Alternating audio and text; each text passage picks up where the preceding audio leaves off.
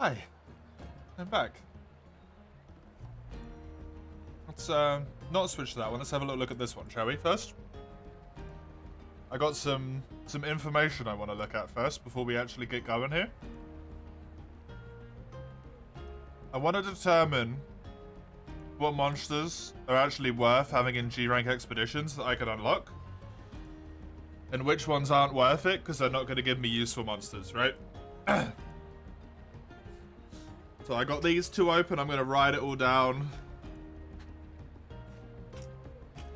Oh god, my spirit is broken. Where I lose cycle again, sanity again, endless cycle. Hey, at least today, Sagando, I probably don't lose too much sanity. Today might be a sanity gain. An overall net positive. It's taken in break, gross reality's psyche's been broken. Oh god. Sorry, for hours. I have no comment. No comment. Okay, so...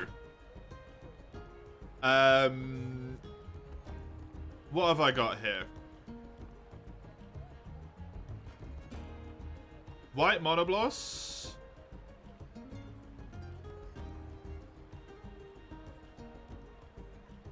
I'm not interested in. Catcher Watcher I've already got. Tetsu.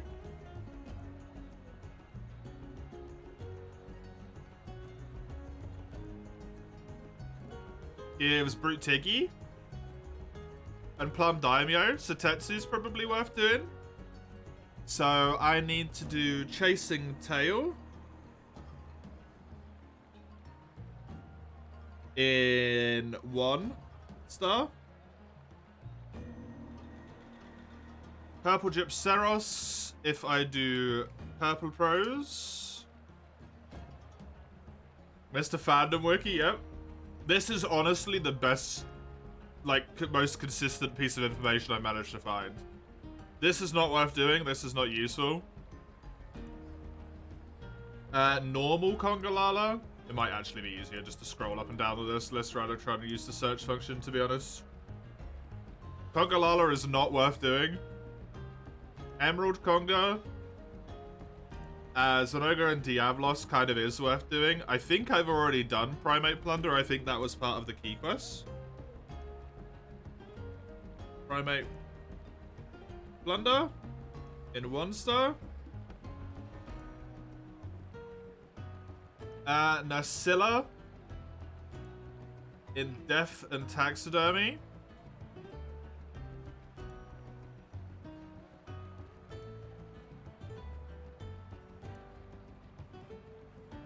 This is what this run requires. This is what I'm looking at all the time. Zenoga and Plum Daimyo.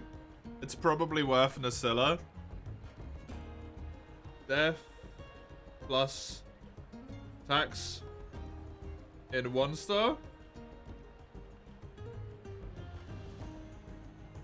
Najarala, Serpentine Samba.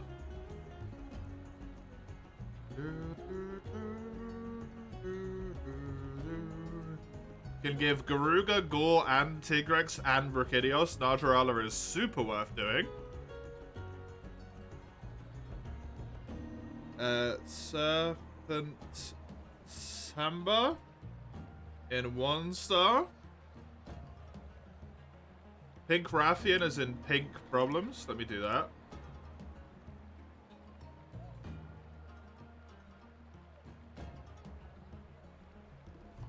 Pink Rathian. Cerigios, Stygian, and Diablos. So yeah. Pink Rathian's worth doing, which is Pink Problems. Pink Problems in 1 star. Red Kezu. Zenoga and Brachydios. Red Kezu is worth getting. La Villa Rose. Or La Vie and Rose. And Rose. Whatever. 1 star. Normal Kezu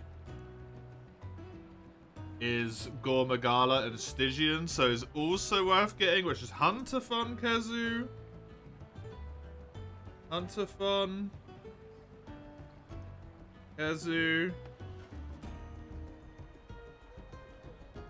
G2 I can actually do stuff in. Or at least I can try and do stuff in. So Shrouded Nasilla. I don't even remember when Nasilla was, to be honest.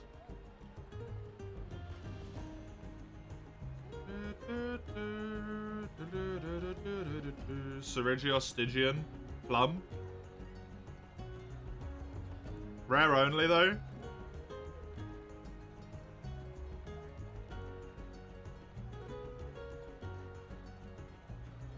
Yeah, screw it. Shrouded Nasilla is gonna put on this other bit of paper here. G2 star. Course. Correction. Rathalos was near the bottom. Is Gormagala and Garuga. So Rathalos is worth it. Which is Sovereign of the Sky.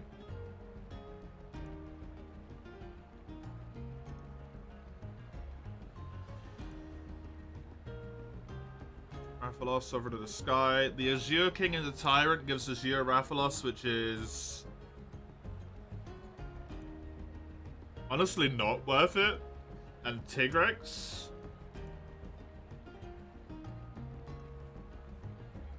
Which is unfortunately very much worth it. So Azure King plus Tyrant. Celtus Queen. Rakidios and Gore probably makes it worth it, to be honest. Just those two alone. Christ. This is not ruling out as many options.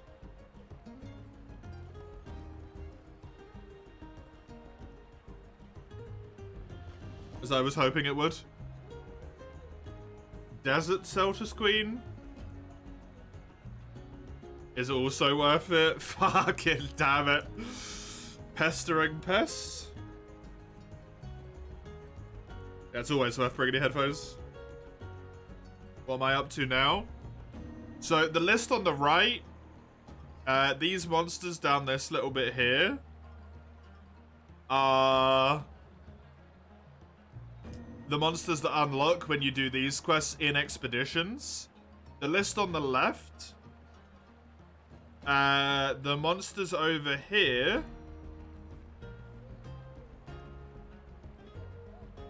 are the monster that you fight in the expedition and what guild quest it gives you. So I'm specifically looking for like Rakidios, Gormagala, Tigrex, Serigios, Zenoga, Stygian, Diablos, those ones that give you a lot of points. So I have to unlock the monsters so they appear in the expeditions so that I can do the expeditions so that I can actually get good shit from them.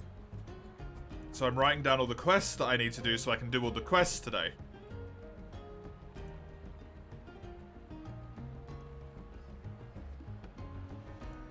Because life is a nightmare. Gravios. Honestly, no. You know what? No. Diablos is thankfully not worth it. Cool. So just to check that again, because some of those were actually a lot better than I thought they were going to be, and some of them are a lot worse than I thought they were going to be. I was saying about sanity gain. I mean, it's not going to give me sanity back, but it's not going to drain it. Because I'm just going to be doing normal quests. Having to do A to get access to B, for C to be possible to get access to D, yep. I'm just doing normal quests. It just feels sort of pointless. It's the whole, like, the Sisyphean nature of all of the streams. Right, Chasing Tail is Tetsu.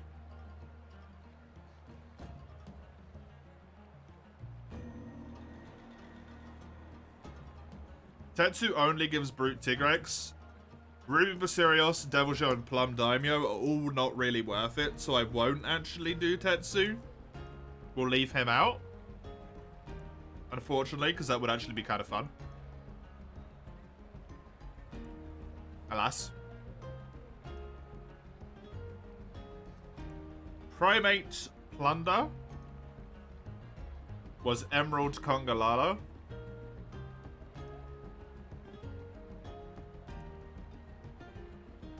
Diablos and Zenoga. Actually, wait, what did Tetsu give? Brute Tigrex and Plum? I do actually kind of want that. Never mind, do that one. Because Brute Tigrex is a really good monster for me. Diablos and Zenoga, I don't really want either of them. I think I've already done this quest, but if I haven't, I don't want to do it. Nursilla was Death and Taxidermy. Hey Zoan, I'm holding together. How are you?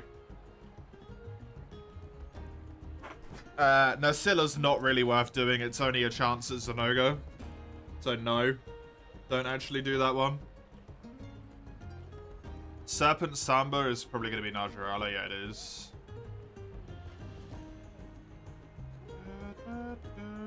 Is super worth doing. Garuga, Gore, and Tigrex. That's 1,000,001 times over. I want to do that. Pink Problems was Pink Rathian.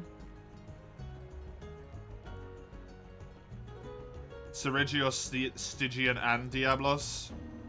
I'd rather not have Stygian and Diablos, but Cerigios is one of the best monsters I can get. The other two are in the correct tier, so yes, tick that one. Yes, tick this one. La Vie and Rose was Red Kazu. It's kind of just good across the board, so yep. Hunterphon Kazu was normal Kazu. Same thing, kind of just good across the board, so yep. Course Correction was what? Shrouded Nursilla?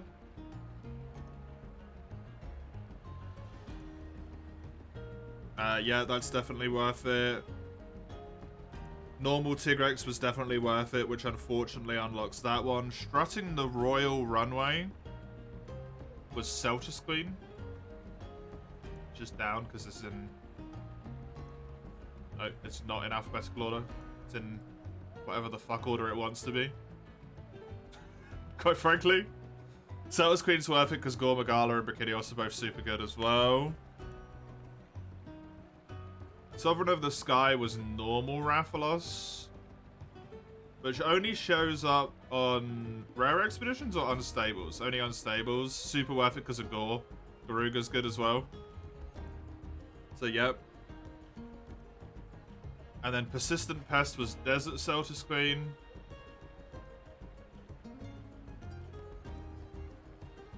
Brachidios and Gore, yeah. Okay, so there's only 2 less quests that I have to do. Let's go see what ones of these I have done, which one of them I haven't. Let's have a look. Let's have a look. There we go. Instead of me just staring at a screen the whole time and you guys being like, what the fuck's he looking at?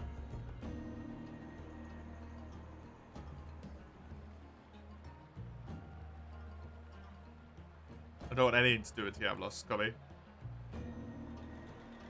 Feel a shit, need someone to talk to, that's a bummer. There's a relic run in this game? Yes. This is for you. I don't know if your thing was still telling you it was Monster Hunter 1.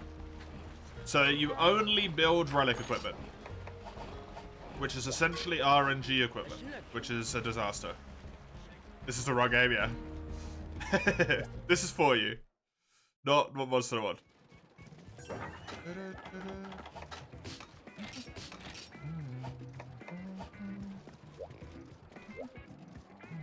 I didn't want to unlock white, so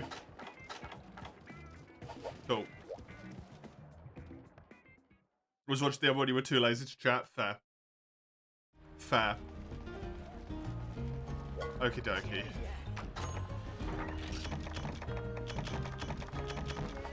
So, my goal by the end of the day here is to have completed all of these quests.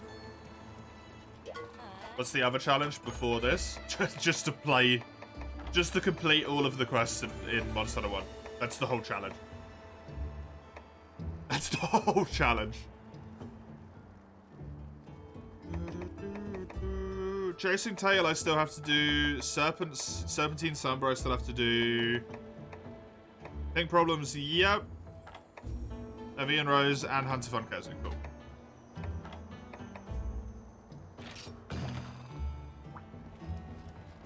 Just completing all of the village quests. Not necessarily including the high rank village one. But the challenge is playing Monster Hunter 1. And not actually genuinely losing your mind in the process.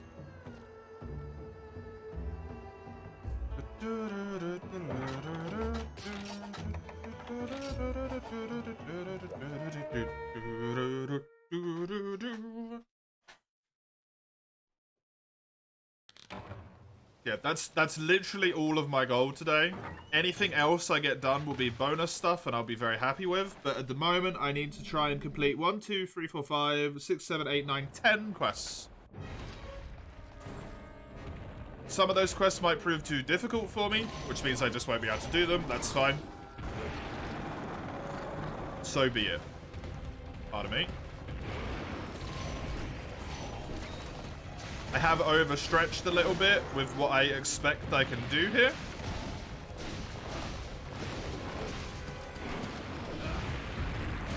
The World Challenge still staying strong. Depending on when you last watched it. The last one I did was on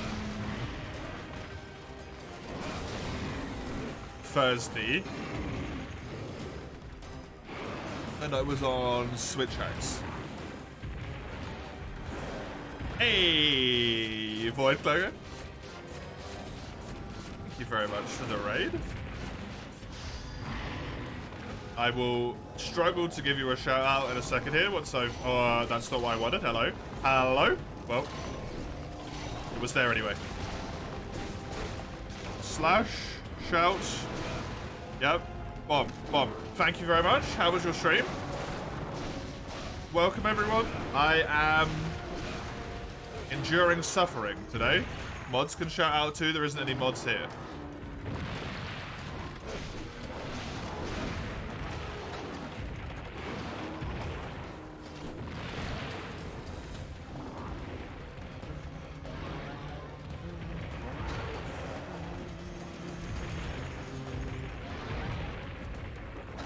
Still don't know the command. You're barely a mod.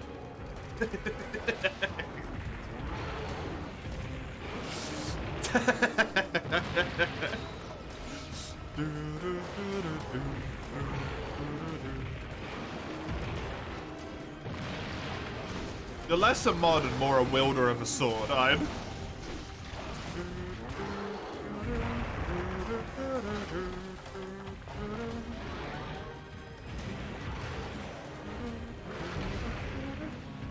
Enjoy the lurk, Cubby. So yeah, the World Weapon Challenge was on Charge Blades. If that's Charge Blade, not Charge Blade, sorry, Switch Axe.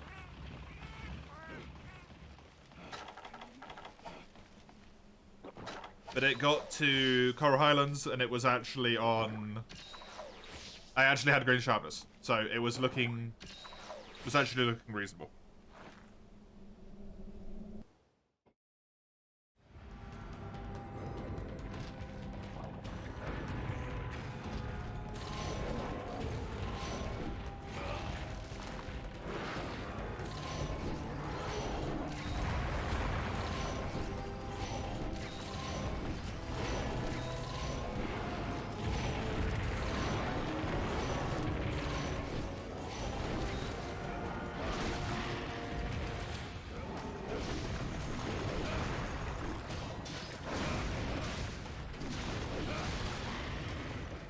That damage that Tetsu just did when he killed me then, by the way, is exactly the reason why I'm like, I might not be able to do all of the monsters that are in 2-star here, but I'm going to try my hardest to give them a go. Give a sword to someone who can't use it. Yeah, that way you stay safe. No one gets hurt if the person doesn't know how to use the sword.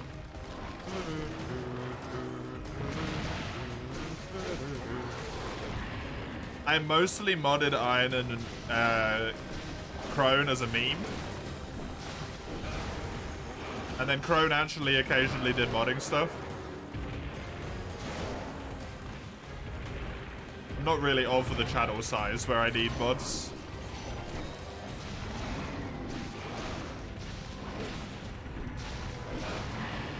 And most of the people that are in here are like chill all the time anyway, right? So it's all good. God, it's so nice to feel like I can control stuff again.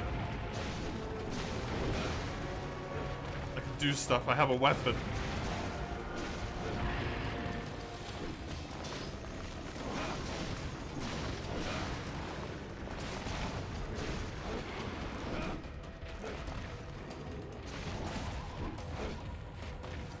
From a refreshing walk. Nice. Very nice.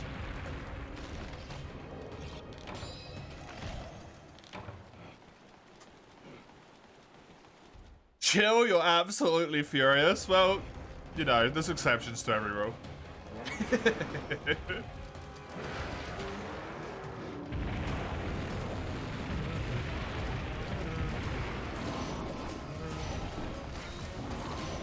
What you missed? Not much of anything, even house. Rest well, Zoe. I hope you have a good night.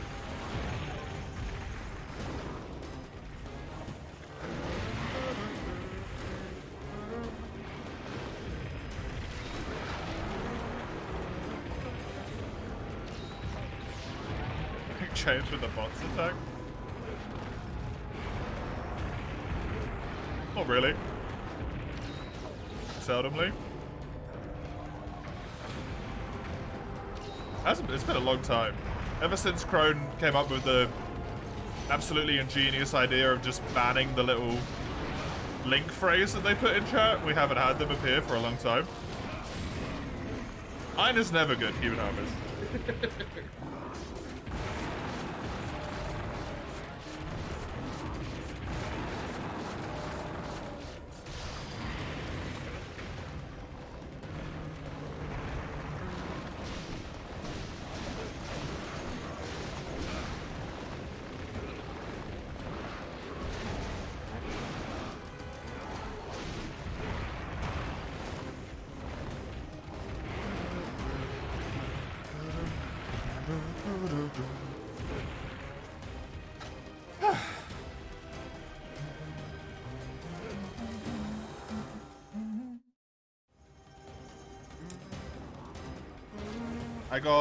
I got 5 quests to do in 1 star. And 5 quests to do in 2 star. That's kind of fun.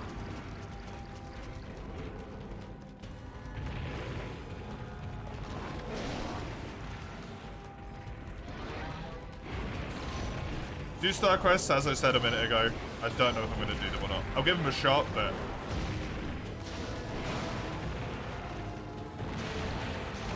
stuff is tough to do when you have no armor. And then begins the truly, truly fun part, which is where I get to farm Penta Monster Expeditions over and over and over and over again. Until I eventually find my way into one that's actually useful. Which is... hopefully ever. Hey, Daily Fact, welcome. How you doing? Being 2-shot is the fun part? No, for me. Not for me.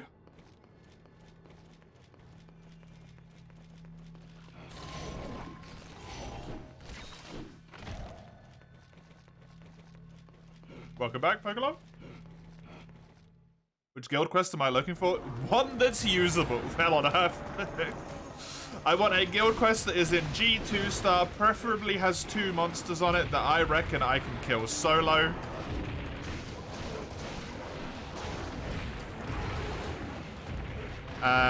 which would leave it to have a good point value so that I actually have a good chance of getting some good relics. I need it to specifically not be a waste piece bias. Preferably be longsword, greatsword, sword and shield, or dual blades, or to be insect glaive, charge blade, switch axe bias. I do not want hammer, horn,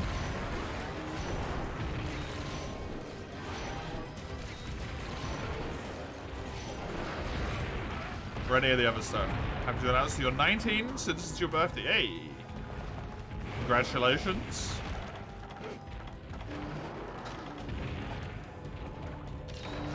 I hope you have a good day. If you have anything planned. I hope it all goes well. If you have nothing planned, I hope you are given dutiful rest and peace and quiet.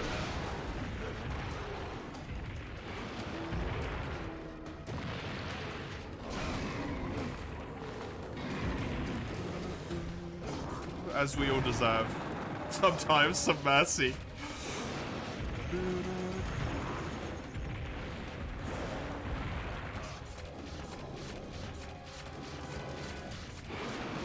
I'm trying to think of a really good guild quest that I would really like. Just straight up Gore Magala would be amazing just by himself. Syringios Tigrex.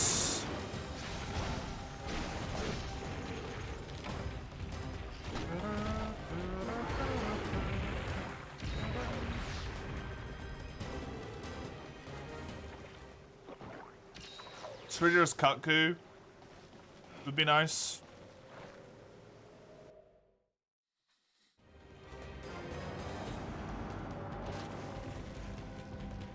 I'd rather not have Sonoga, but if I do get Sonoga, I'll be fine with it. I really don't want Stygian.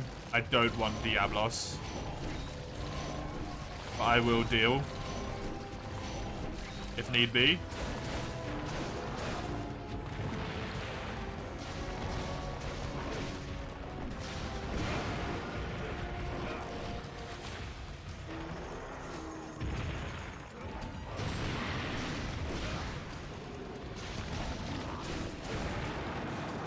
Yeah, I just kind of, it happens what happens, right?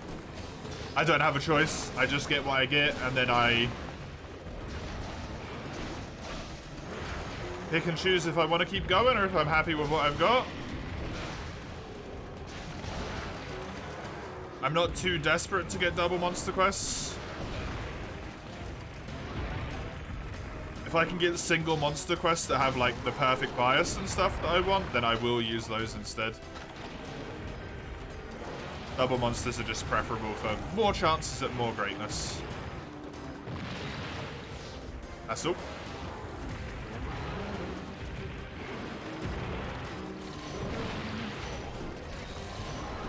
My eventual goal here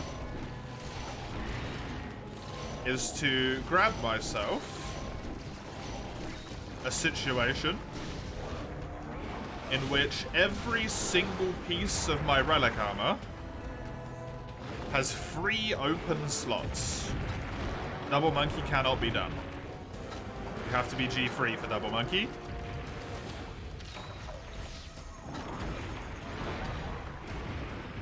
And I want to have myself a fully set up, in a good spot and done set of armor before I even step foot in G3.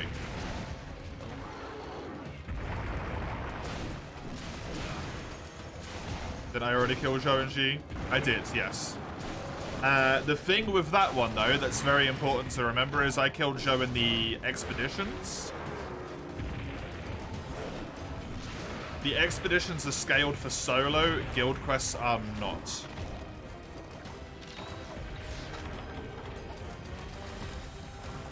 So killing him on an actual quest is going to be a much harder affair. And I'm using a weapon I'm significantly less skilled with now as well.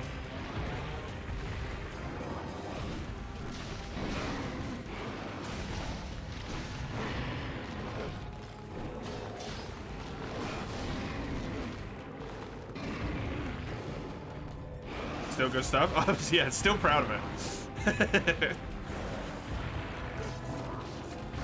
Oh, I didn't have orange. Whoopsie.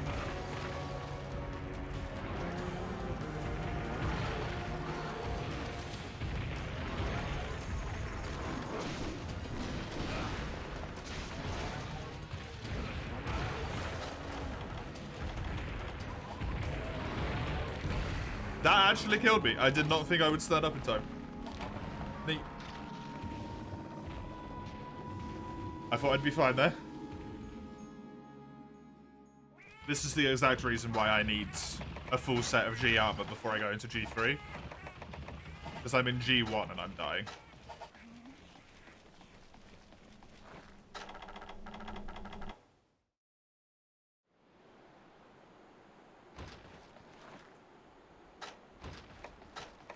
Yeah. Only piece of armor I've got at the moment that is a piece of armor I want to keep forever is this one. The Legaicrus Folds. 3 open slots. They've got good enough defense. They're already popped all the way up. Tigrex, the Hunter's Vambraces here, I leveled up just because they were good defense and it was acceptable. The Greaves are the ones I really want to get rid of as soon as possible because they have no usable slots whatsoever. So ideally first here, a Greave quest, then a chess piece quest, then arms again, then head. If all goes, like, disgustingly perfectly, that's the through line I'll have.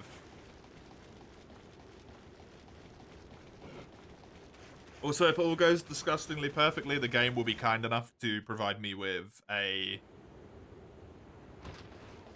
Fire Relic Longsword, Sword or Shield, or Dual Blades, which has really good raw and really good sharpness.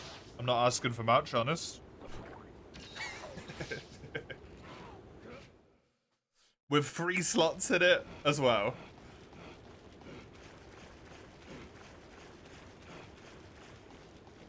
Because if my weapon has 3 slots and all of my armor has 3 slots, I'm pretty sure with not this one, but the other armor that I have, I should be able to slot in the other talisman that I have, sorry. I might be able to slot in sharpness +1, weakness exploit, and speed sharpening?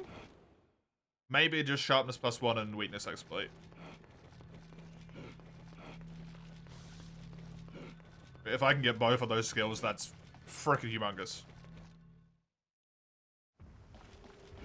Weakness exploit specifically only when I'm attacking weak points, which is, you know, not most of the time, is a 12.5% damage increase on weak spots. Otherwise it does nothing. Sharpness +1 is just, you don't sharpen as much now.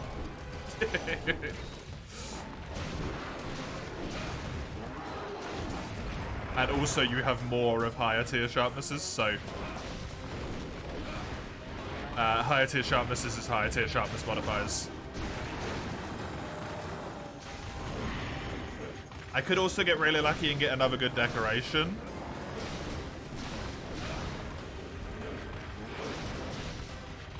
If I get really lucky and get a disgustingly good decoration, it will have like good attack on it, good dragon attack, good fire attack, either of those elements to go with a good weapon. And maybe a Wex as a side benefit, and evasion as a side benefit I would love. Earplugs would be good as well. Sharpness +1, handicraft. Razor sharp, all of them. All of them good. All of them good.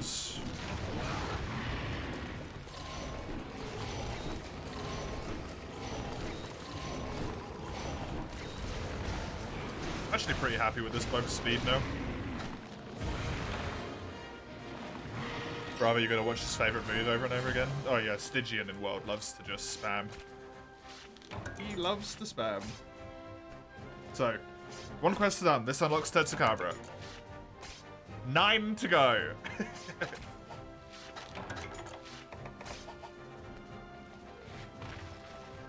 9 to go. And then once I've done all of those 10 quests, hopefully, might not be able to do the GT ones, as I said.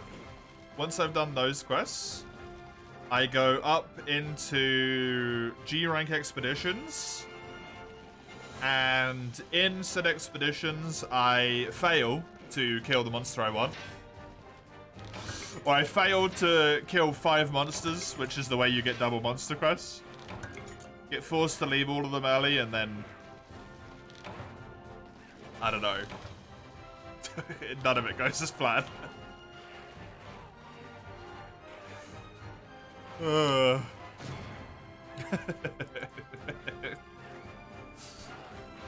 It's perfect.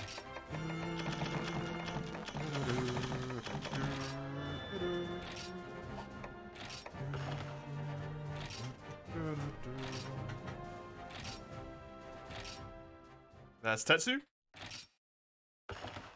Showing up in G rank expeditions for me.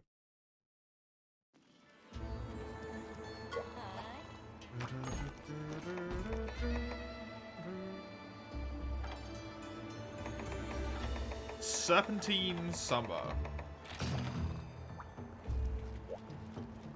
Growing up before your graphics on 3DS resolution basis, so it feels so unreal to look at now. What the fuck? Yep. Hey, Diego. Good to see you. It's been a bit. How are you? How are you?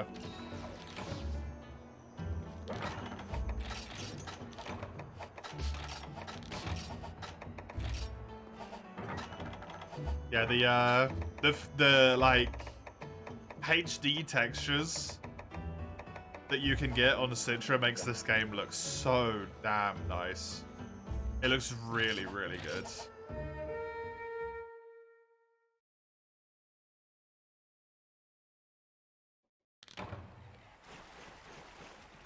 I am indeed hunting the snake roach. I need him in my I need him in my thingy. In my expeditions.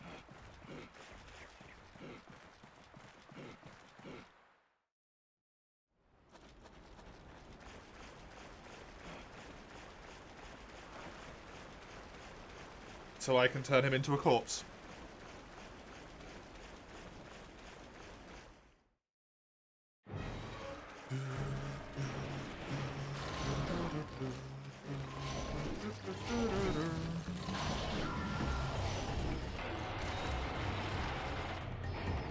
Apparently I walked into the range, I guess.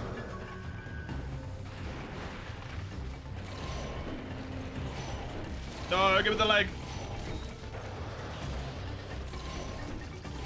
That's not the leg.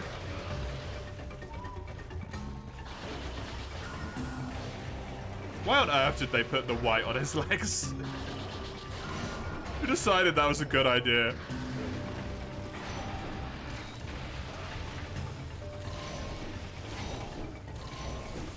There we go.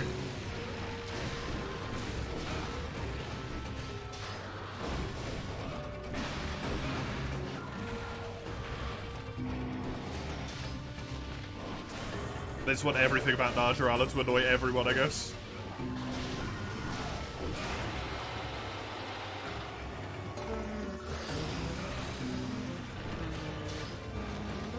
Can't leave the insect blade players out. That shouldn't actually... He has a high grade roll. Never mind. That doesn't make sense. That he has a high grade roll. That hurts so much. Holy. He should have insta-struggle because he's angry. It's G rank. I'll hold on because I don't think I can spam through. Okay.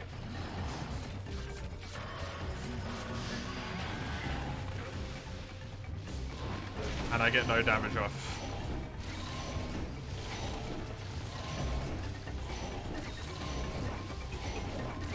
Because I had to collect buffs the whole time.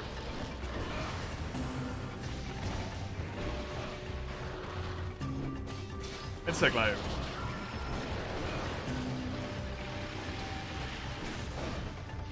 What a weapon. I'm dead. There's a chip. Yep.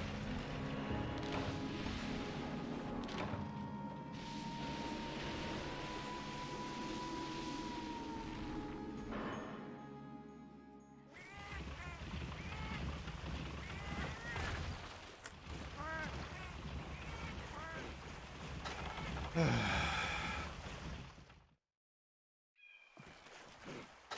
can't wait to have full G armor. It's not going to fix this problem entirely, but it's going to help a damn ton.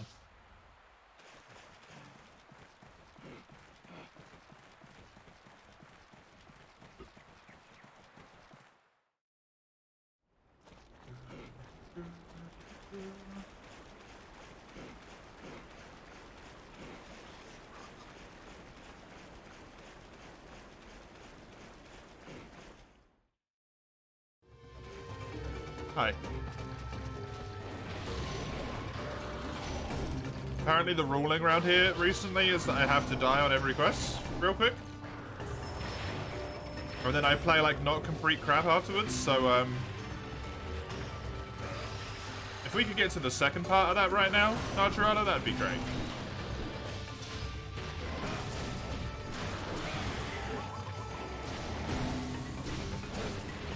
That'd be wonderful. Me a juicy little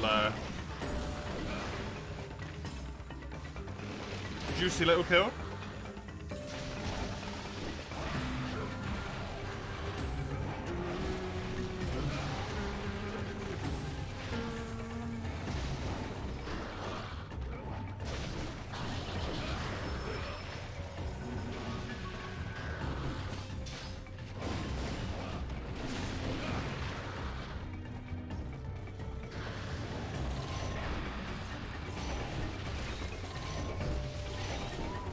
Good. Refreshes my buffs.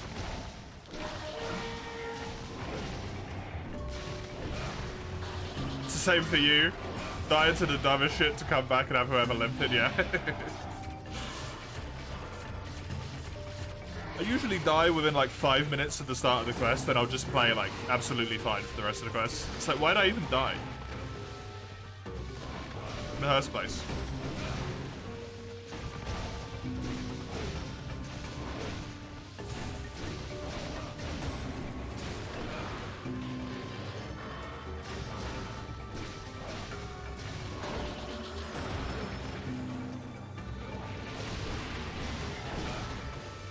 Clearly I wasn't incapable, because I did it really well afterwards.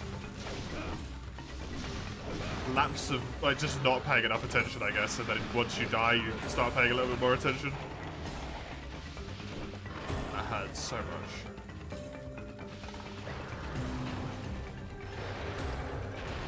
Azure... Rathalos. Plus a Tigrex on one quest.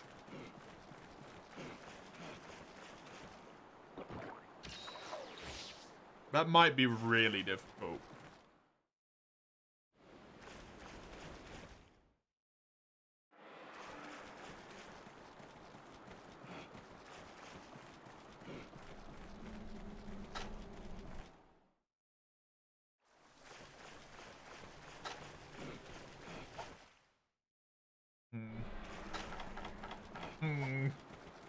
Fear stopped your butt because you were miscounting the dive jump, for example. Ah, yeah.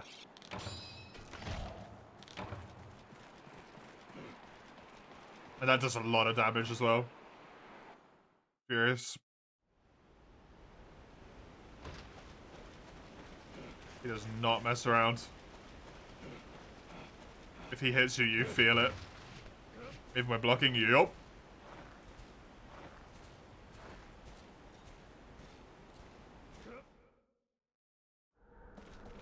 Where the hell did he go?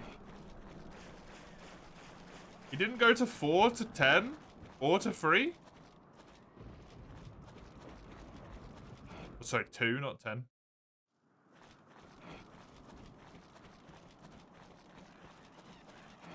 Did he go to 1?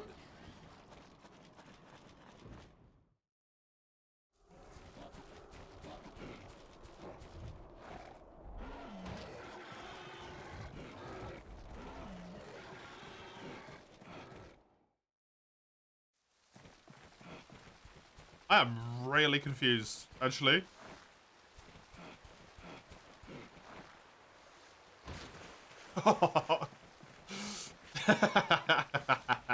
Yeah, that's never a great Never a great situation where you just get one hit. He's not even in here. Where the absolute fuck did he go?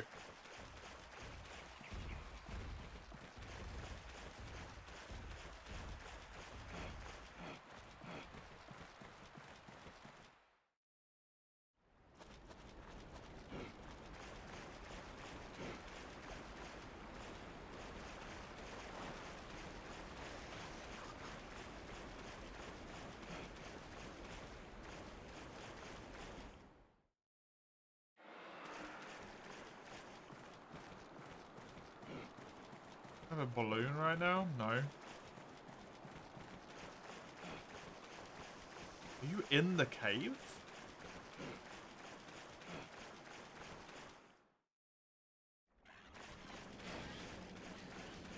Oh.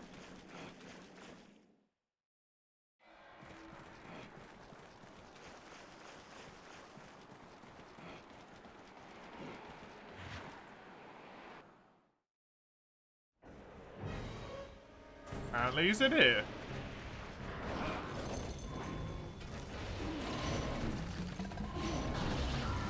Where the hell did you go?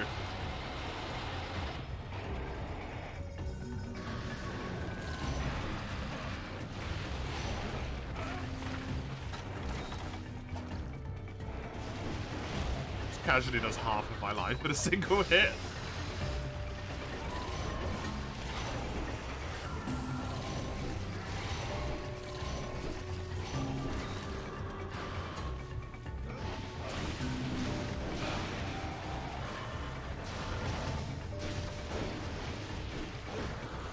I've never seen him disappear and instantly leave an area like that before. Without leaving a little, like, puff trail of where he's gone.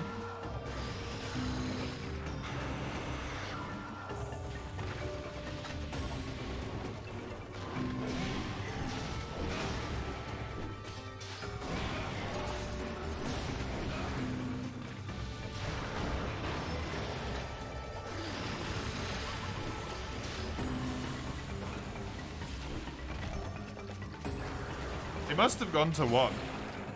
And then by the time I checked 1, he went to 4.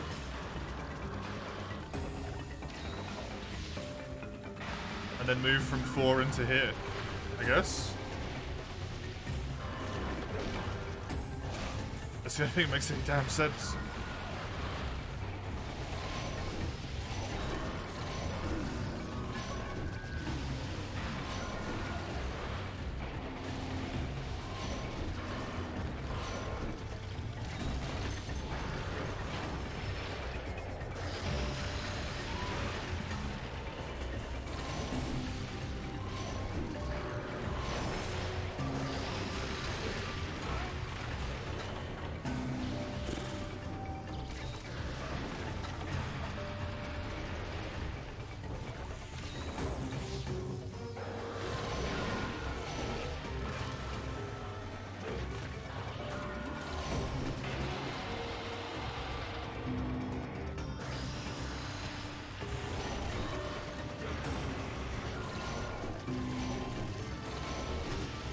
There we go, now I get to play the game again.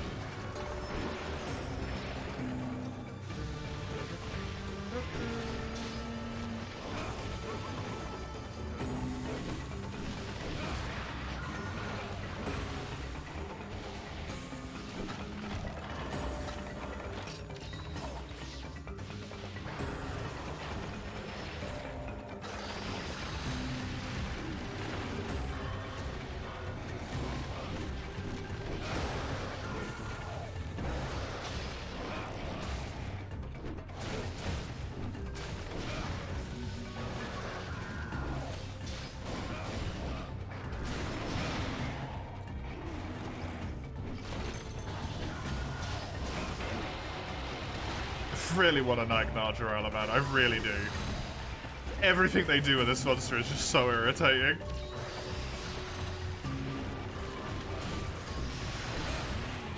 Take incredible amounts of chip damage.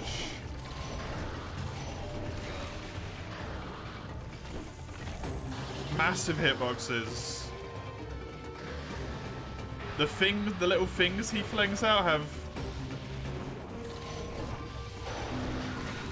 AoE surrounding them earplug things on them. And then when they explode, they do shitloads of damage. They put white on his legs for Insect Glaive.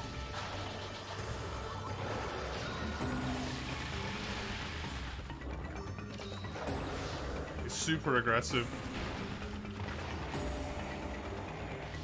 It's very hard to fight against. Sometimes. It's so weird, because sometimes you just beat the ever-loving crap out of him as well. He just doesn't get to do anything all hard. And then the next time you go into Najarala, he just absolutely smokes you, like he never even stood a chance. Very strange monster. Inconsistent. Insect Glaive's not a good weapon for him here, though. Really bad weapon for him.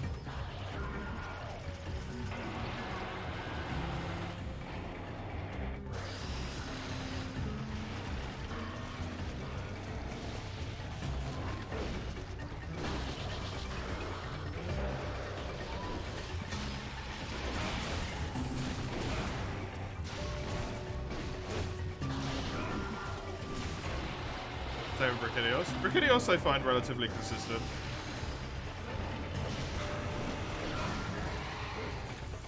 I always get my ass pounded by him.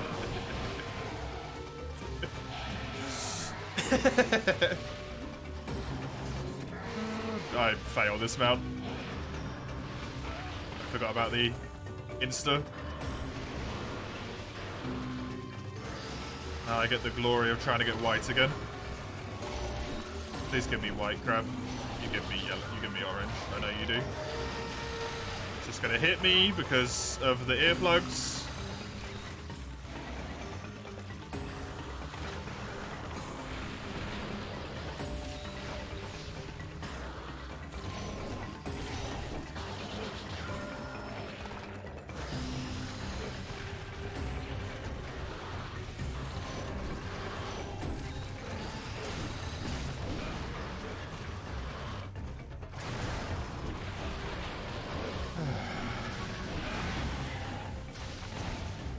Come on, Naga, just die for me.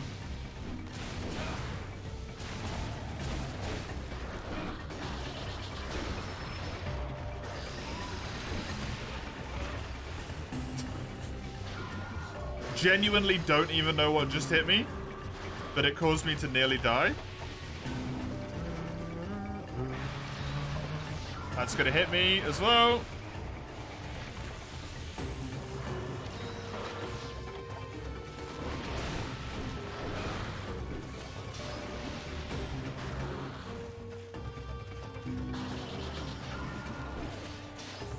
And my bugs are running out. That hit me, apparently.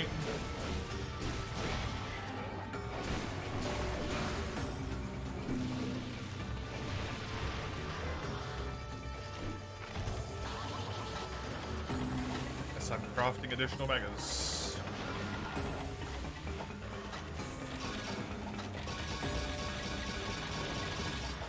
This is not a quest where I'm gonna die once and then play well. As it turns out. This is a quest where I don't know how to play Insect Glaive, and because I don't know how to play Insect Glaive, I'm gonna play really badly.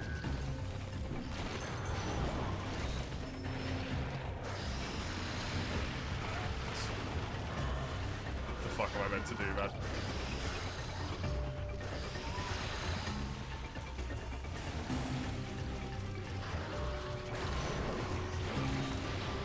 I'm on no health again. I literally just healed. And then got true comboed.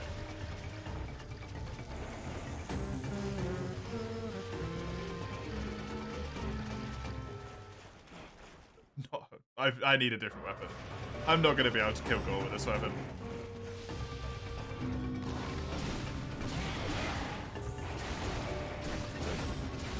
I can't play it.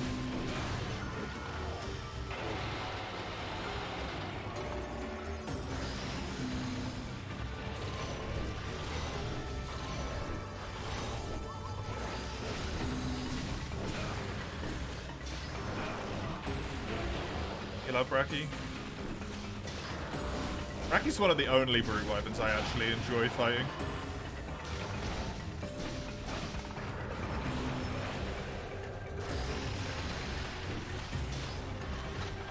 Like half health.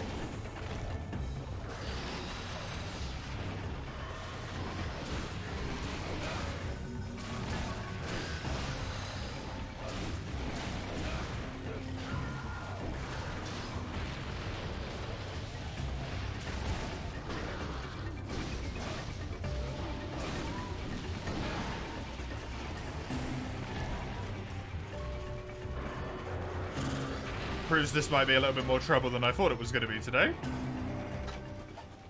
Apparently.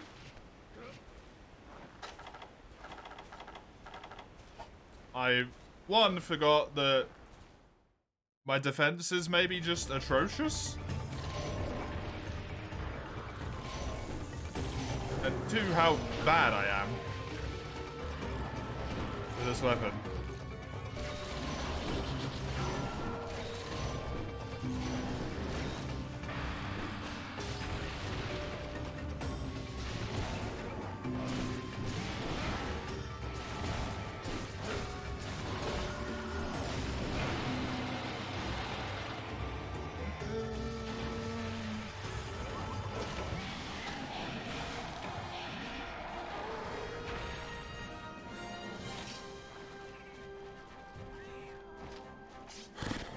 That was tough. Number 2 down. That was really tough. Yeesh. Yeesh.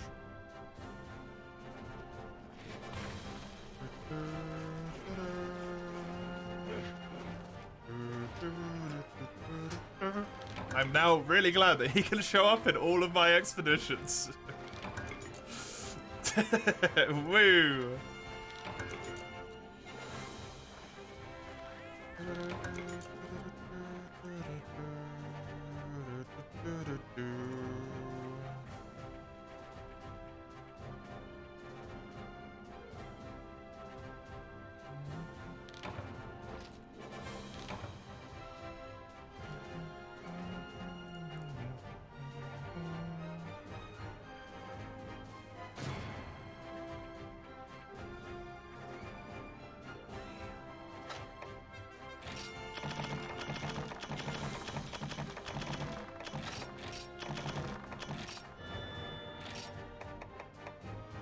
I can't take those. I was like, stamina recovery, free slots might be nice. I can't take it. You can only take them from expeditions or from guild quests. Right, double Pinkian will hopefully be a lot easier than that. I mean, it bloody well should be. It's double Pinkian though. That quest is famously difficult. Unfortunately. Sovereign of the Sty I can do. Course correction I can do. The Azure King and the Tyrant I can do. Strutting the Royal One Way I can do. I cannot do the Pest one.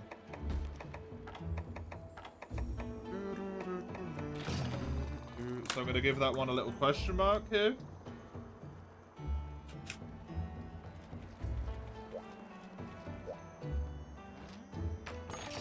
Because it might unlock once I've done all the other ones, because they're...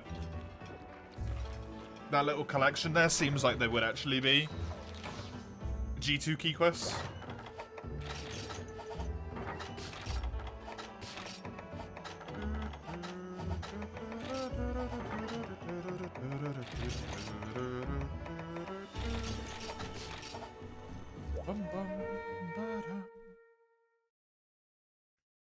Should be good.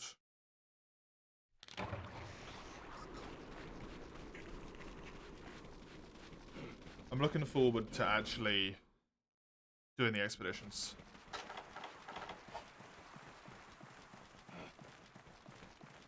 Because it's nice doing this to know that I'm actually working towards something. Instead of like the infinite relic grind where I'm like, am I even doing anything here? Is there anything happening, right? That's not the best of times.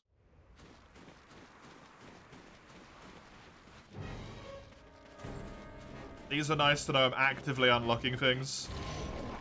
The expeditions are nice because they're solo scaled monsters, so I actually feel good at the game when I kill them.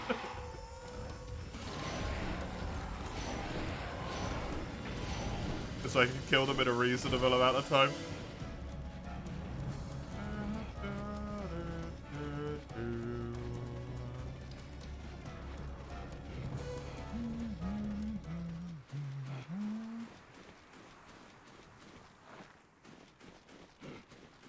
I really need to not be hit by Pinky In's backflip here. It will slaughter me. It will do so much damage.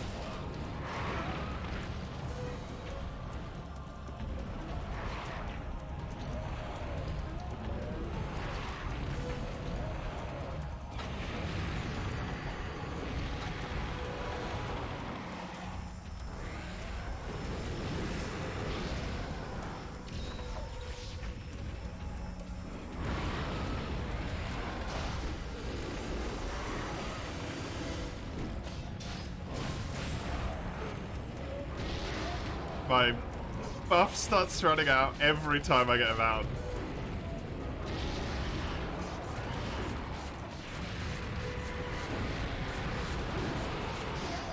It's like that's a rule with Insect Glaive.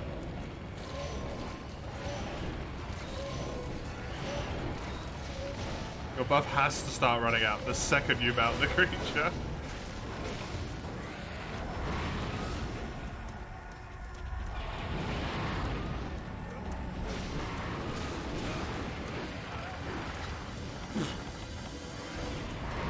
I'm dead, yeah. I don't know if I'm gonna have to do those G2 stars. If Pink Rathian could essentially one-shot me.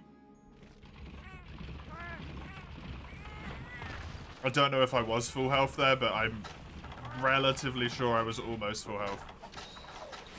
And I had the defense buff as well. From eating for weakener. That is fucking insane. Shouldn't be trying to fight two of them in the same area. That was on me, but... What? The hell?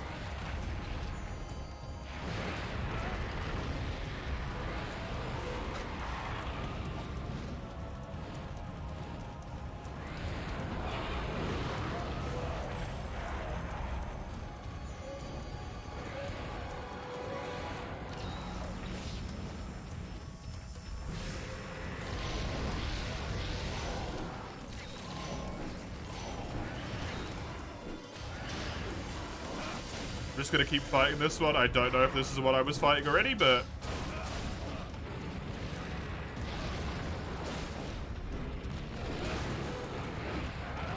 Yeah, that does nearly one-tap me, considering it poisons me as well. That is nuts. Oh no, this is the one I was fighting, because it flew this way. The other one was gonna be on the other route.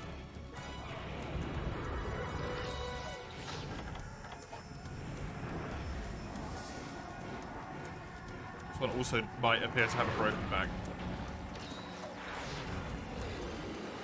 No, she doesn't. Shame.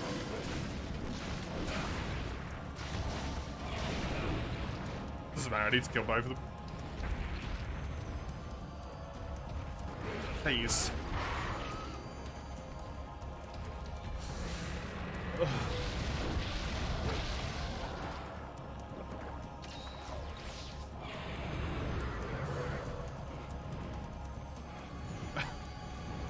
had enough being true comboed today now.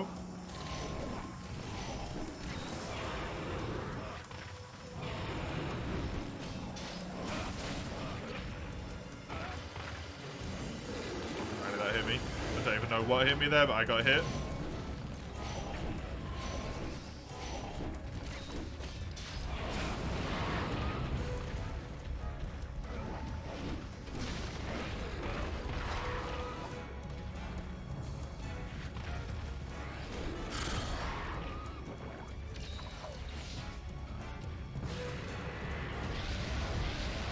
Problem is, I can't be struggling with these quests because these are all monsters. I need to kill.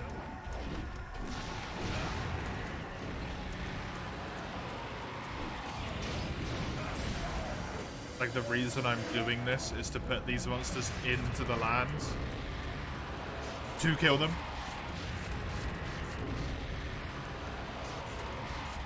If I'm struggling with them, that kind of defeats the whole point.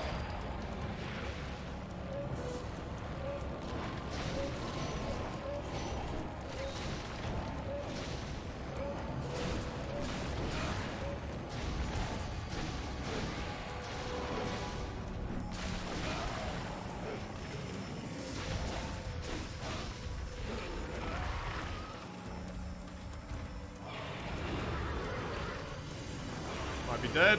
No, she didn't insta backflip, thankfully. Oh, she's gonna do it there though.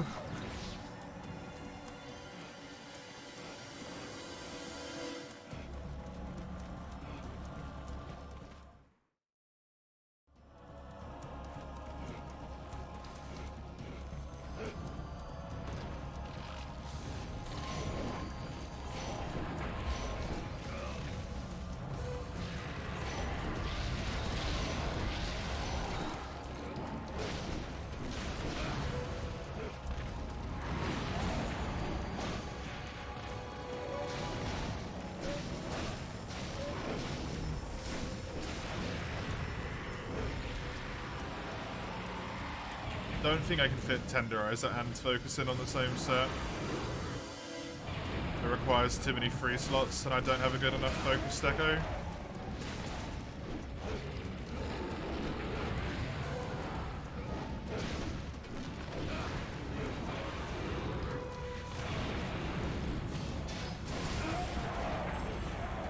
I just got mounts on both of them at the same time.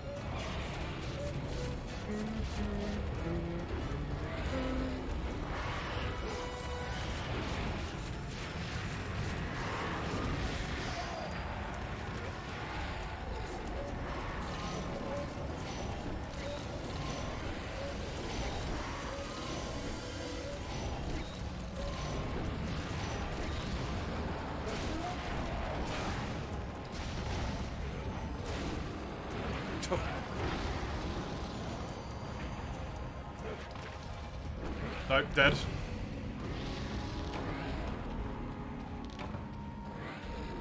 might be worth just going back to using Greatsword anyway.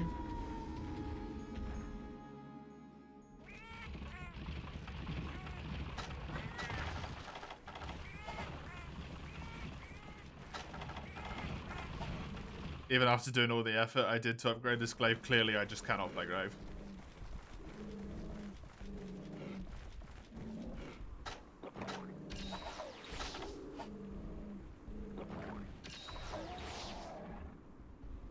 And I don't think this is the time to try and learn.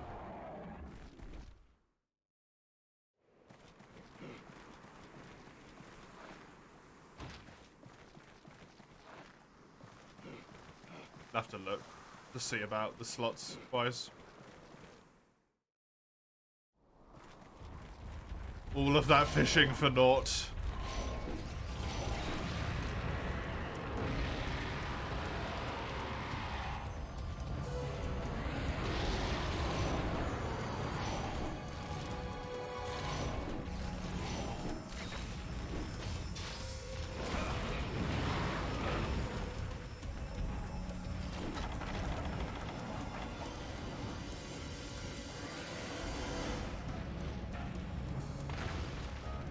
Oh, I just tried to Monster Hunter 1 climb the cliff.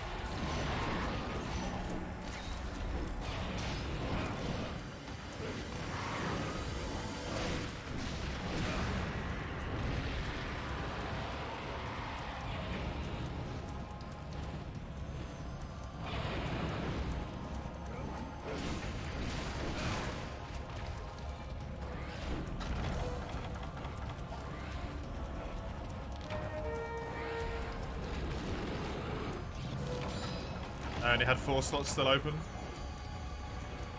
I think the Greatsword either has no slots or 1 slot. I don't know what Speed Sheath is. I doubt it's a +2 decoration for a 1 slot. So you can Tenderizer, Speed Sharpening, and Speed Sheath would have been a really good combo if I could fit all 3 of them in, but I really doubt I can. She just did 3 backflips in one go. Good for you.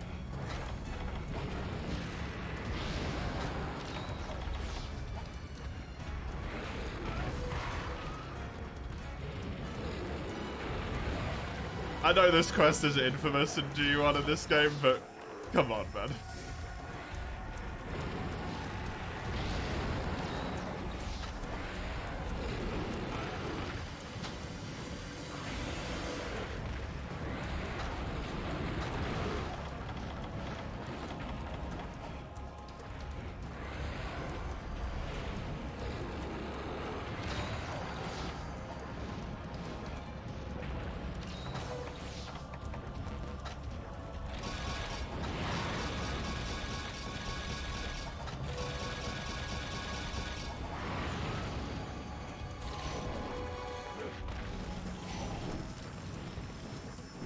Don't do that. It's useless.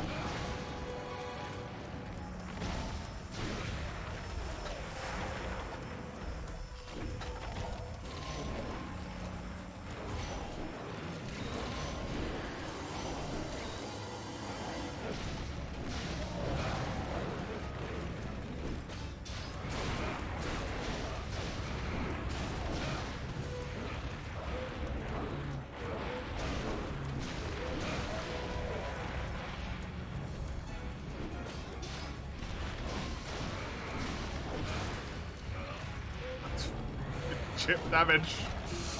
Oh.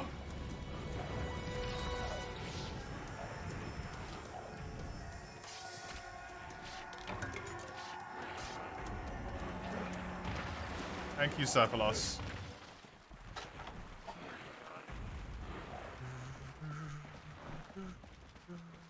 I feel like I'm gonna break soon, man. Honestly, just losing my mind here.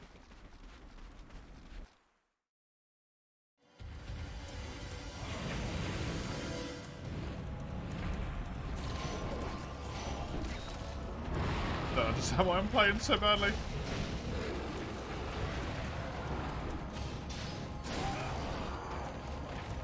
Fatigue, I guess. There we go. One down. One down.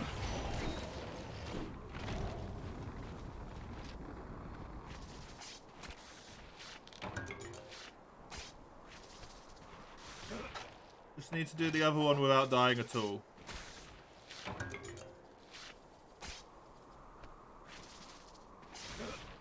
And then I'll switch back to Greatsword. Even though it kind of, like, fucks me over. Don't think I have much of a choice.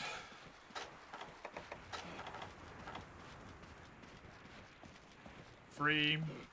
Talisman 3 would be 8, which would do 2, which means we 1, 2, 3, 4 slots left. So if I had a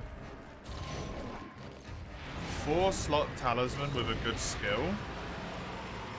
A 4-slot talisman? That's not possible. A 3-slot talisman? You're leaving the area, aren't you?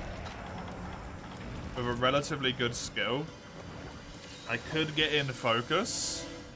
And also maybe get in that skill as long as the talisman had enough points on it. The only 2 3-slot talismans I think I've got are Carving, which I don't think you can maybe even get decos for, and if you can, they're certainly not good.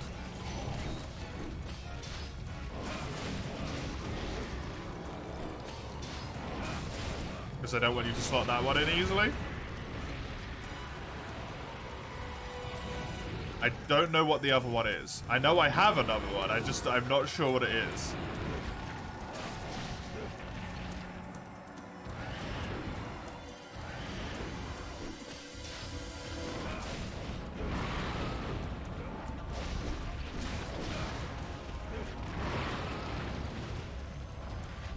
No, I'm dead. Oh, wow.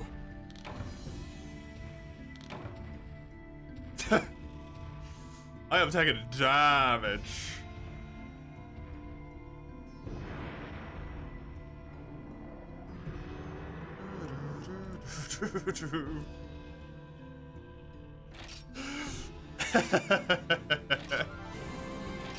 Okie dokie.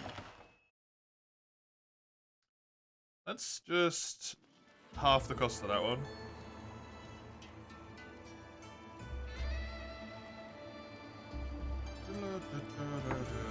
Why did it go to that? That's not what I did. Don't do that.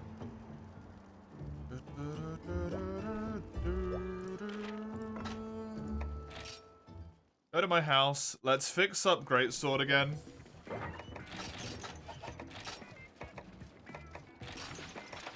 However the hell I'm gonna do it.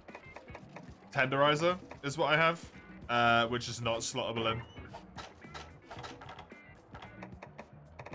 Not with the slots I would have. Got 1 in the weapon, which means I would have 4 slots left available.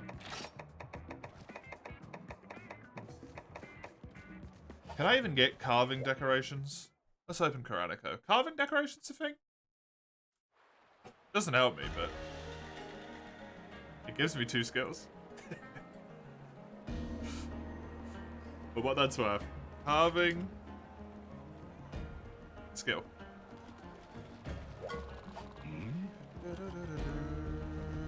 There is carver level 1s and carver level 3s.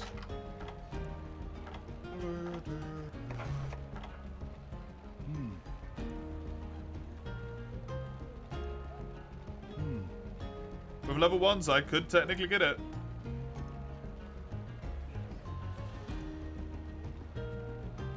Carver level 1s require Devil Joe Hide.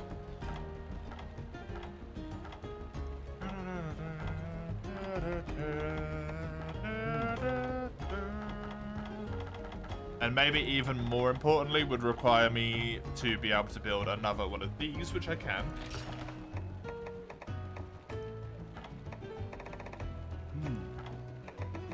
KO, stamina drain.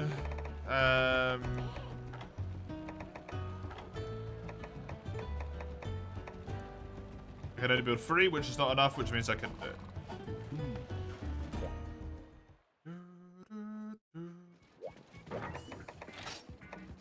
A tenderizer is a no-go. I still think the best focus I've got is this, yeah. Woof.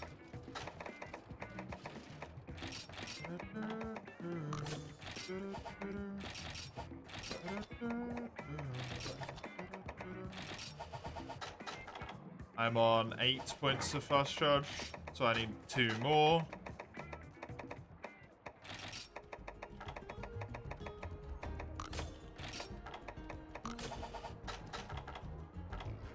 Which once again leaves me with 4 open slots. I really need new legs. I really, really need new legs. Those armor slots, if it was even a 1 armor slot in the legs, would make my life so much goddamn easier. So funny.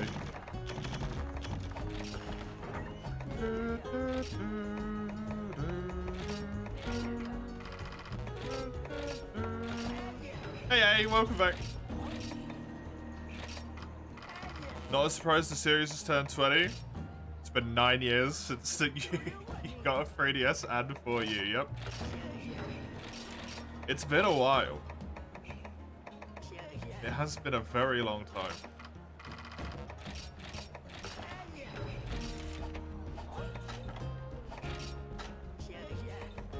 I remember still going to school. When the games were releasing. Oh my god, look at that area right now. A Cerritos and a Devil Joe. And it's unstable. Oh. You taunt me, game. Okay, let's try this again, but with Great Sword, where I maybe have some shred of competence in my body. Considering I played it for 200 hours recently on the Collector's Challenge. Maybe.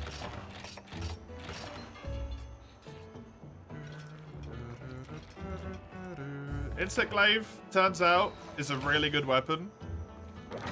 Like, crazy good. It's way stronger than I thought it was.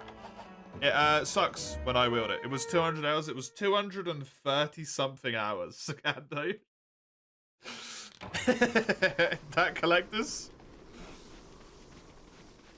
I think this is about to breach the 100-hour mark. Maybe today.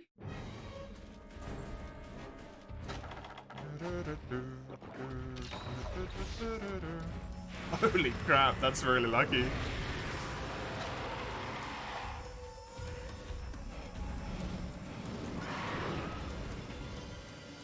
Oh, good, good, good. Good, good.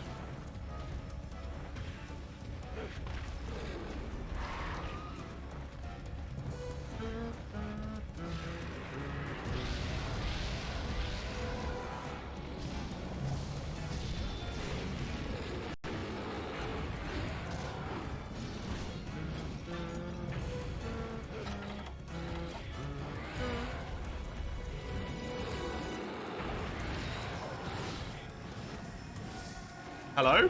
What? What? Why did the screen just go black? Don't do that. That's scary as hell.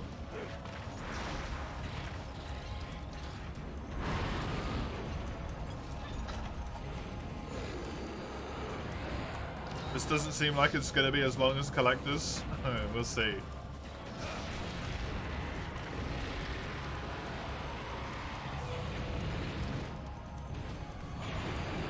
Bear in mind, Dawn. You bear in mind I need to farm 4 more guild quests.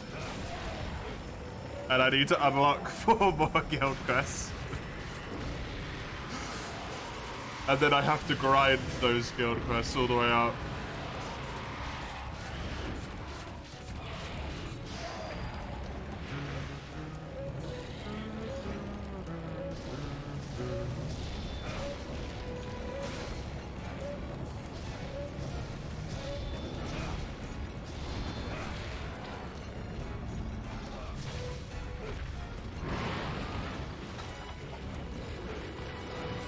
Grinding them all up is probably 100 and... What is it, 160 quests that I have to do?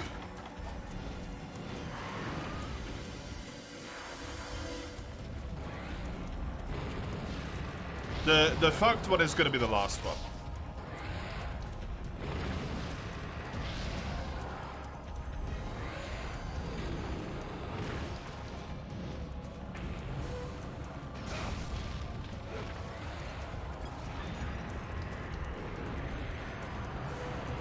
Because the last one has the particular issue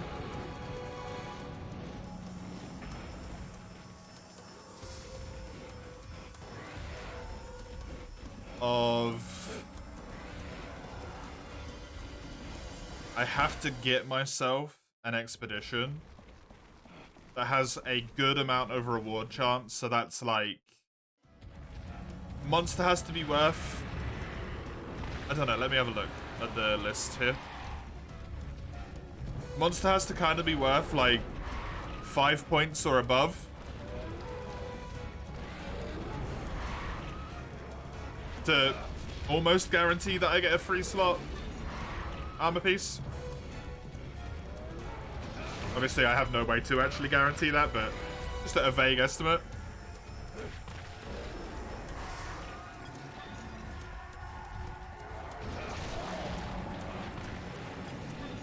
And I need it to be whatever the last piece of armor that I want is. Like, it has to be the right slot of armor. That's what makes it buggered.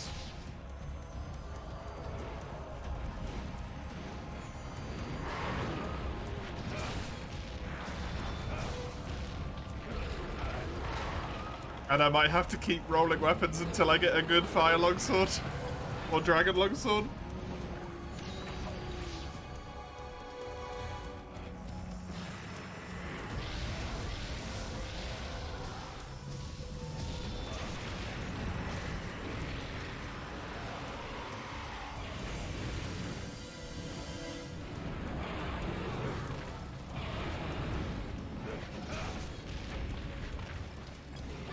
Because I'm not doing it with great sword. No way in hell.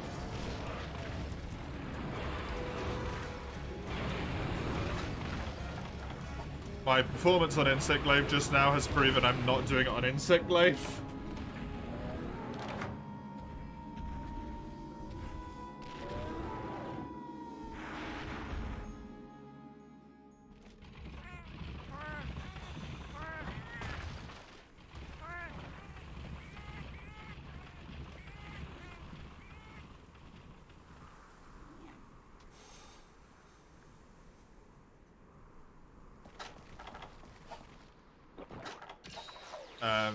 I don't think any of the block weapons will do enough damage.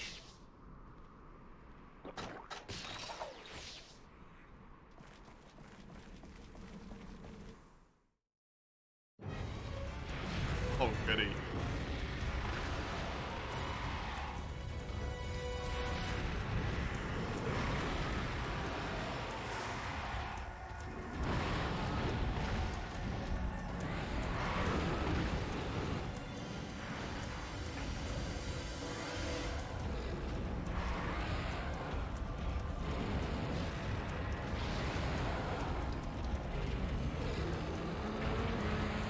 Yes, leave. Good. Good. Fly away. Yes.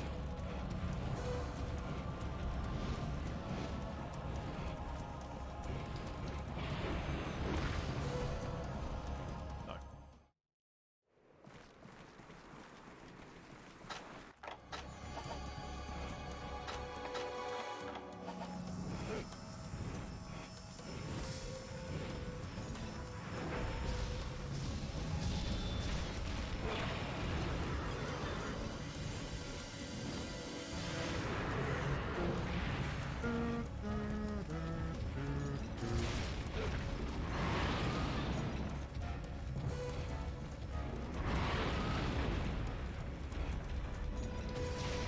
Yeah, G2 keys. I think I might end up doing quite a few of the G2 keys here today. Well, honestly, at this point, I'll be lucky if I complete another quest today. With the way this is going.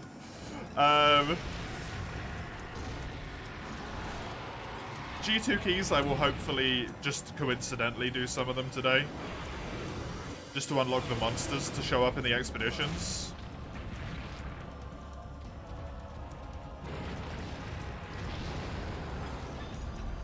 I'm imagining at the very least the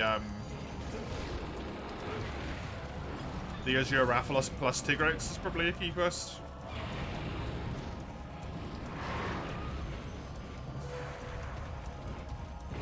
Course correction is a key quest as well, I know that for sure.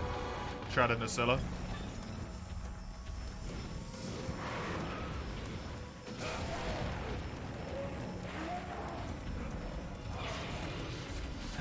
Thing that's gonna take quite a few tries is I have to do all the frenzied quests. Not all of them, but the ones that the Wycoon gives you to do in order to unlock the villager requests. So that you can get the Demolisher ammo. The last one of those is Lab Partners, which is the Frenzied Azure Raphalos and Frenzied Brachydios at the same time. I do have to do that quest.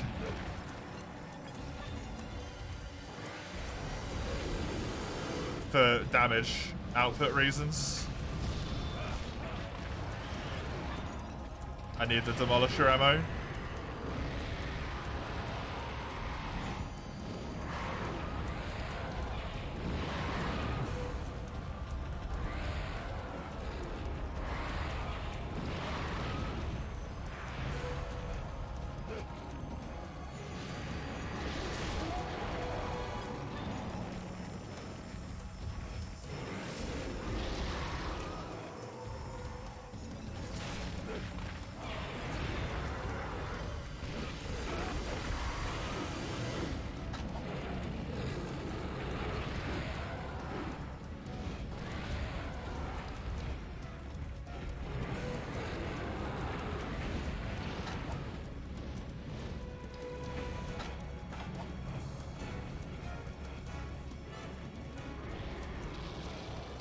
Hopefully.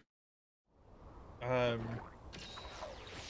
better the armor becomes, though, this is what I might be kind of underestimating.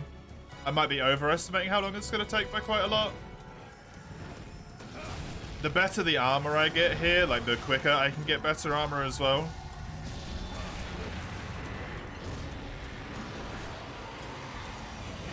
The more skills I'm going to get, and also the more defense I'm going to get, which is going to be like, you know, less time healing. And so I'm doing more time doing damage because I'm not healing as much, and also I'm going to be doing more damage because I have better skills. And I'm kind of thinking about it all as like the damage I'm doing right now, which is non-existent at the moment. Skill-wise.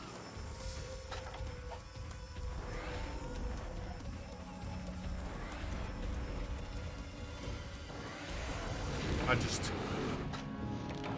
What am I doing? What am I doing? Am I gonna triple cart this quest twice in a row? Am I really gonna do that right now? Come on.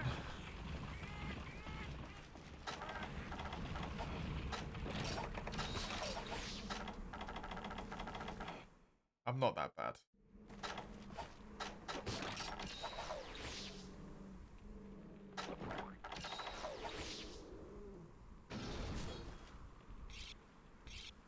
Two separate weapons as well. I should switch back to the dual blades. Honestly, like... When I lose on the dual blades as well, my morale will be crushed into oblivion. Let's not do that, eh? That seems like a bad idea.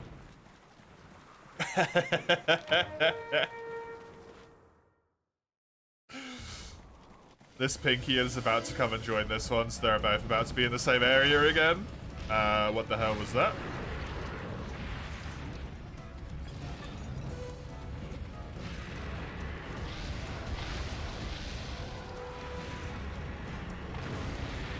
play Monster Hunter 1. To climb this ledge.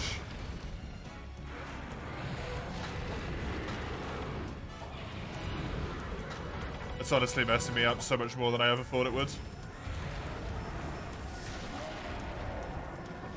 Just broke her wing. You just backflip me?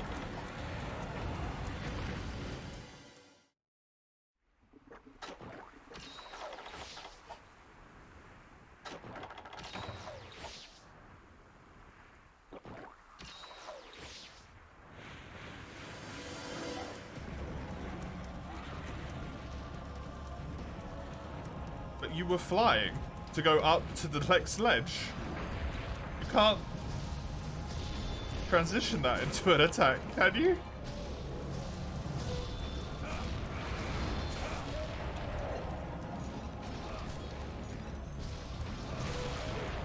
So lucky that broke that.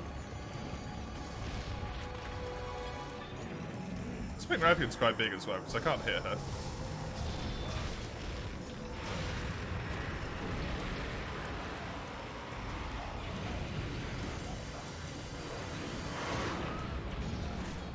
Great sword block. I'm dead. I actually rolled it. What is that damage?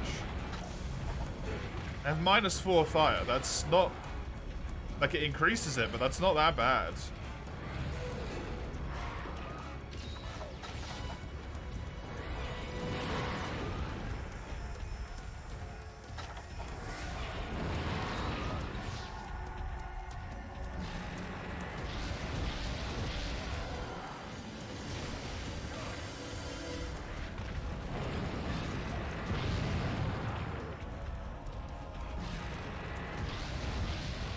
Honestly, if I fail this quest again, I might just have to say that Pink Rapian, I can't kill her.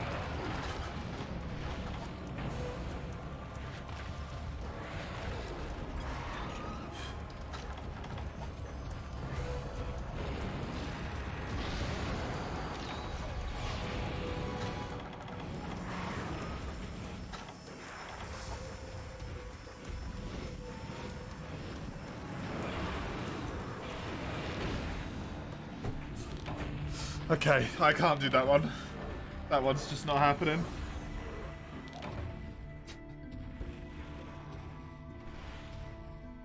Knocked over by a Delix right as she started doing the flying transition to come and hit me. Delix knocked me over.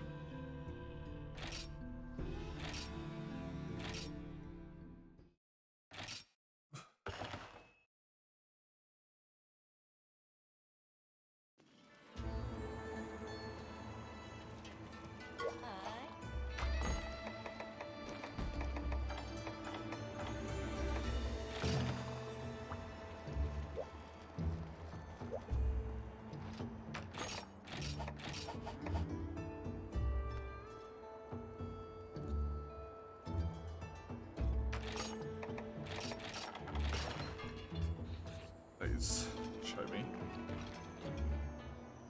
What do I lose with Pink Rapian? Sirichios.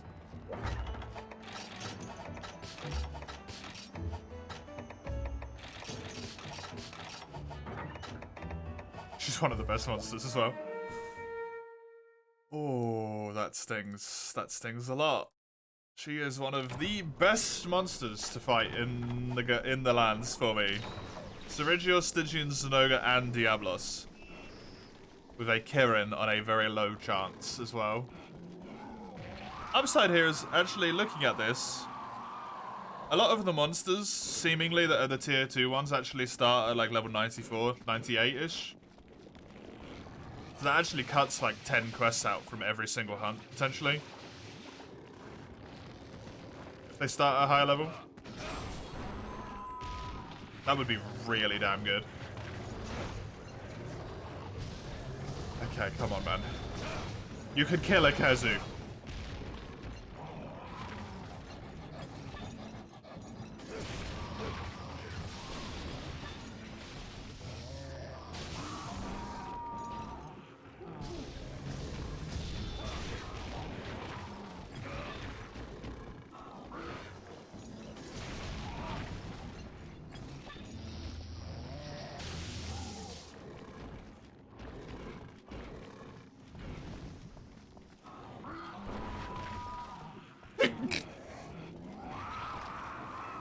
My apologies.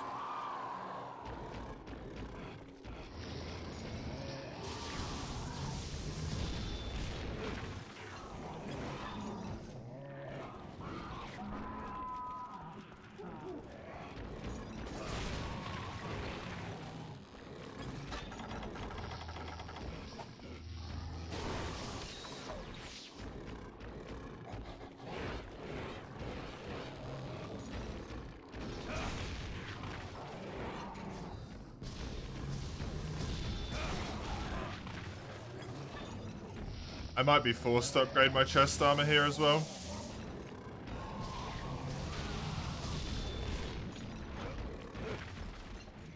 And to initially just hunt down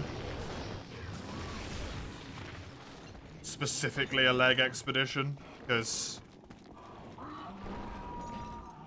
I take way too much damage. It's absurd.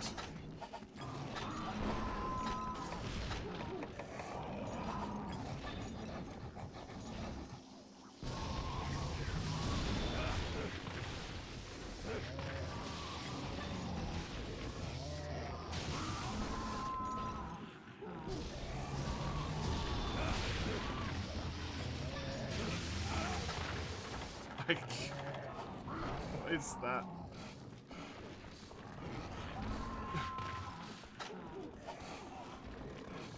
Cute? I don't understand how people find this guy cute.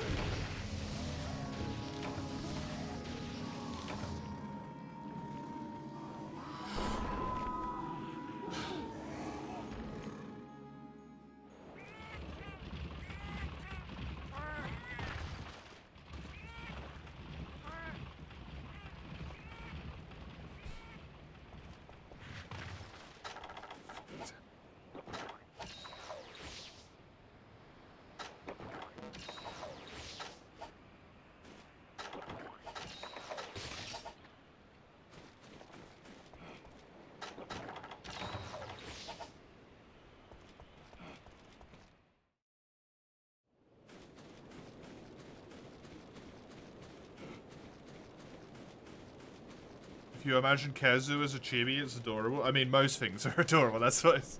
Isn't that kind of what chibi is? It's synonymous with adorable.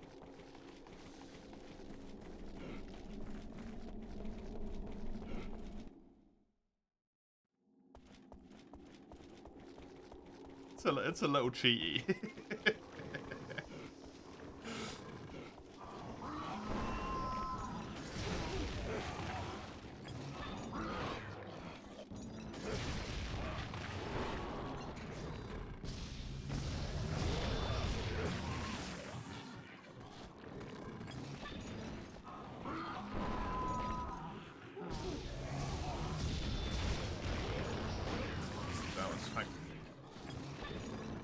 Good thing I bounced off the leg there.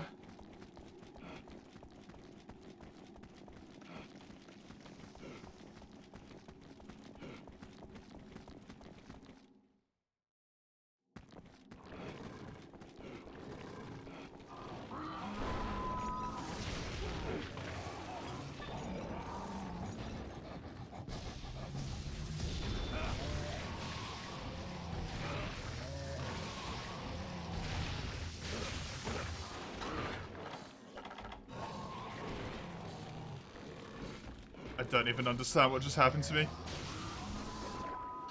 But I lost 99% of my health. What's going on?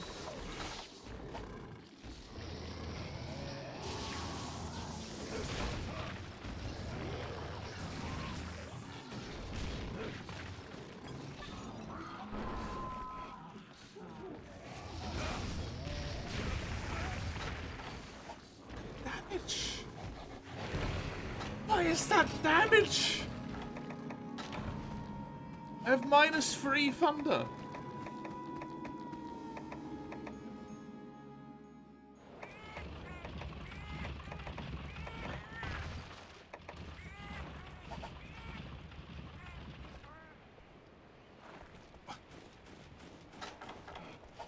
I need to check how much defense G-rank armor sets have.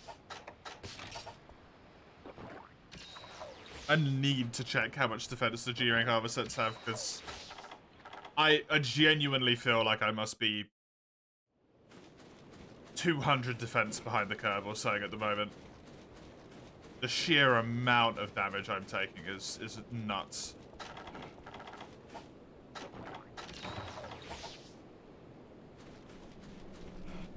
I don't really feel like Kazu should hit me once and do 70% of my health. How on earth did I rank up?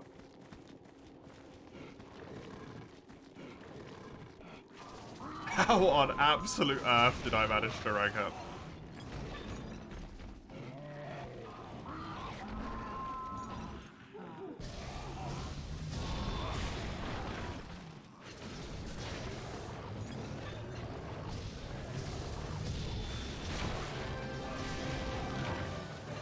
That's good at least. Part break shows that I've done okay damage.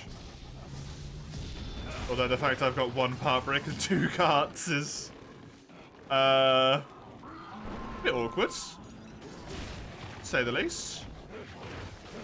Thank you, Khonshu.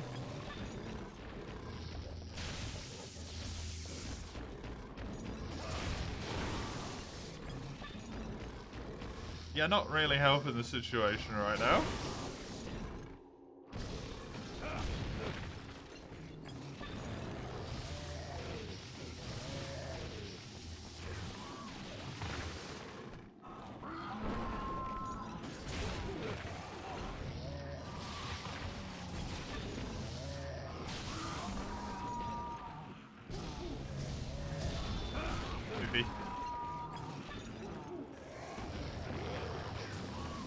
I don't really like using that mount move, huh?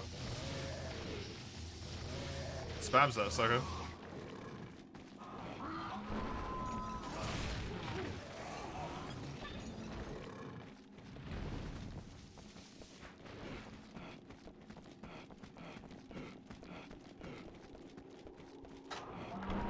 Okay, he's going into the area over here. To the outside.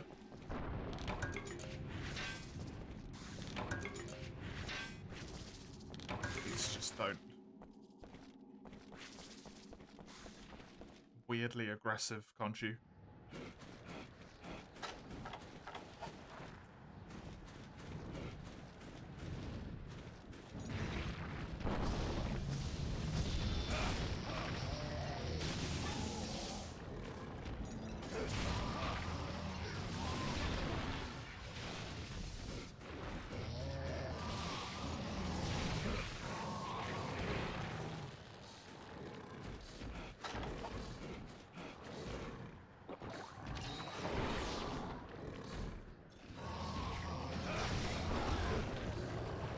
Good.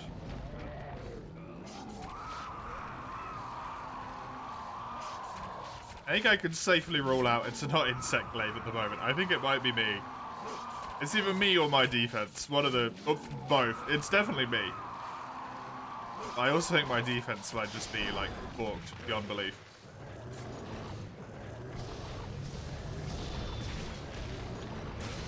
The waste piece I can max out as far as it can possibly go.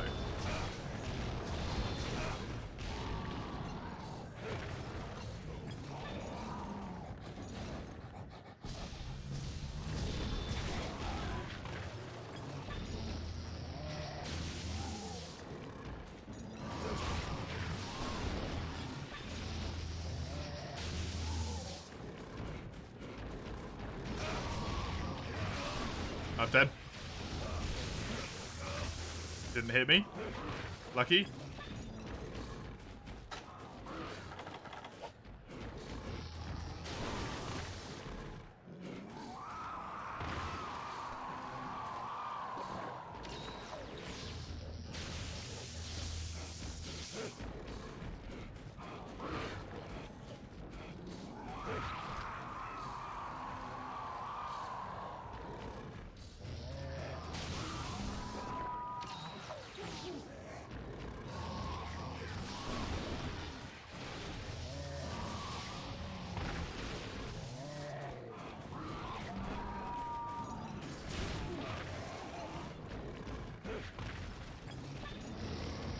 There is most certainly a Kezu coming. That's the truth.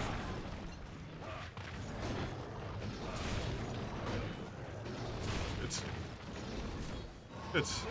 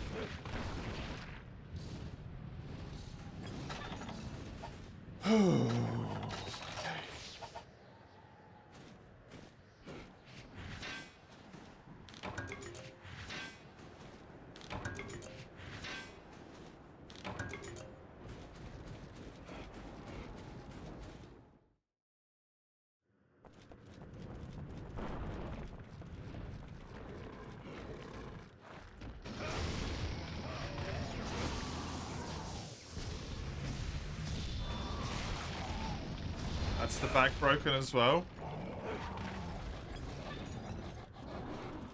Now most of that is primarily going to have come from mounts, but does mean both his parts are broken, which means he's taken a decent chunk of damage. Christ.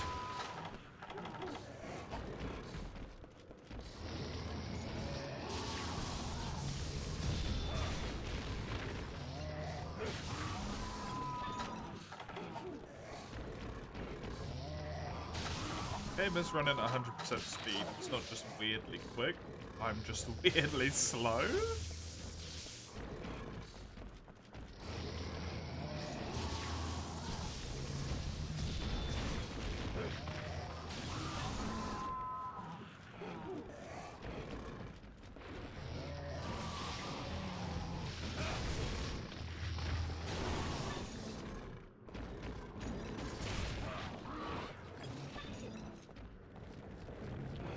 That's not his nearly dead animation.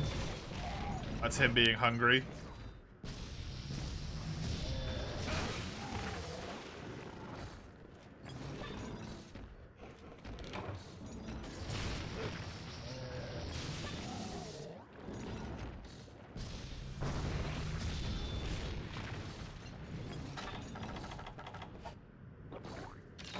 Where does he go when he's hungry? Is that into there or is that up here? I don't know. That could have been either direction. Where's the other way? What monsters am I trying to unlock for expeditions? Just a lot of the G2 ones.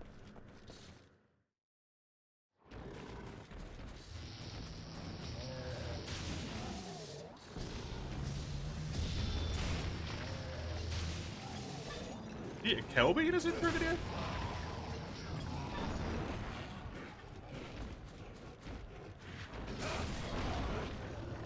He seemingly eats nothing. I don't think there's any food in this area. Oh, is there food up top in this area? There might be a corpse up top in here.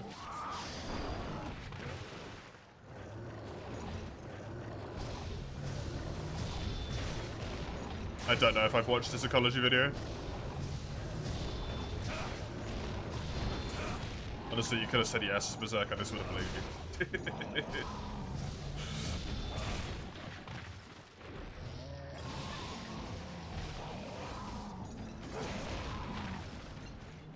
He's injured.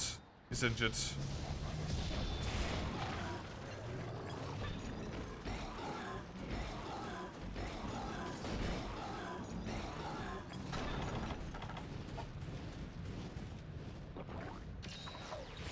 Nearly there, nearly there, nearly there, nearly there, nearly there, nearly there. I just want to do monsters that give me G2 stuff, dummy. Although, I genuinely don't know if I'm going to be able to farm G2 expeditions. With how much damage I'm taking, it's not going to happen.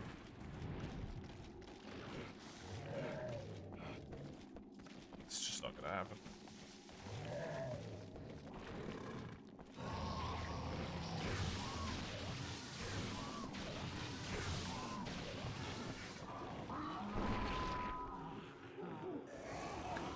Of course it's Gigadugs.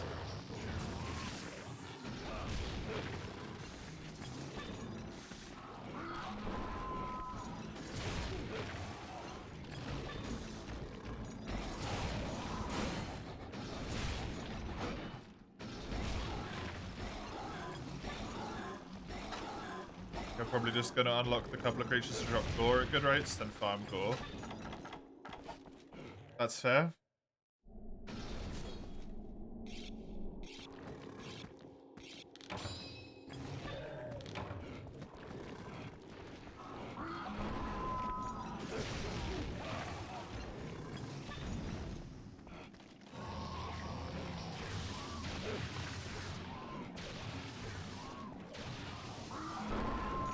Also good one.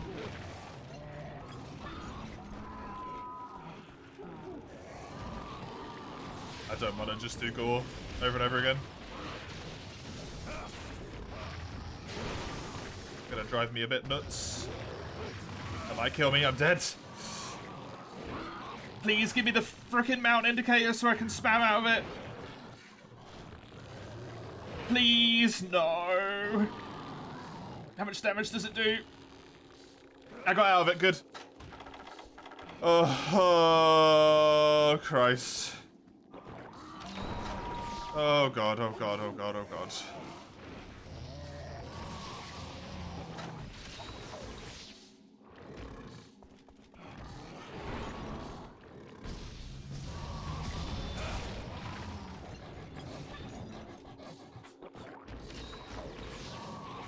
Yeah, I failed to unlock Pink Rathian because I triple carted the quest twice in a row. So,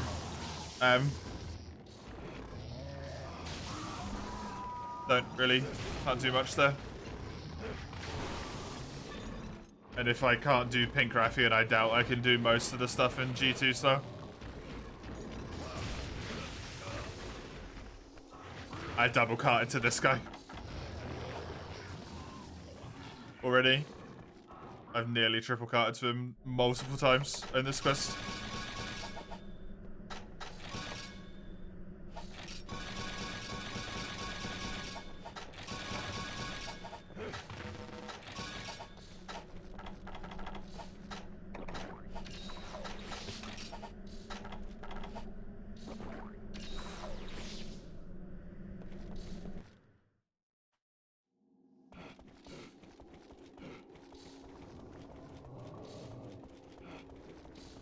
Trying to farm core might not be ideal.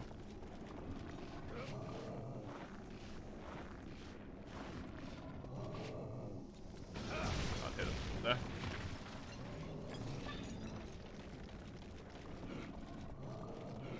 I don't think I can hit him from there either. You can't climb that. Cool.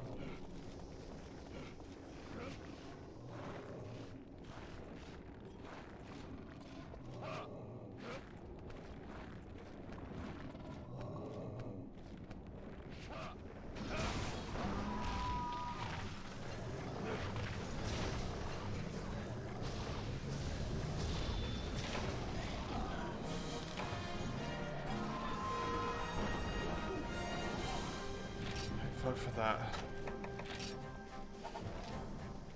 Really did not want to triple cart 3 quests in a row.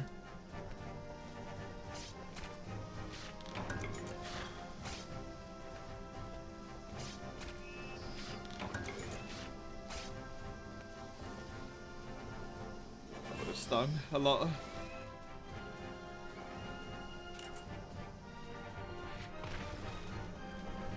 That would have stung a lot.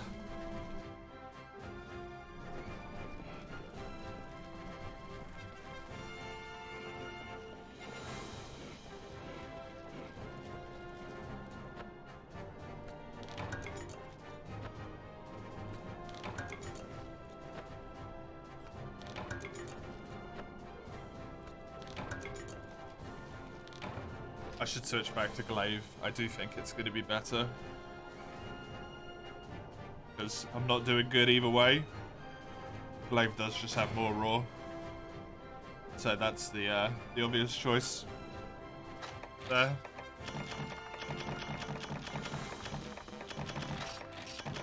It's honestly such a shame. The Azure Rathalos is kind of poopy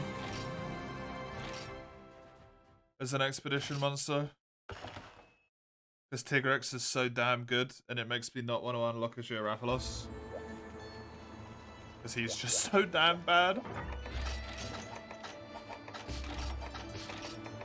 3 of the 4 monsters he can drop are G3. Which means it's useless for me. Yeah, switch back to Glaive. Switch back to Glaive.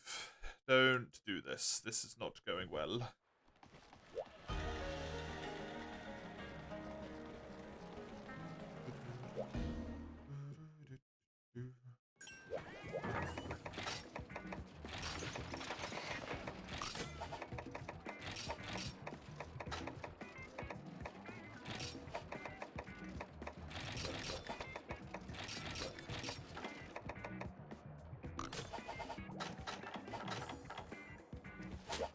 A little bit sharper, okay.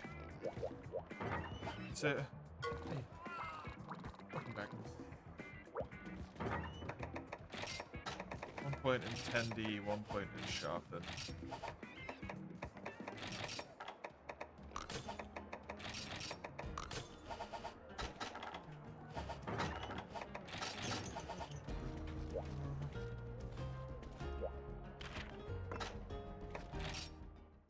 How's your day? Good.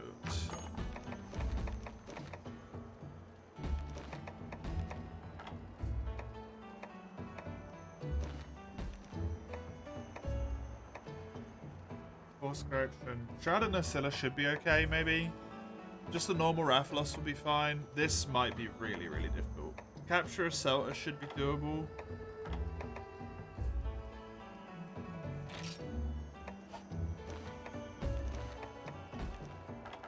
Just that Pingrathian quest.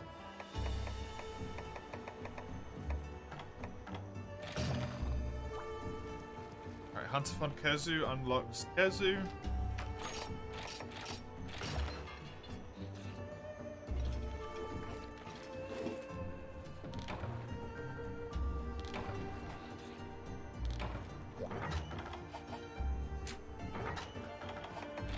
Unsurprisingly, this is in the Sunken Hollow, right? Yeah.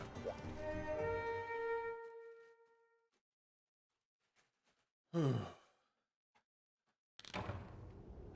you, my dear.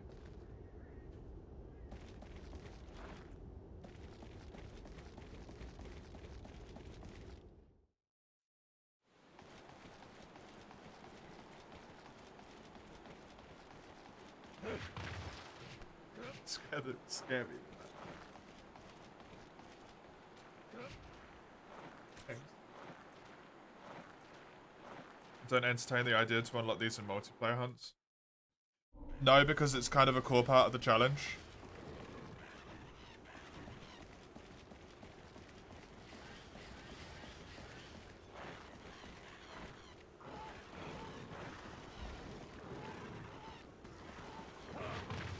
The run isn't, can you use relics to get all the way to Gogamazios and multiplayer? Because of course you can. You only need to put out 1/4 of the damage, 1/2 of the damage, depending on who you're playing multiplayer with, right?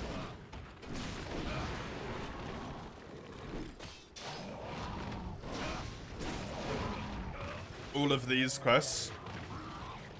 God, I got hiccups, sorry. Oh god. Don't need this right now.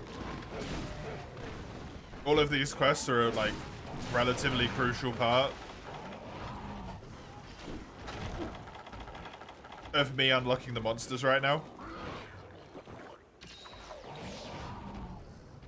that I need to do to farm in actual multiplayer.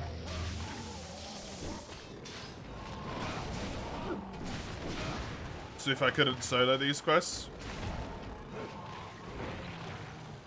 I wouldn't be able to farm those monsters in the first place.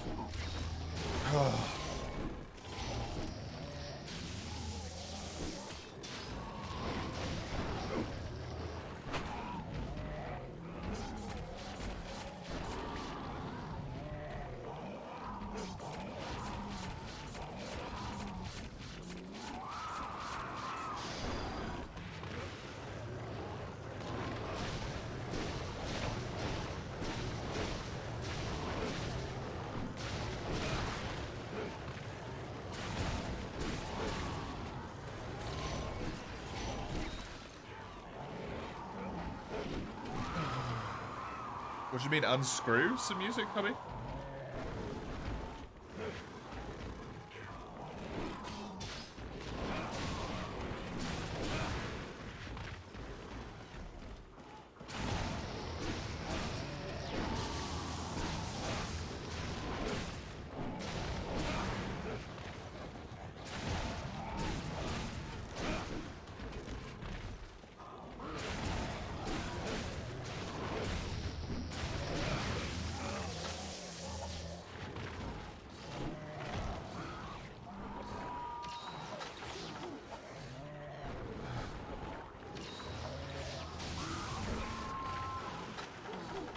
Forgot to look at my defense, and I desperately need to. Actually put it in bars? Oh, what, instead of it just being like randomly arranged as such?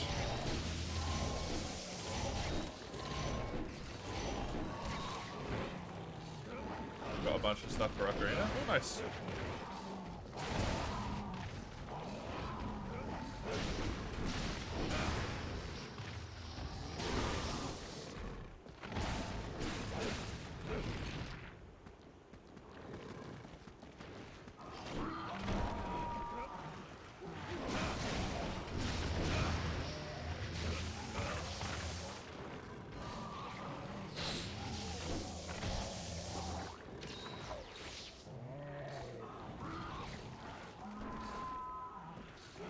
Oh, okay.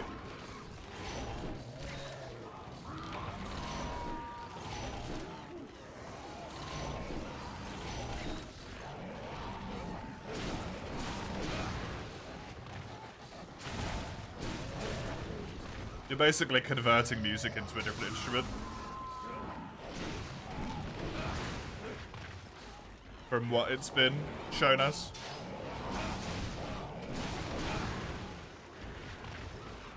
Yeah, that's what I meant. The notation of it. That's the word that I was trying to find. Notation. Converting the notation.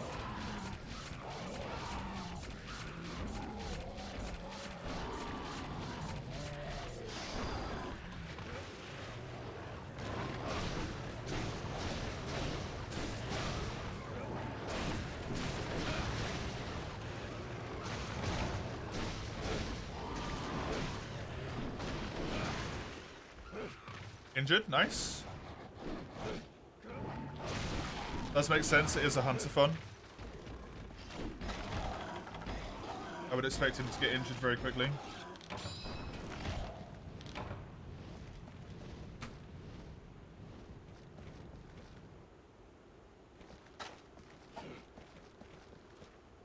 Where's he gonna go? Over there.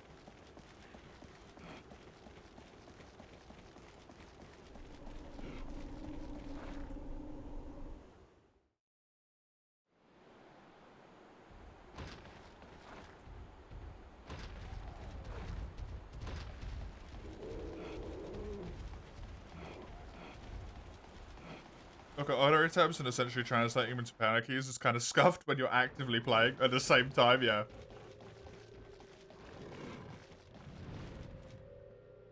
If you're doing it on the fly, it's a little bit harder.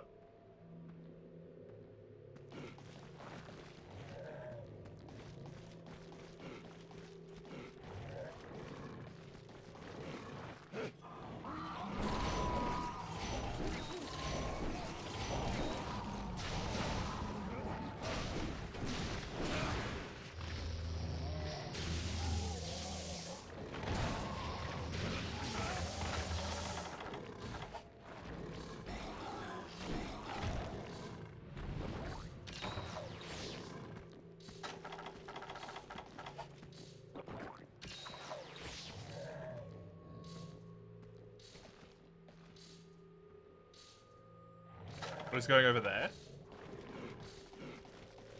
Oh. Maybe you just do one for today. You may or may not have a small collection of Ocarina tab-based stuff. Oh.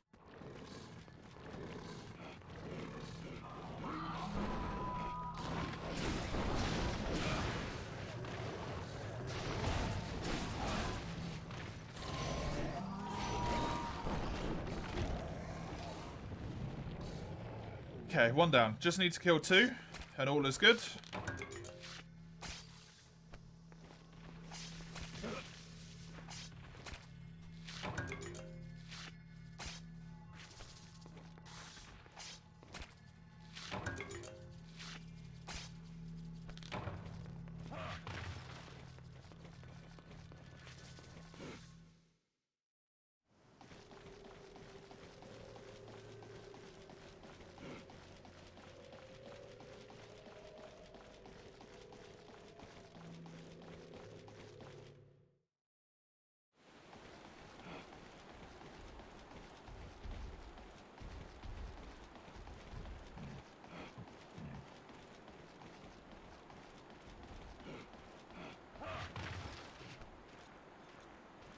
Does help that food is revitalizing me a bit here.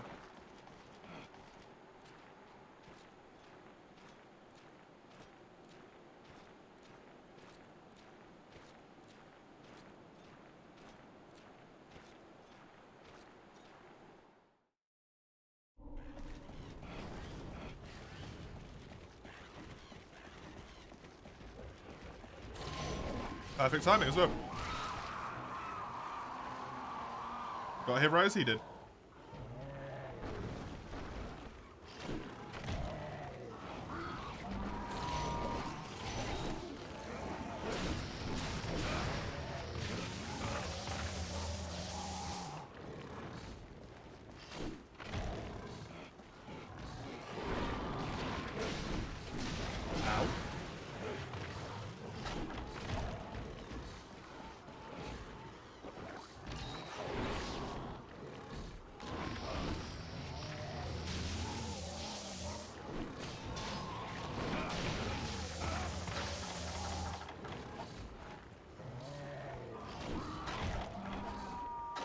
Kazu getting me there instead of Red Kazu. Red Kazu doesn't do the super long one.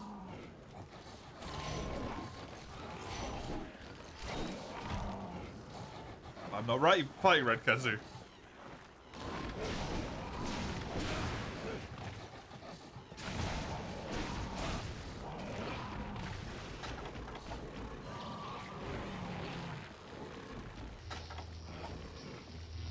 Good.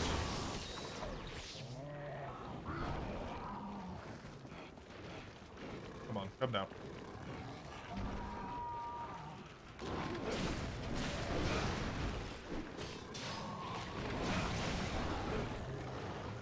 Hurry up.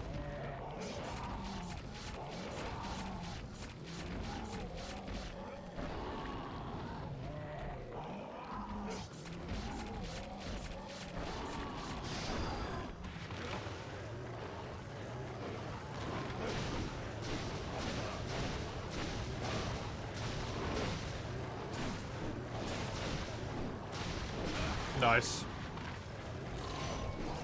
I got the full combo off right before my buff ran out. That was really lucky.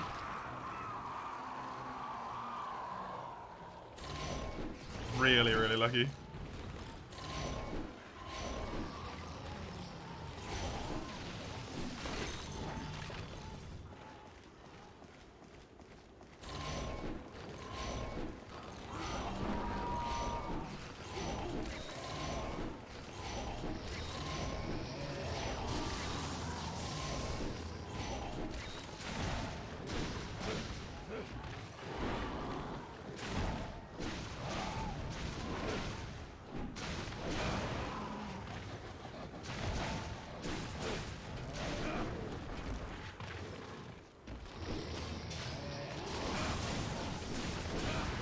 Oh, yeah.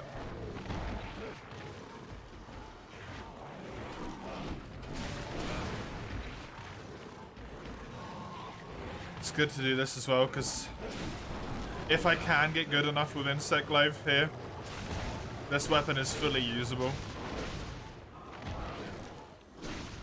I unfortunately think the level of skill requirement is going to be higher than I can obtain in 40 hours, but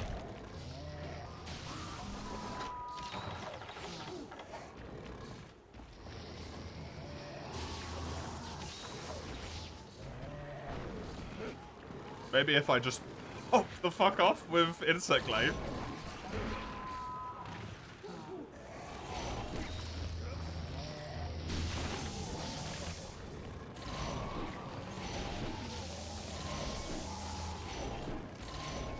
It might also just be good specifically against God.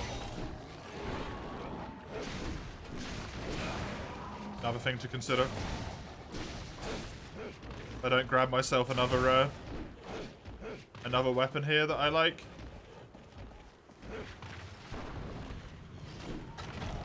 Because it does match the criteria of, like, is Insect Glaive mounting super good against God because you get that Dragonator reverts back quicker. It's also just weak against mounting in general. It's got the fire damage. It's got good raw. It doesn't have the skill requirement. Might just be a good weapon against him in general.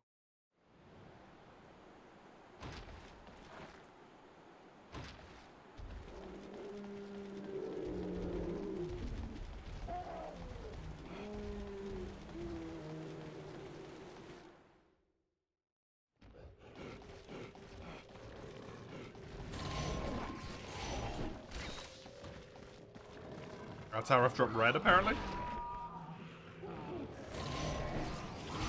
Sort of makes sense. They are aggressive all of the time. Angriest bugs in existence. Get me out of here. Whee!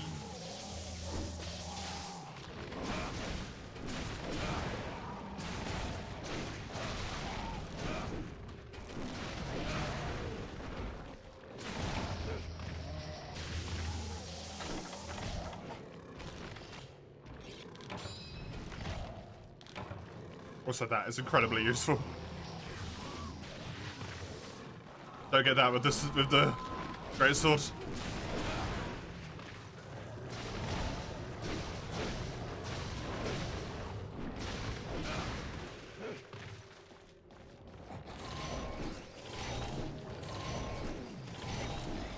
I gotta hit him like perfect spot in order to get that orange.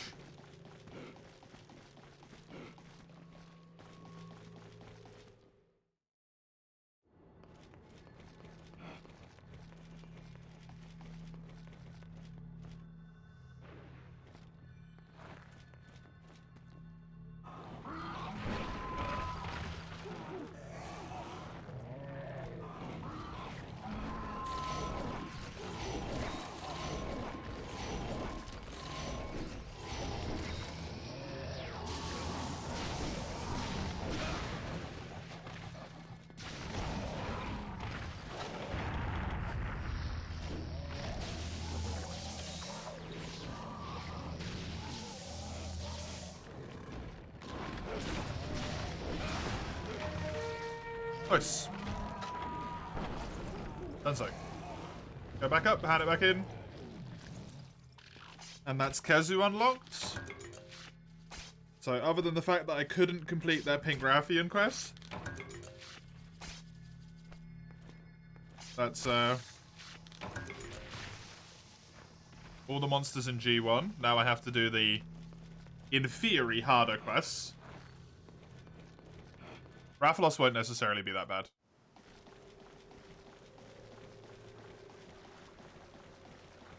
To unlock the rest of the monsters I want. We're here. Hey Mace, welcome.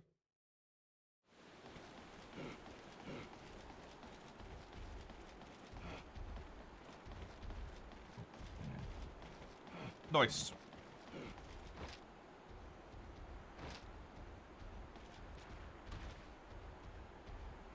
Come on.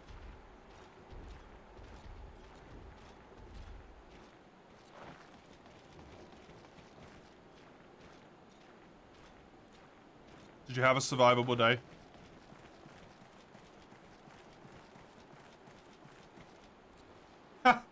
Fair enough.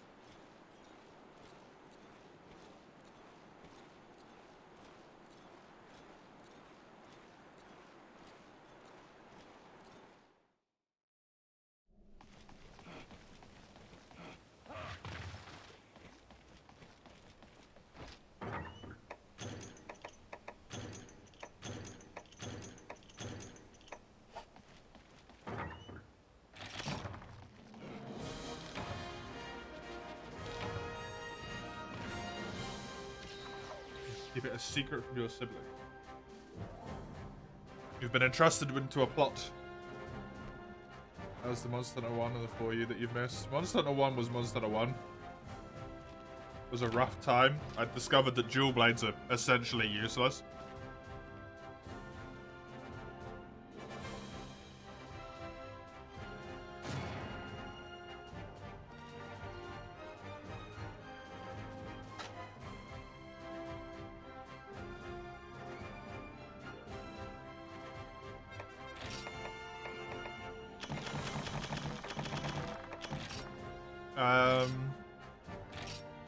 Yeah, it was fine.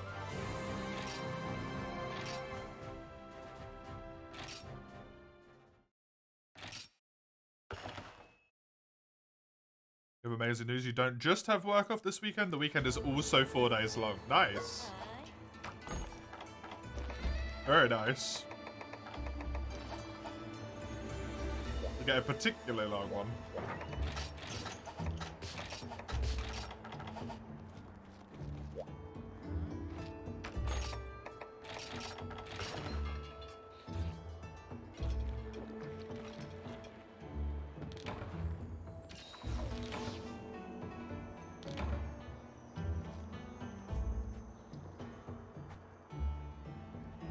Gonna eat my food here.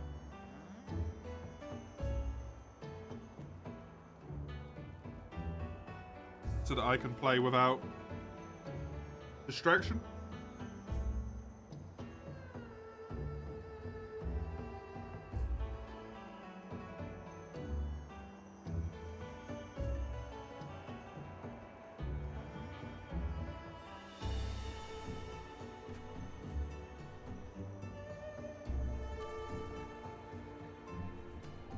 It's Good Friday and then it's Easter.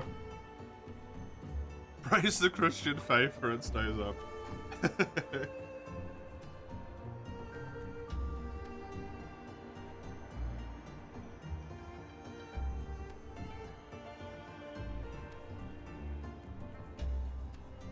I wonder how that's gonna work with the, like...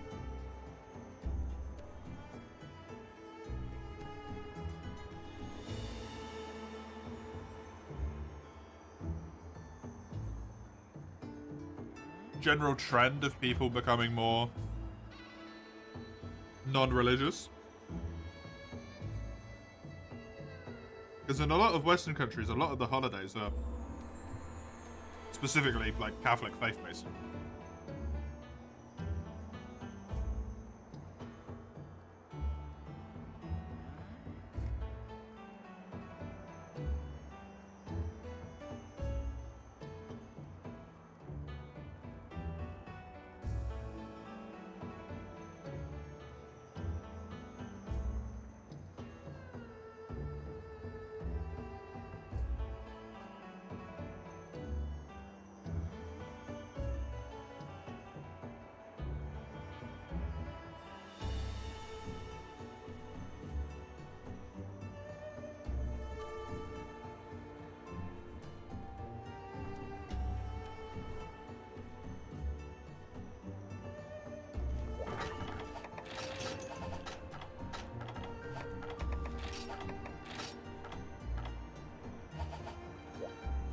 Was I eating McDonald's?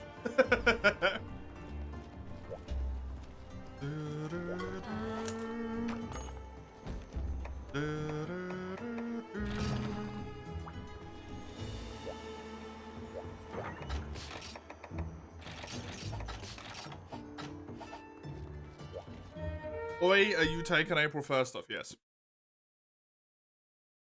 April 1st and 2nd. Ow! Are both off.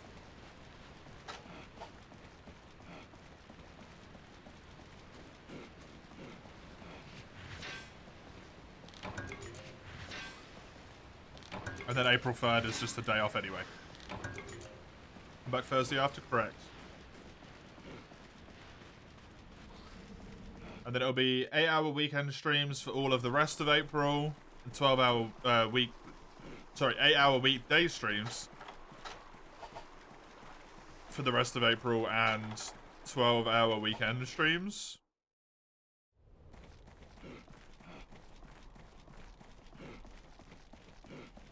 And then let me check. God.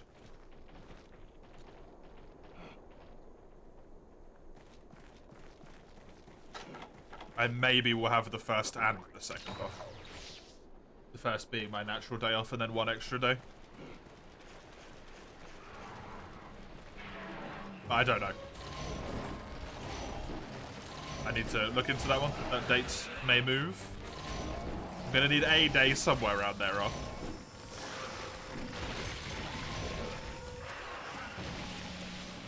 I just don't know where.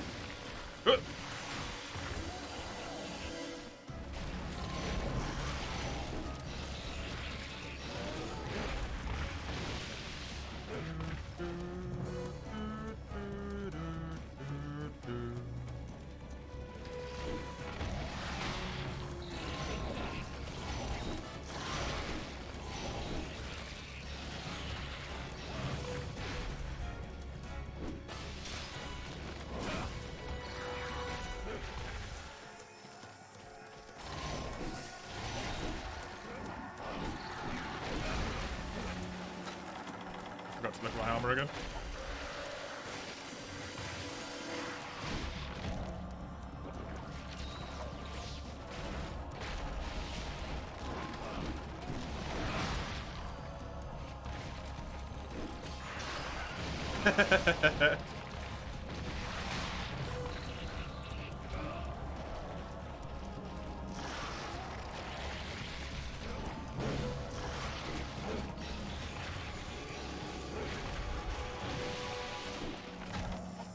Damn it, bad.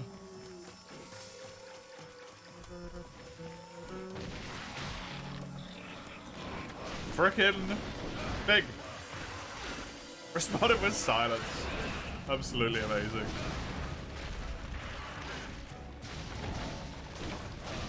Absolutely amazing. Just like, I love it when people get awkward when they're just like, I don't know how to take this situation anymore.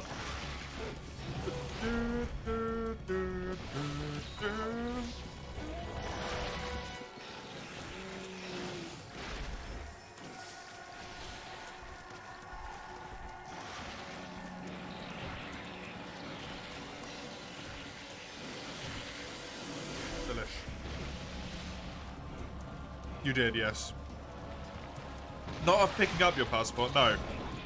You didn't, actually. You were too busy focused on the bike. At the time?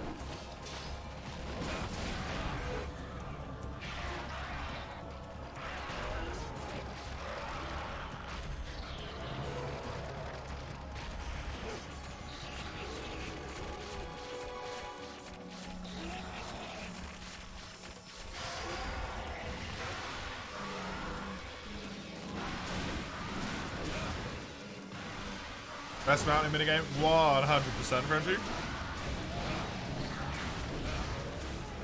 Just if you had your old one, you say yes. We stare at each other for 10 seconds.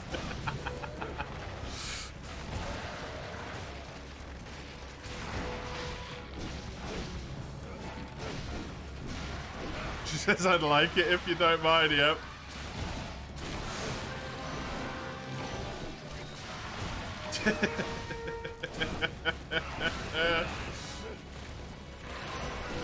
When the tism hits. I do have it, thanks.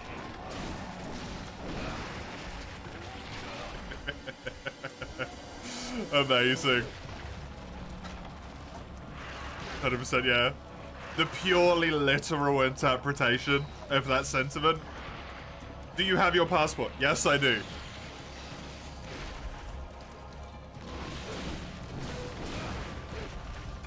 You didn't ask me for it. It's implied there in the message itself, but in its pure literal sense, all you did is ask me if I have it. Postal code, yeah.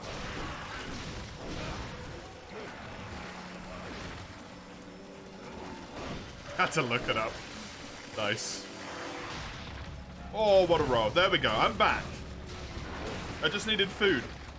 Maybe. Actually, probably what I just needed was a win. That wasn't a disaster, which is what I just got in the last quest. Do all the G2s, guys. I'll go back. I'll do the Rathian. Whee! Everything will be wonderful. Facebook, how the fuck does this guy not know his code yet? Like, you live there, right?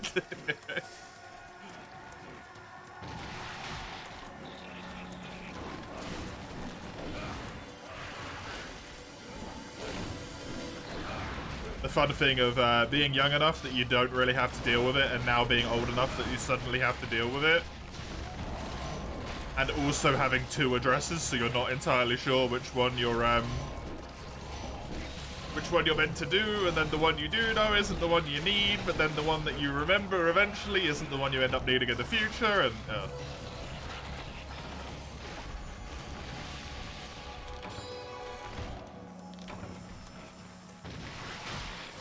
you just give up.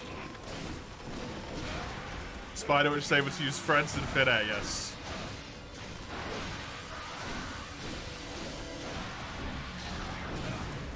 Yeah, I remember you saying that.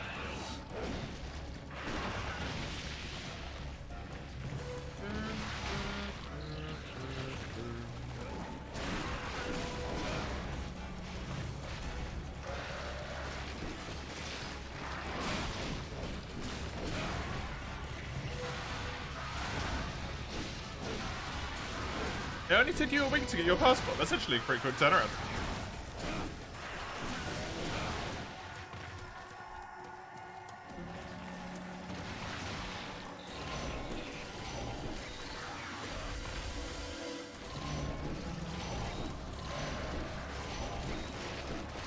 Oh, it feels so good every time. It'll take you like a month in the States. I think it takes like 2 weeks to a month here. I can't remember how long mine took. It's been a long time.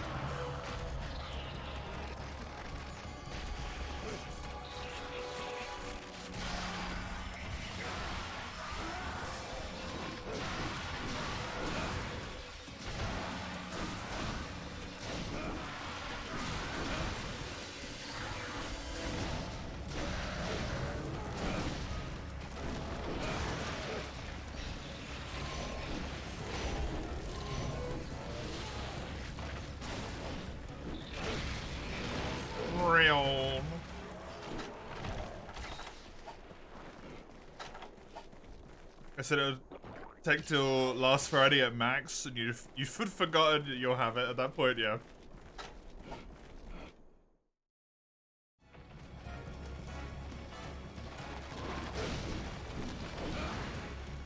The States, like, honestly, it's obviously got some issues in terms of logistics in general, right? But it gets especially fucked when it comes to large processes like that with passports. Because the population's just so massive. In the United States. But it's all under one country. And I don't know how you handle passports, but I imagine that is a country executive decision. Not a state decision. And that just makes it a fucking disaster, right? Because there's so many people there. Even if it did run well, which I'm led to believe it probably doesn't.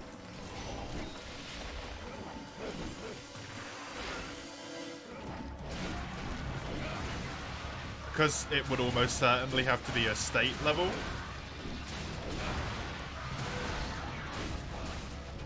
Sorry, yeah, a countrywide level. Like governmental decision, it couldn't just be done by individualistic states. It'd be a frickin' nightmare. You do your passports on the county level? You go to the city hall, Mace. You go to the city hall. But the people who do your passport and like make all the information correct and all that stuff, they probably have a sign-off on a countrywide level, is what I mean. Like, there's some logistics in there that need to happen. Probably.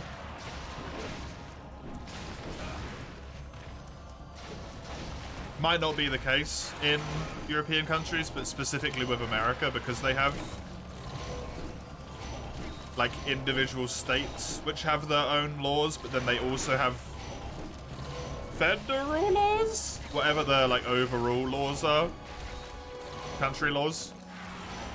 It gets messed up like an extra step, right? Wherever you go in the Netherlands, it's the same logic. You go to your city hall and then you get your passport eventually.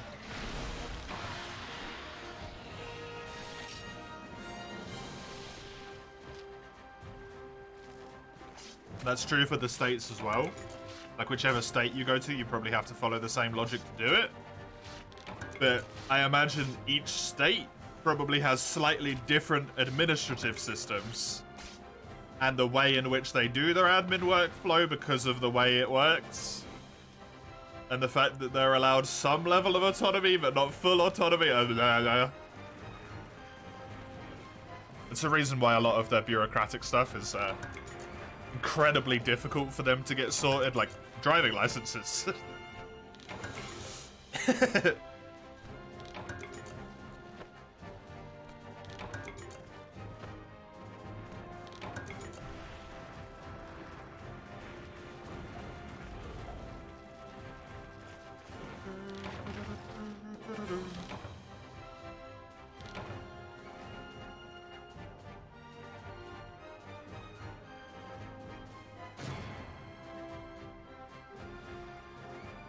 GG, thank you. I'm glad I got that one done. It also wasn't that bad. That was not that bad. Which is nice. 11 minutes and 28 seconds. Shrouded Nacilla. I really like Shrouded Nacilla. I really do. It should probably be a G1 once. I'm sorry, Shrouded Nacilla, but you should probably be G1.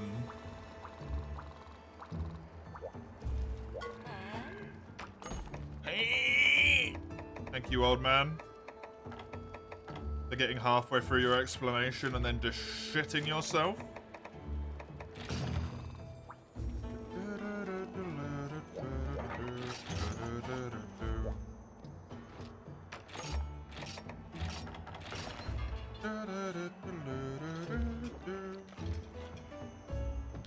Oh god. I'm thinking about passports has made me think about getting a residency permit. I don't want to go to London.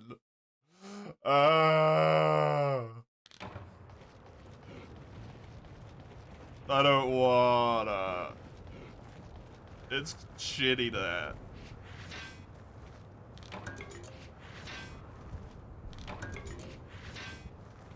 Friggin' London.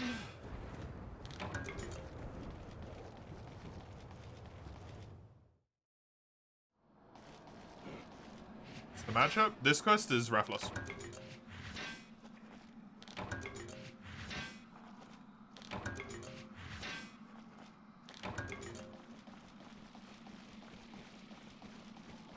G2, correct them or no?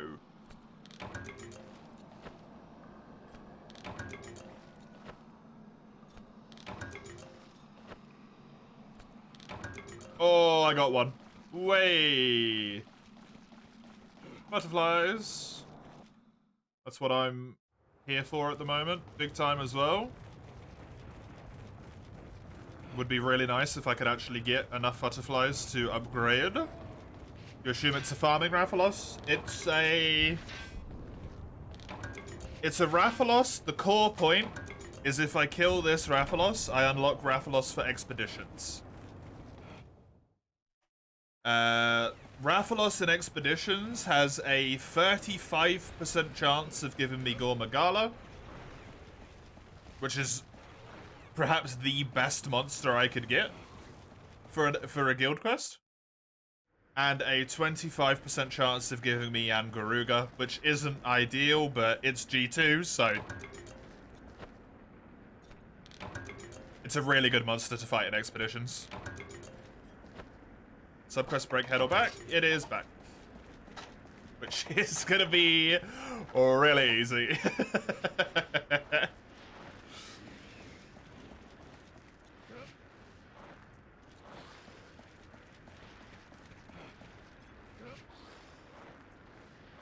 This is the one. Oh, is it a farming one? Oh, is it the one to go mining in here?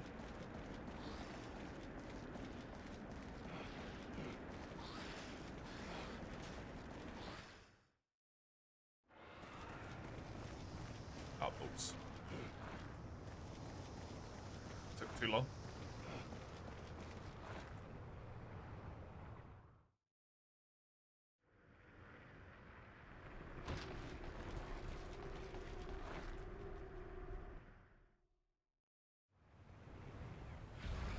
Hey, Rathalos.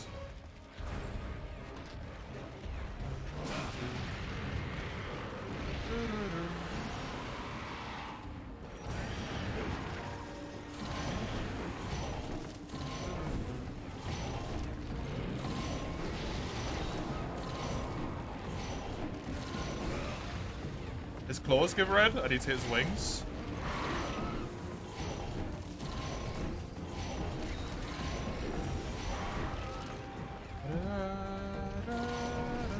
There we go.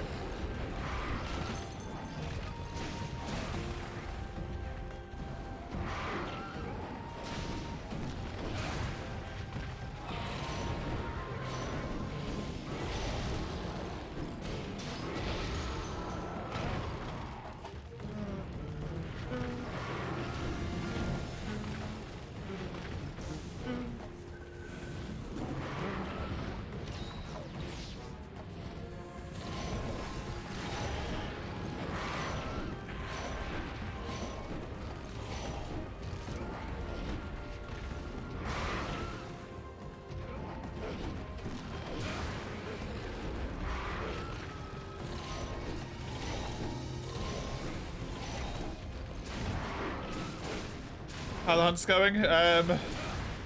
The recent ones, good. The earlier ones, disastrous.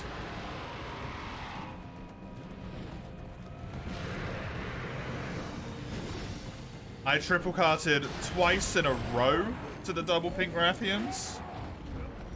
And then I double carted to red Kazu and nearly triple carted like 5 times. But since then it's been slightly picking up with the Kazu, the Shroud and Nasilla. Hopefully Rathalos is something I know how to fight. G1 hunts are humbling. Some of the G1 hunts, like double pink Rathian, should be G2. That's not G1. What do you mean that's G1? Double pink Rathian?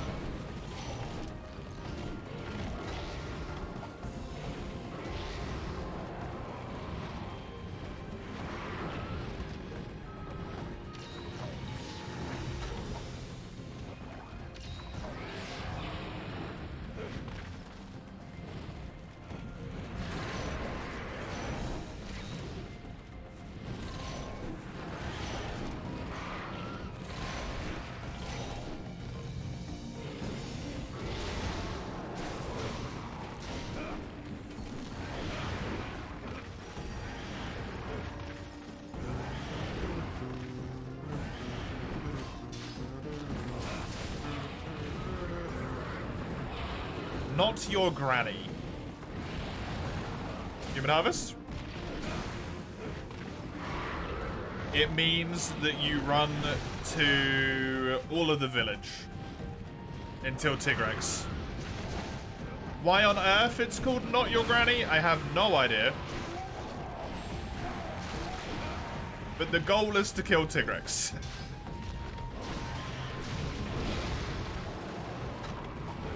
I think she might say something along the lines of that she's not your granny. That, like, take care of yourself or something. I genuinely have no idea. It's a hell of a name for a category.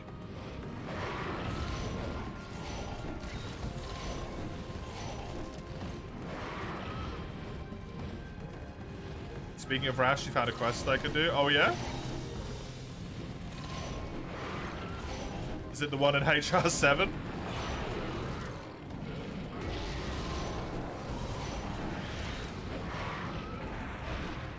Granny's the quest giver and your goal isn't to finish all of my quests yet. You could come up with so many things. Probably, maybe. Seems likely. Probably. Is it high rank? Or is it G rank?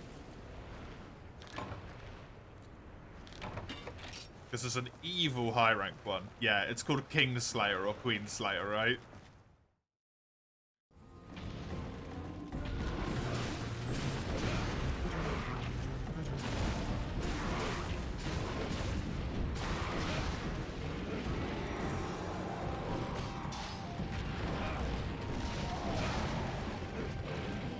Sinistra Astronomy? What is that one? I don't know what Sinistra is. Oh, that's gold and silver at the same time.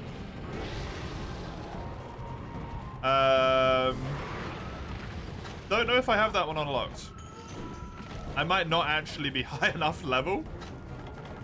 Or you might have need to have killed both gold and silver. I'll go have a look for you though. Hey, Distant, how you doing? Yeah.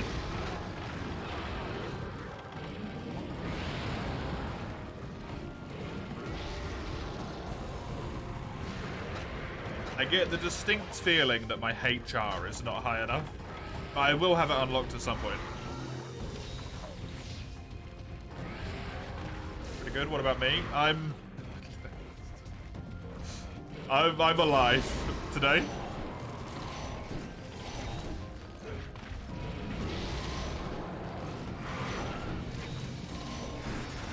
Six hours of Monster Hunter 1. It sounds dramatic, but it's fucking taken its toll on my existence.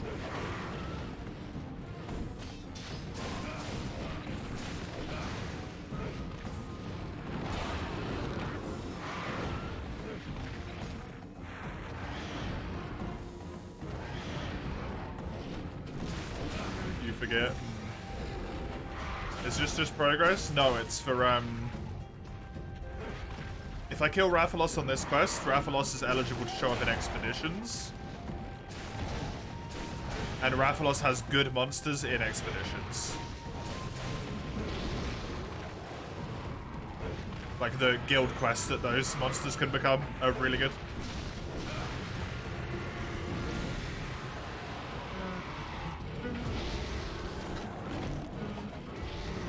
I do feel tired as well though.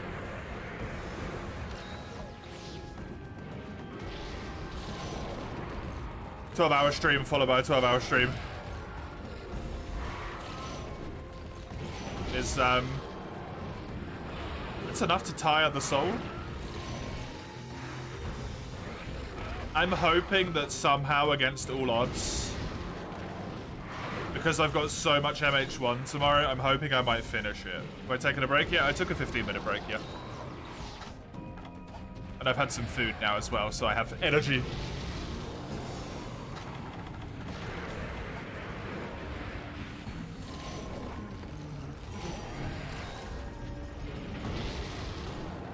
People are losing their minds over microtransactions in Dragon's Dogma 2. You wish they had that kind of smoke for Monster Hunter Rise. That game had more of it. Rise had exclusively cosmetic microtransactions is the difference. Distant. Dragon's Dogma 2. No spoilers for it, by the way, just to make sure that it is said. Dragon's Dogma 2 has microtransactions for items that you can obtain in-game that give you a direct advantage, which has led to a very natural assumption by a lot of people that those items have been made artificially scarce in order to incentivize you to buy them in a already full-price single-player game. It's a little bit worse than visual shit in Rise, right? And when the layered weapons came out, people did lose their shit.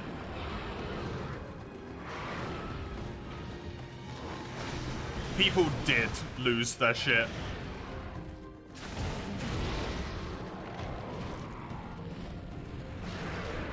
And they were unfortunately taking it out on the wrong people. But like, people would see that you'd bought those layered weapons and you would get kicked from quests. Like, you would get kicked out of lobbies when that happened. That's how pissed people were.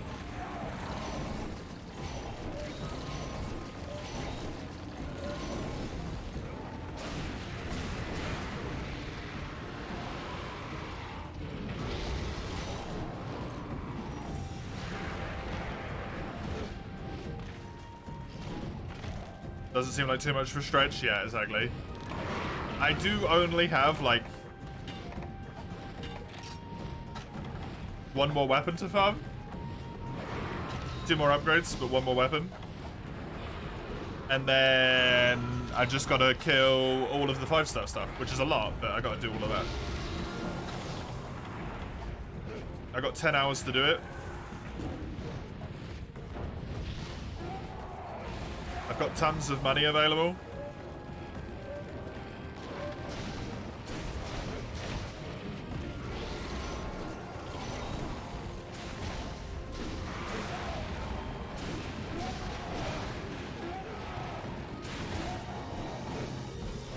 Layered stuff should be exclusively earned by event quests.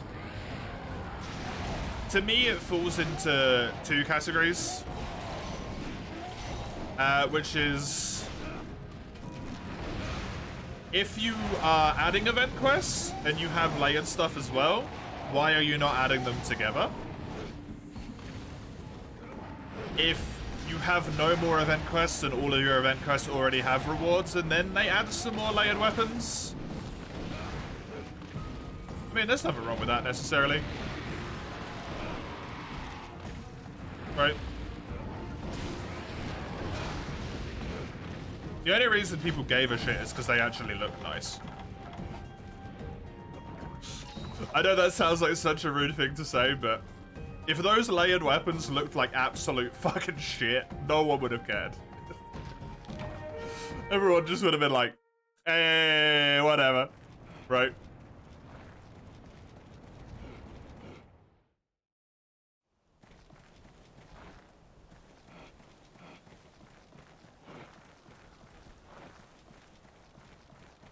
Why are people so dumb? Because they be people.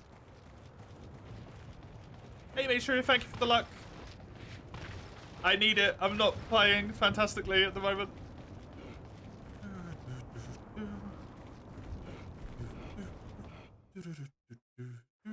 I mean, honestly, if you think that them locking layered weapons is okay, but them locking stuff in world is fine, I have to kind of question that logic. Because if we're talking about hairstyles and all that stuff, like, sure, whatever, right? But there was quests in world, which you did, which directly got you stuff for your room.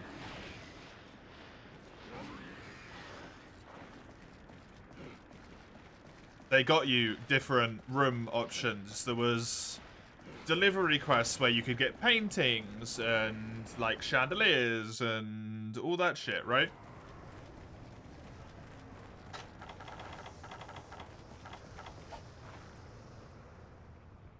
Why does the same logic not apply?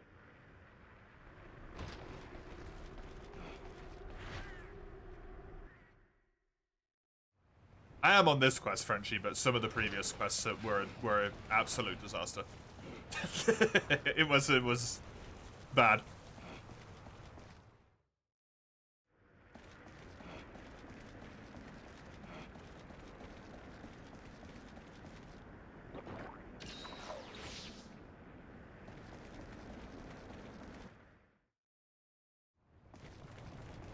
What was my question again? No worries.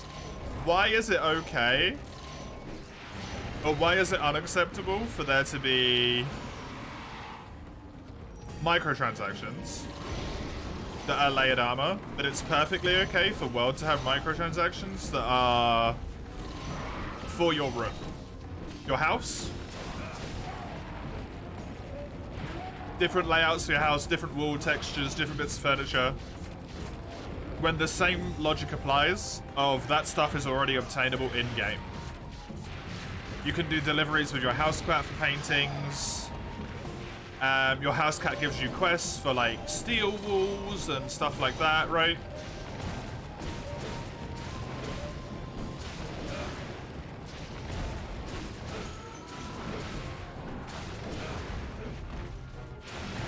Because if the problem is the precedent that's set by event quests throughout like historical games, World set the precedent for itself in Iceborne that you can obtain those things just by playing the game.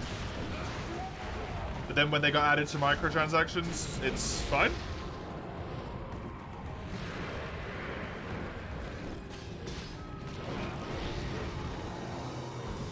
Also, they're not microtransactions, they're like additional stuff. Microtransactions is the wrong term. It's the wrong term for Dragon's Dogma as well, but hey, that's neither here nor there.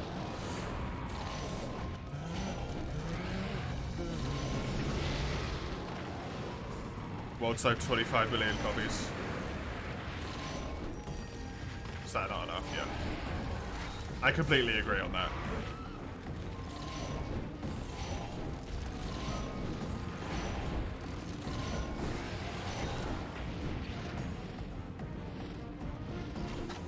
The thing is, like, if I'm a new player right now, with my mindset, if I was jumping into Monster Hunter at this point in time, right now, and I looked at Monster Hunter World, I would not buy that game. Because I would scroll down, and I would see... Store page?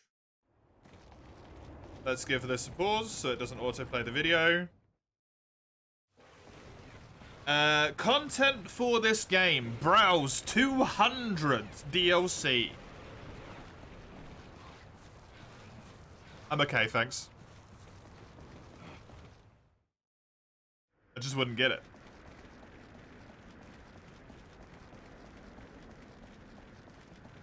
Right? That's... I think they don't understand. That's enough to drive people away. If you can grind for it in-game, you don't care. But you can't grind for those. 200, yes. Monster Hunter World has 200 pieces of downloadable content. Because every single one of those fucking pendants is a different DLC.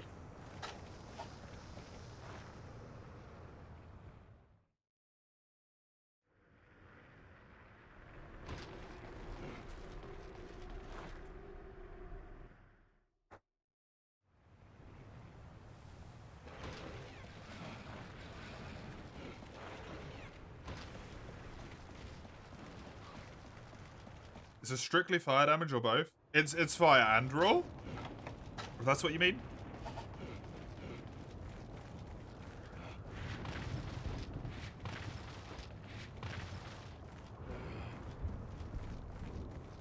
Keeping stuff behind paywall's not okay, especially when it comes to fashion, which is basically the true endgame. But isn't hairstyles just fashion? No?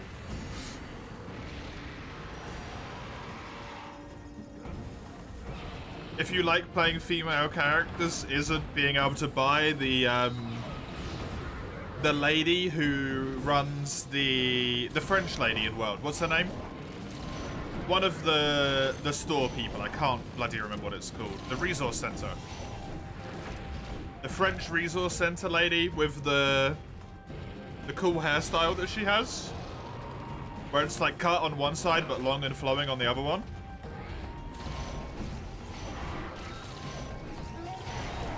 Isn't being able to buy that just fashion?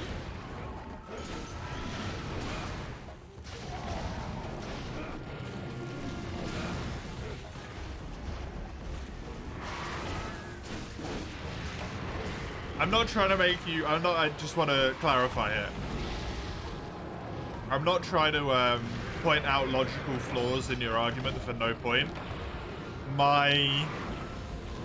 What I'm saying here is it doesn't matter how bad World's microtransactions are. It doesn't matter how bad Rise's microtransactions are. It doesn't matter what bits they're selling. There should be fucking none. It's a full price game with a almost full price DLC that are two of Capcom's best selling games of all time. The issue is not, oh, let's put it back to like the amount of stuff that World had, where they only sold 7,000 room add-ons and pendants. There needs to be a very clear message of fuck you and fuck your microtransactions. Because as soon as you give an inch, they're gonna take a mile.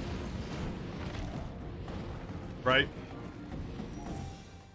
You can't be like, it's okay to just put hairstyles in, to just put cosmetics in. Because then if it's okay to just put cosmetics in, what are layered armor and weapons other than cosmetics? Truly. What is layered armor other than cosmetic? Because it's purely cosmetic. That's it. Doesn't change anything in terms of damage.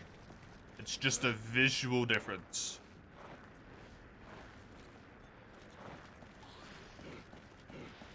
So it's gotta be full stop, absolutely no.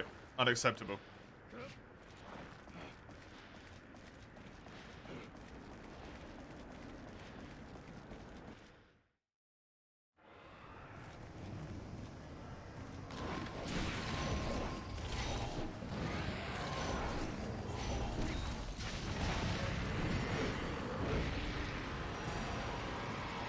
Wonder how many people buy them compared to how many people they pissed off. I think a lot of people buy them. You don't mind having paid cosmetics?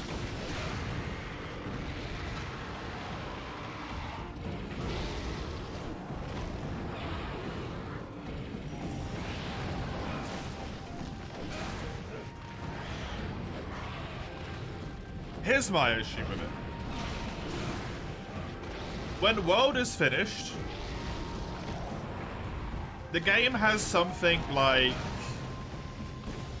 30 pieces of content that you can buy, right? And a lot of it's just like hairstyles and shit and all that stuff. And I understand the logic of how it works. I understand how the logic of how it works on a development standpoint. Your art team is typically done ahead of the rest of your teams, right?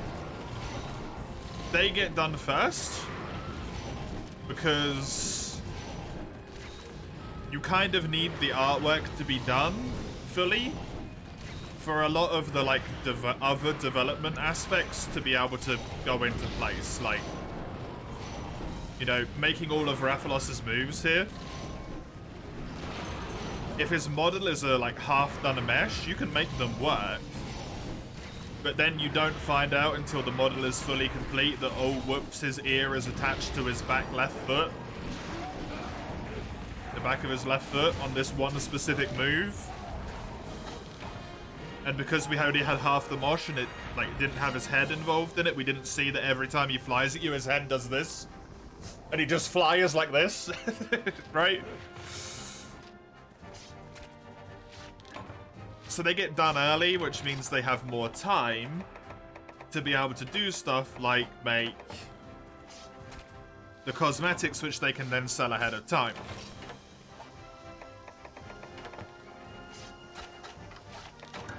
But like, if it's done ahead of time, just put it in the game. It's purely there just to try and earn a little bit more money.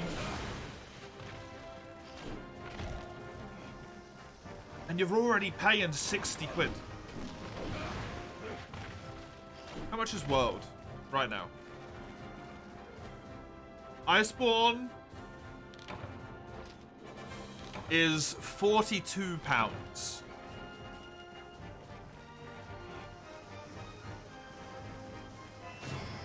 And my reward for £42 is being greeted by 200 purchasable DLC. Like, that just feels shit, right?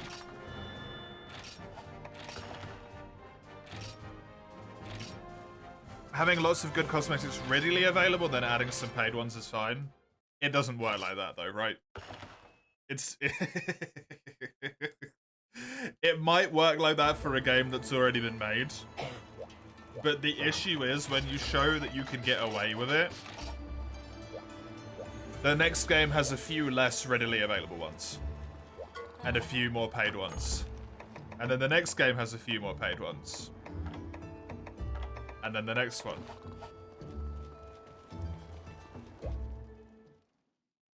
It's very inherently human to be greedy.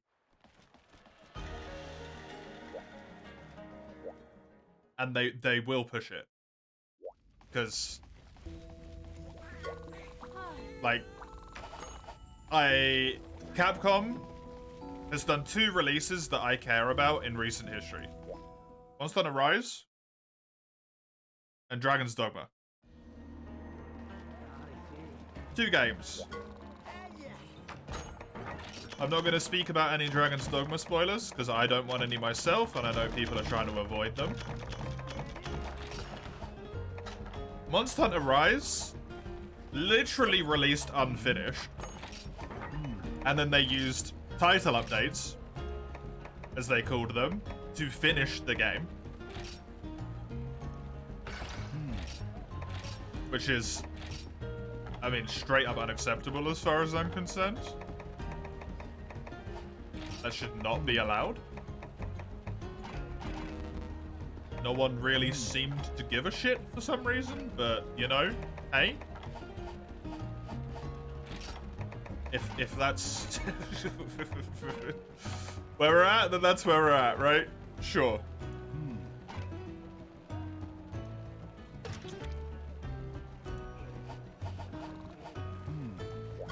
They fixed it with the title updates, so basically Base Rise didn't have title updates. Alright, fair enough.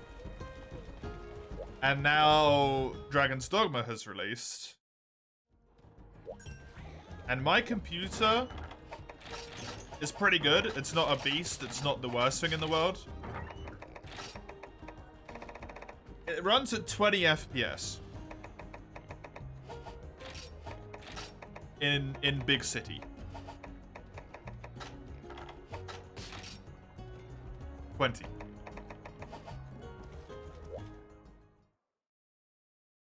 It has day 1 DLC. All of it's just free shit. You can just, it's just stuff you can find in game, but it's got purchases straight away.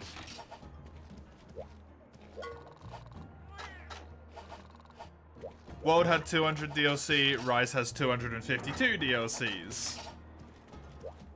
World just had cosmetic, like head pieces and cosmetic bits for your room. Rise has cosmetic layered weapons as well, and layered armor. It doesn't stop, right? It only goes in the worst direction.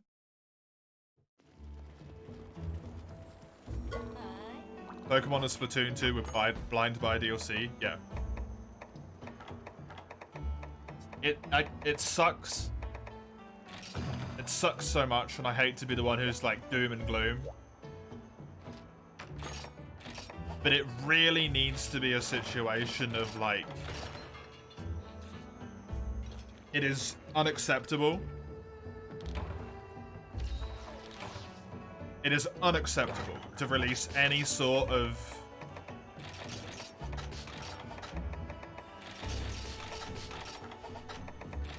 like of that sort of content into the game.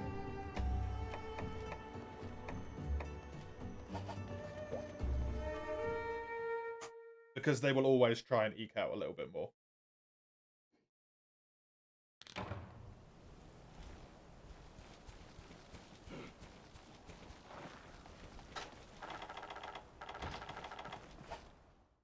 And sort of upsettingly,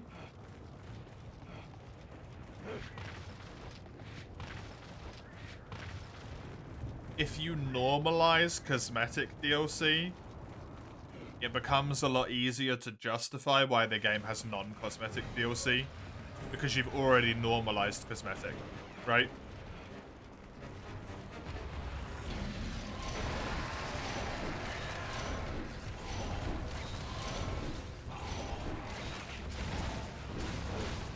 So that one little extra leap of logic isn't actually that far anymore.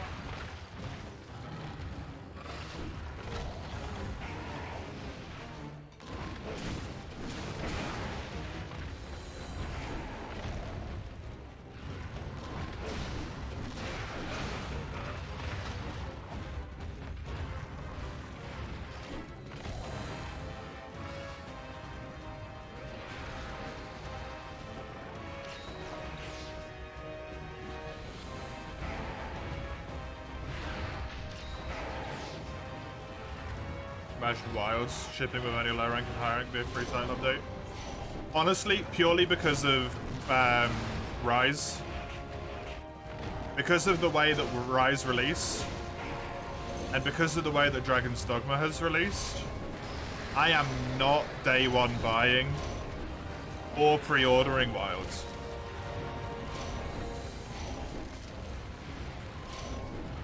Because Capcom has fucked both of those game releases so bad that I don't trust them not to fuck Wilds release. And then just be like, we'll patch it, right?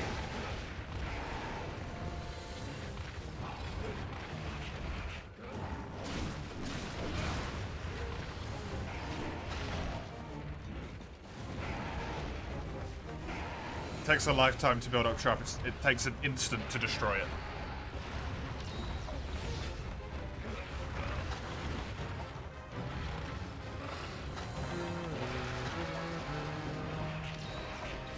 You are looking at the Lost Code layered weapon and tempted to buy them. Buy them if you want them. Do it.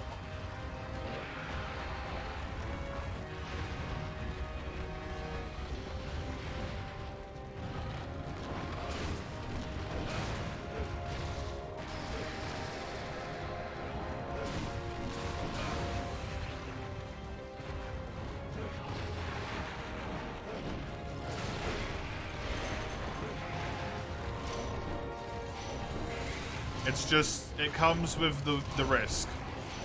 You have to know it becomes with the risk.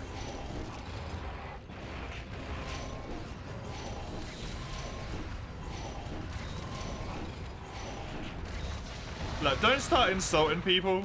That doesn't help. Further the point, now you're just being rude, saying it's stupid. It's not stupid, there's a good reason for it. One, usually incentives are offered that people want. Two, if you have slow internet, particularly like I have had throughout my life, it usually allows you to preload the game, so you can download the game and put it onto your PC before it actually comes out, so you can just play it straight away, instead of having to wait 5, 6, 7, 24 hours GTA for me to download it. And two, some people actually are like the people that make games. For example, when World came along, when they announced World, I pre-ordered the deluxe edition because I trusted Capcom to do it right. And I also wanted to give them a little bit of extra money just because I was thankful for the games that they've made.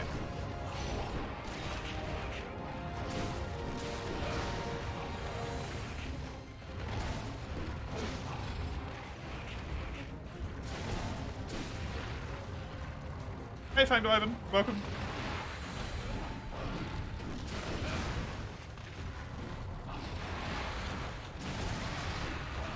It's so stupid to do it. Never insult people to make your point. It just undermines the value of your point.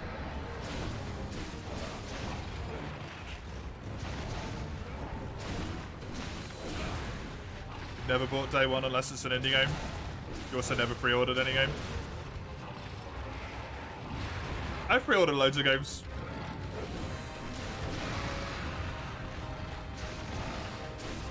Almost exclusively so that I could preload them, honestly.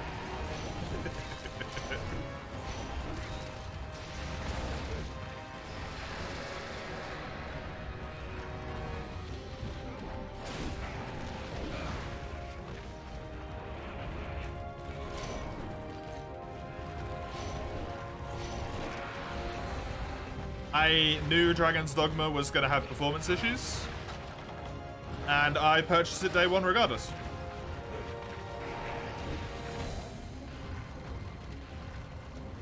Yeah, that one's a double-edged sword as well, my dear, because it can be rucked both ways. If shitloads of pre-orders happen before the game is actually fully finished making, they can just stop developing it because they've already made their profit. So, it is a good point, but it can be, it can be rolled both ways, that one.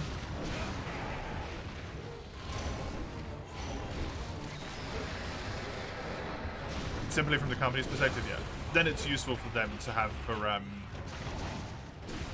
forecasting purposes. They know the game's going to be successful, so they don't, you know, pull the plug on development.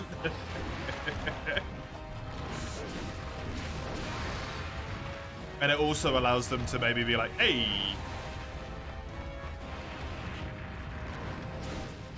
you know?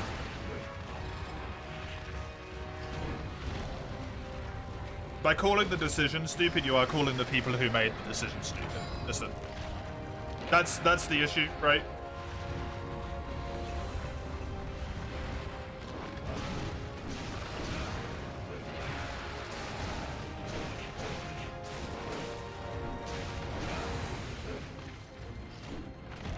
Most games you play don't require some online stuff, so maybe that's your own case.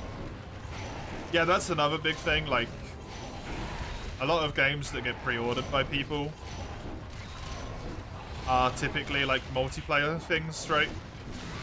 That they're looking forward to being able to play with their friends as well, so they just want to play it as soon as possible.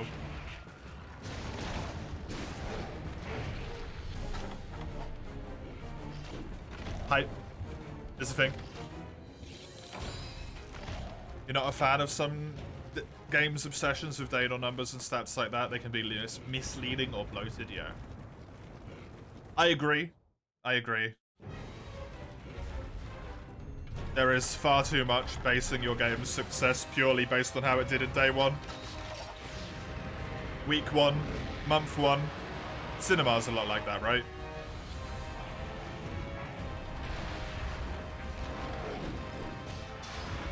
The opening box office weekend is incredibly important for cinema for some reason.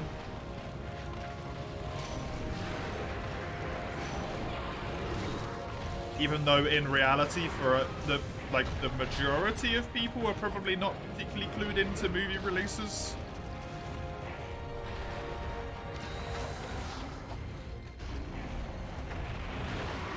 And a lot of people are very likely to find out from, like, through the grapevine or through friends, like, hey, this movie that came out, pretty fucking cool, right? You should go watch it.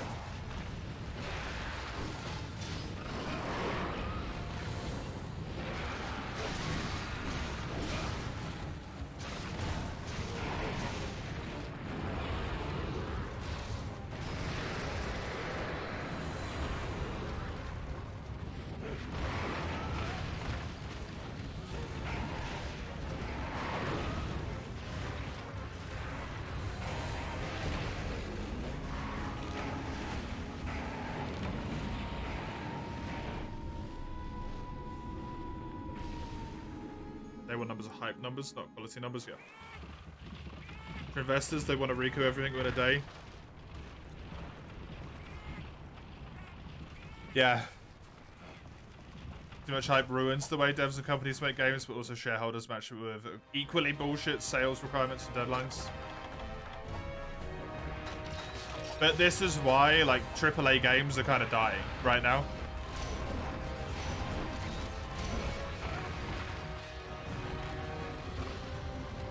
Because AAA, for many people, including myself, has become synonymous with this game is gonna be shit. Right?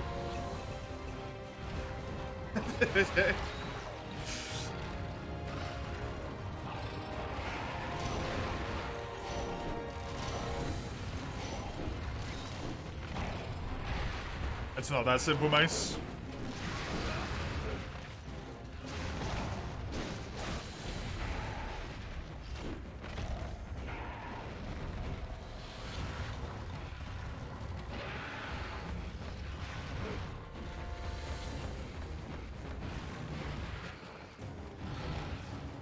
Money's a lie.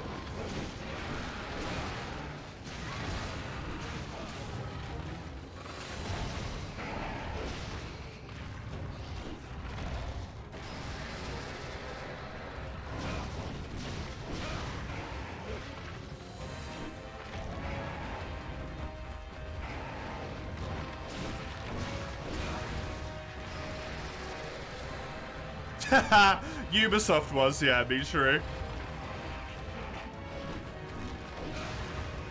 And then they released one of the worst games that's come out in recent memory.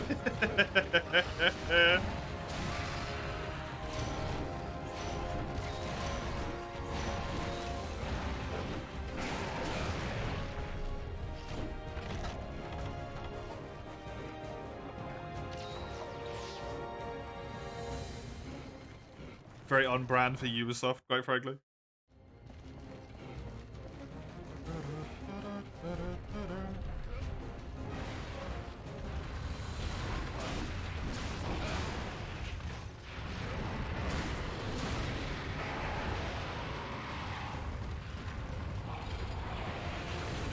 AAA games flopping and Helldivers 2 selling 8 million copies in a month.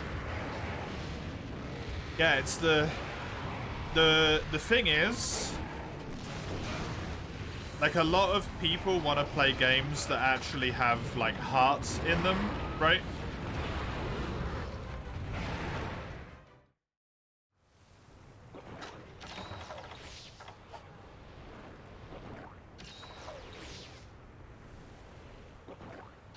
People want to play a game that feels like the person who made it gave a shit about it.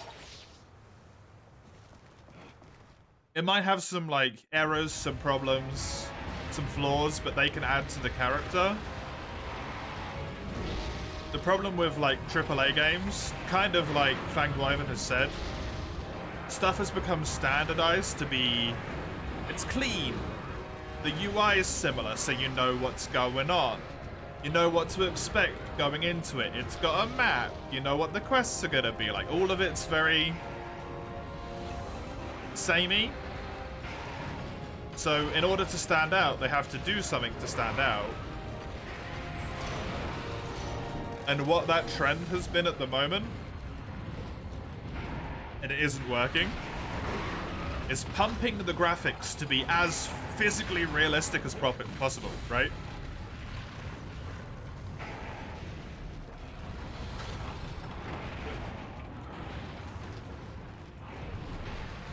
But now every game has the same UI, has the same map, has the same gameplay, same open world, same everything. And also looks the same. So it's really hard to distinguish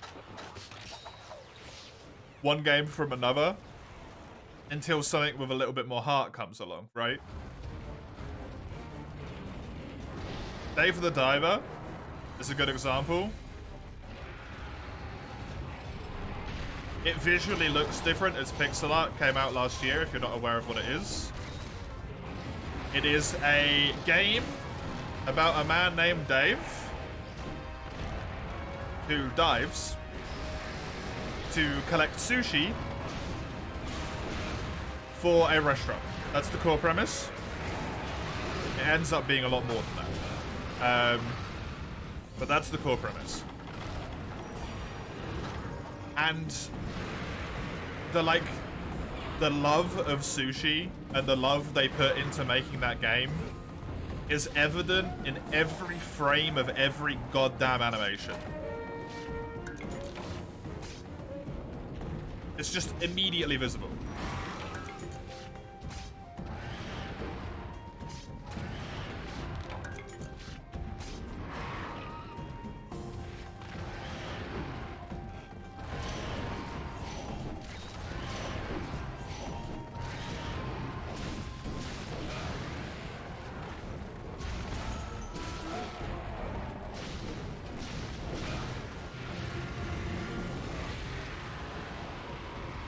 And to use an unfortunate example, visually looking, games that have come out more recently, Dragon's Dogma 2, Dying Light 2,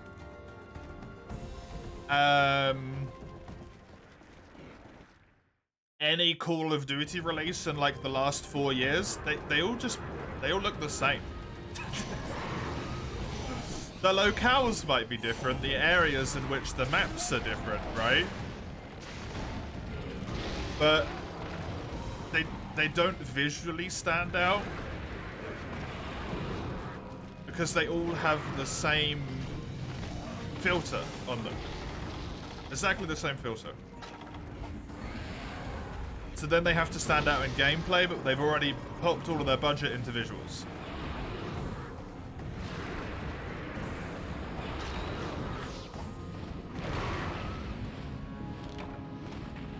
And now they're fucked. It makes it really difficult. So in order to get more money to be able to deal with the fact that they spent so much money on visuals, and now they have to spend a lot more money on storyboarding and everything else as well. Well, they spent all their development money on visuals, so I guess we have to add DLC and microtransactions after the fact. And then it just all falls to pieces. All falls to pieces. Dave the Diver is actually based on real-life professional fresh catch restaurants. Oh yeah, that's cool. That's really cool.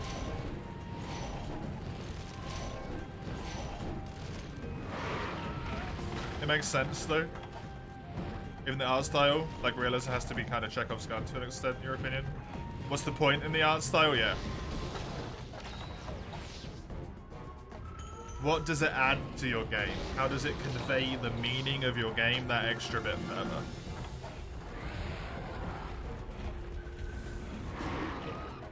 Monster Hunter's kind of a weird example, but it's kind of a good one. All of the old monsters, like look at the floor textures, dude. Right now, in this game that I am playing, the floor textures are a fucking disaster. But it doesn't matter, because the Rathalos is the point. And my armor's the point. Me and the Rathalos are the important things in this arena, and you know at a glance. You know exactly where your attention should be directed.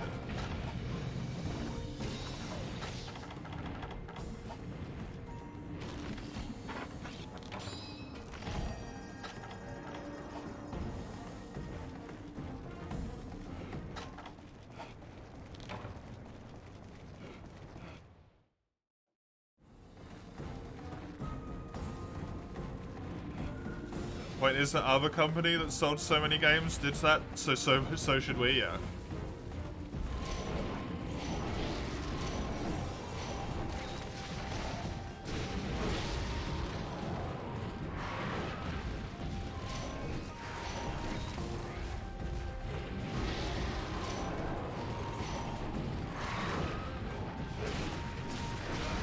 Well, this is the thing, Michiru. Most of the AAA games that are made at this point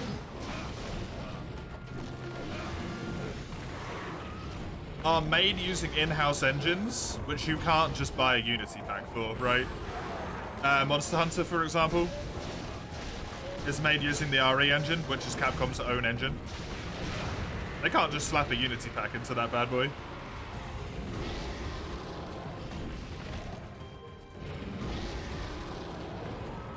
A lot of bigger companies that are like able to make AAA games use in-house engines.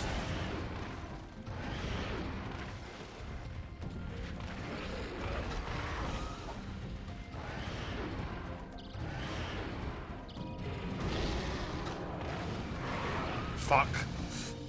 Get me out of this, please! No, I'm dead.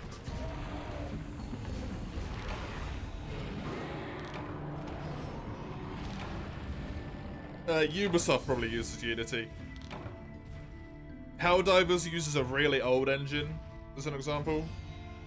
That, like, only they use and no one else in fucking existence, because it's been discontinued for 10 years.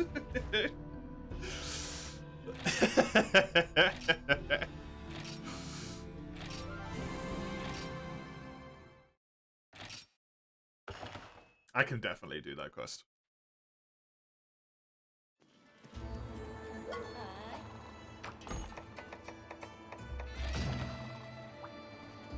But yeah, if they design the engine themselves, it's a lot easier to fiddle with the engine, to change it, to make it work in a way that you want to do something that would otherwise be impossible. Unity kind of has pretty strict, like, it can do this, it can't do that. And if you want to code something that then doesn't work all of a sudden, you can't mess with it, right? This is Unity. It belongs to them, even if you buy their license for it.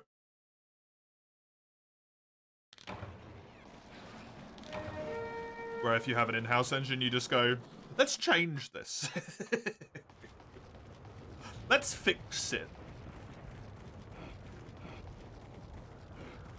I want to make the Rathalos dance. And the mesh can't do that at the moment unless we change this thing. So if we change this thing, I can make the Rathalos dance. Why are you firing me, please?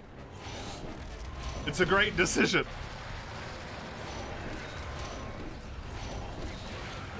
So I think as they keep flexing the engine, but nothing innovative comes out of it.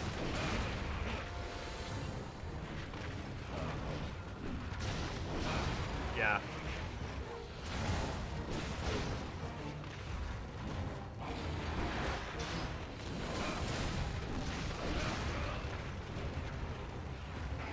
It feels so, like, bullshit to say.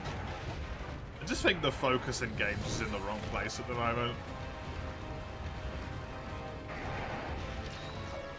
And I think the people who play games are maybe like 30% of the reason to blame.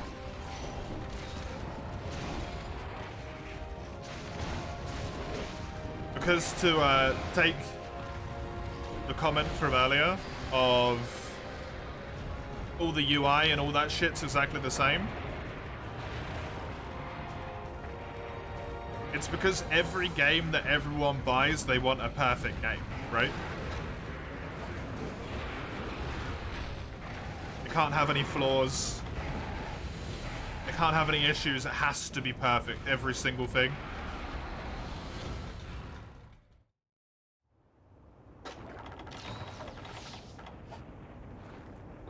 People see a game with a little bit of jankiness in it, they just don't buy it. This game's got a bit of jank in it. Dark Souls 1 is a great example. It's why it's beloved by so many. Dark Souls 1. Dragon's Dogma 1.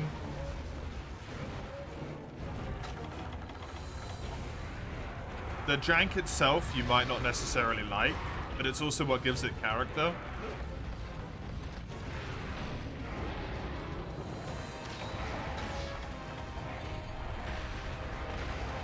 Because it usually means that they tried something.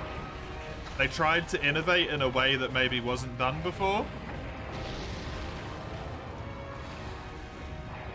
And the thing with doing that is it tends to go a bit wonky because it hasn't been done before.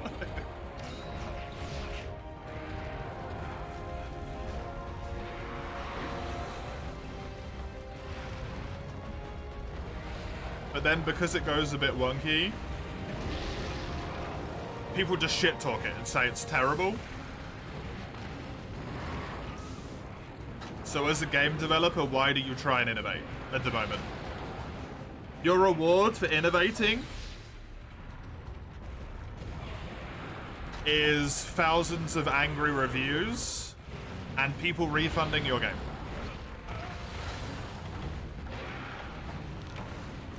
Why bother? Just why bother?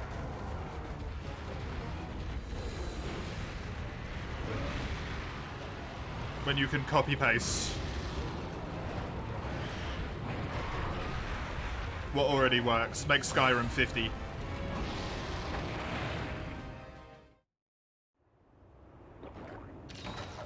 Instead of dragons, it's got griffins.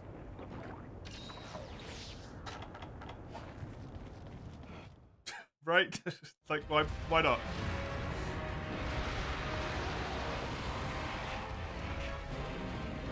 Especially when you're a big company.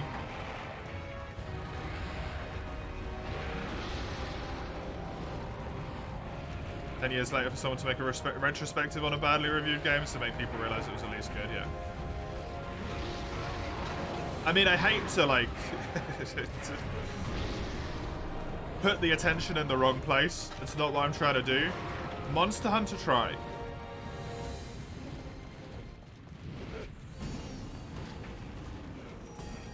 Is a game that I understand why people don't like the underwater mechanics. They're not great. They're a little bit wonky, right?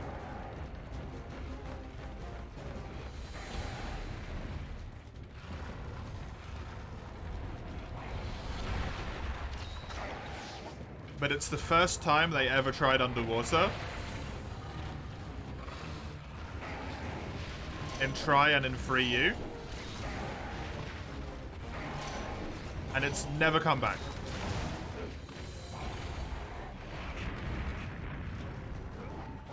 Is there a likelihood that that's because they couldn't find a way that they think made it work to a satisfactory degree? Quite likely. Is it even more likely that that threshold becomes lower and lower, and you're even less incentivized to bring it back more and more when it is quite literally a 50-50 in the 3U standpoint of people saying, I love the underwater, it adds so much, and the underwater is dog shit and I hate this game and I'm not going to play it again?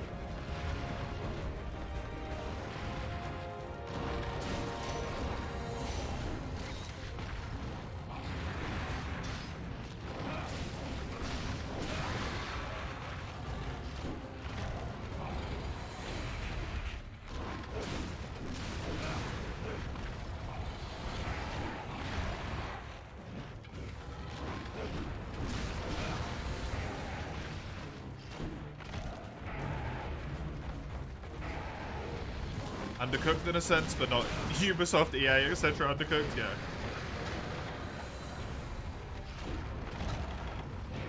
I honestly don't think it was. I think they made the mistake that once Monster Hunter 1 made. I think the underwater combat was actually relatively well done. It has some definite problems, like being able to maneuver in a 3D space. It's not really possible to do on a keyboard or a controller, probably so. Can't really maneuver in a true 3D space that well. It doesn't quite work. It's a limitation of controllers. But I think they made it too realistic. By making it so the weight was too much, right? They made the weight of the water an actual element. And because you're underwater, you move slower. which means you take away some of the player's agency, which can lead to some of the like best gaming experiences ever.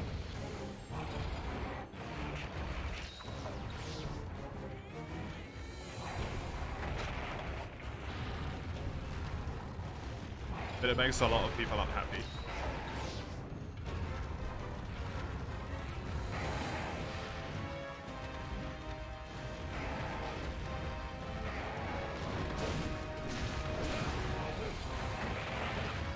And Monster Hunter definitely has a lot of power fantasy in it.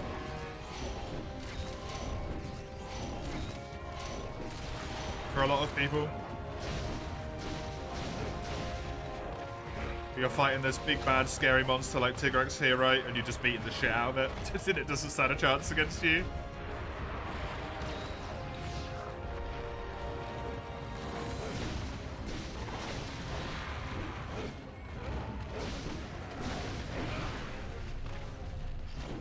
But then suddenly you go into an area like, you know, instead of underwater, because Tigrex obviously can't be underwater, let's say like deep snow or something, and Tiggy still moves fine, but you move like you're running through syrup.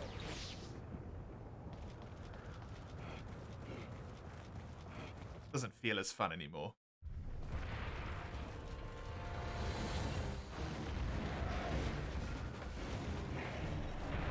Especially if you're there for a power fantasy type experience.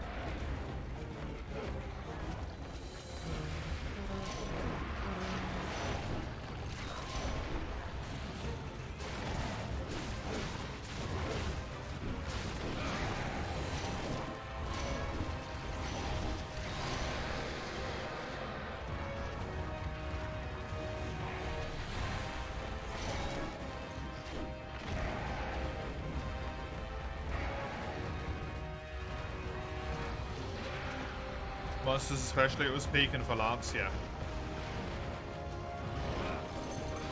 I feel like that one was a lot quicker, Cubby. It was 3D underwater combat and Wii 3DS is already a feat. Yeah, exactly.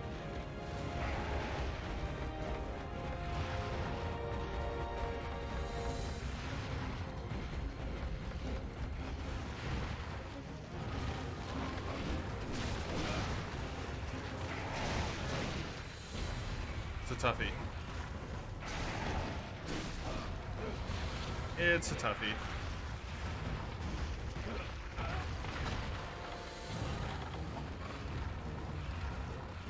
I haven't played Ocarina of Time, so I don't know what the owl theme is.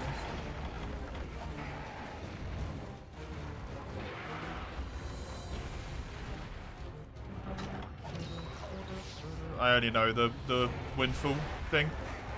Not windfall, whatever it's called.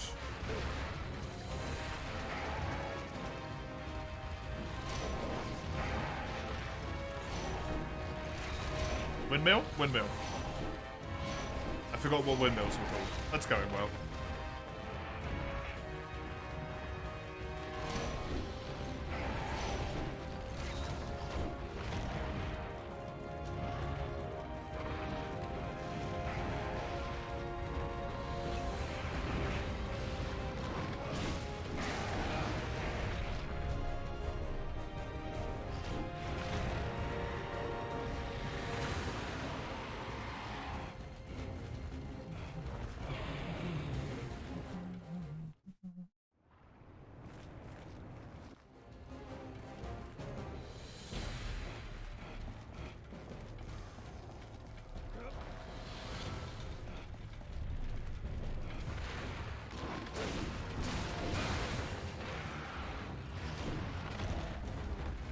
Anyway, long discussion.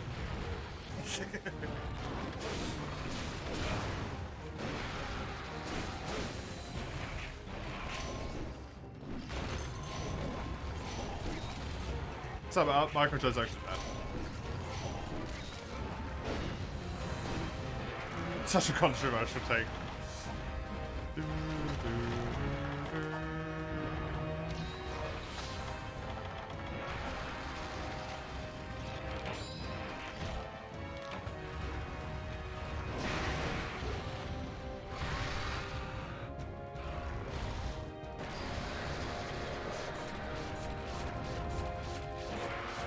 I mean, couldn't you just find stuff like that already done, Amaro? Do you have to manually do it yourself? Couldn't you just re-find it, but made on the thing, or are you just enjoying the process of converting it yourself? Because I feel like the Ocarina of Time stuff in specific would be incredibly easy to find in like every single format in existence.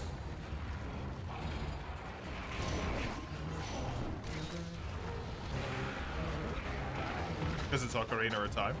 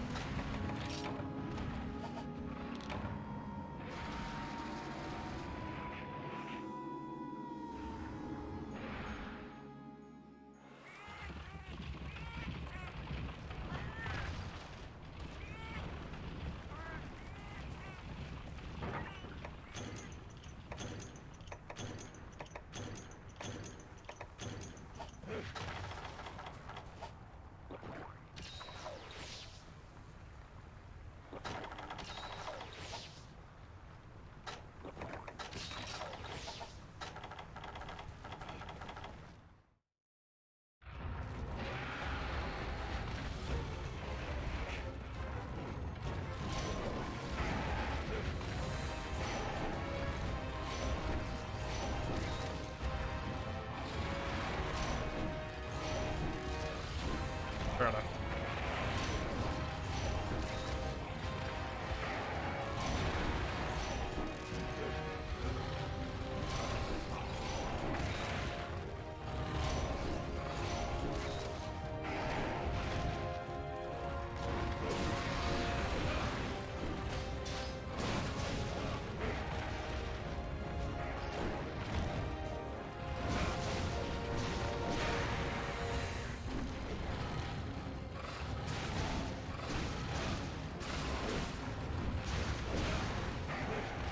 Gotta play guitar, piano shoot sounds like pain.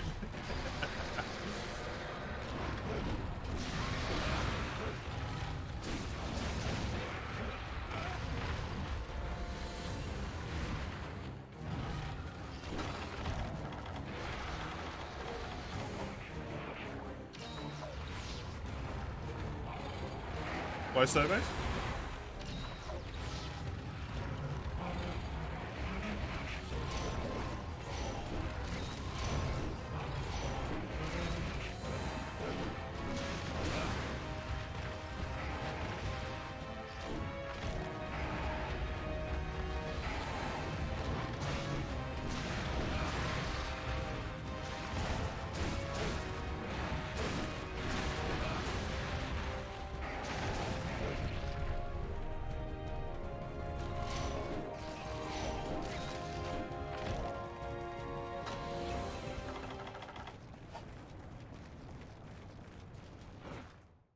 Can't find it? Oh, that's a bummer.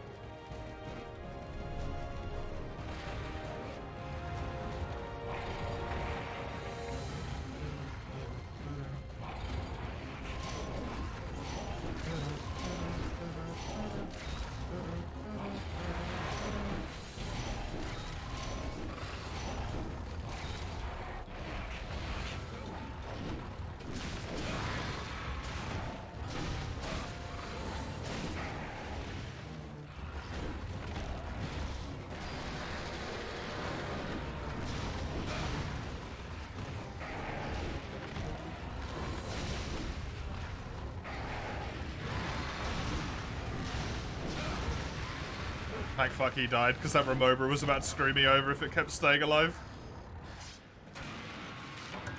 Because it made me do that jump forward because I didn't have a backwards place to retreat.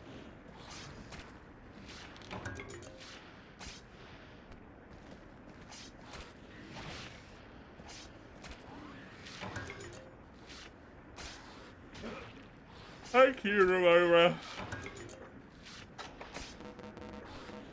It wasn't necessary, but I appreciate it anyway.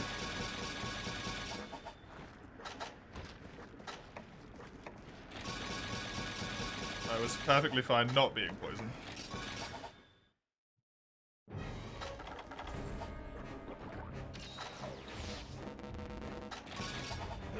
Right, I just got to kill a Georathalos with 10 megas and nothing else. It'll be fun. God, stop yawning. No. I'm tired.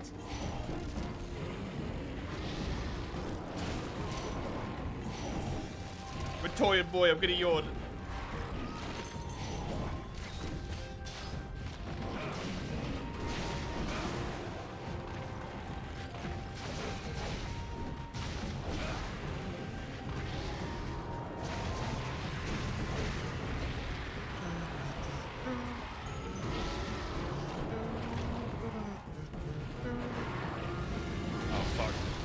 I forgot it's a Geolos.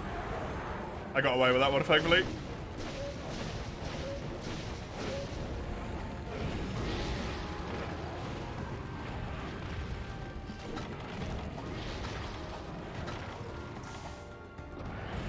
One of the very few things I wish that the old games didn't do, or that Monster Hunter just didn't do in general. I kinda wish Rathalos couldn't do the backward fireball while it was already blinded.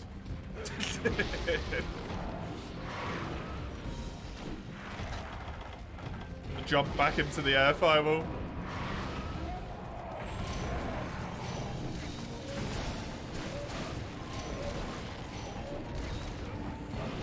Because this shit happens. And you have no way to avoid it. And the whole reason I flash bombed was was to get you off the ground.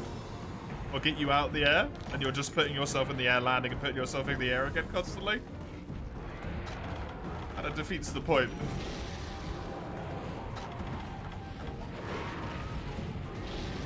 I guess that's the cost of spammable flash bombs.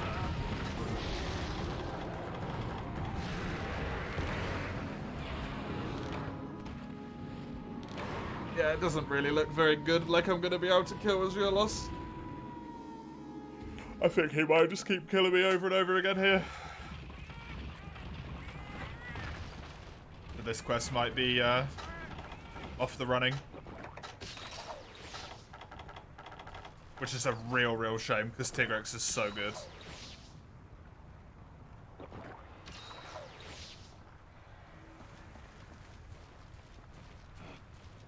Tigrex is so damn good.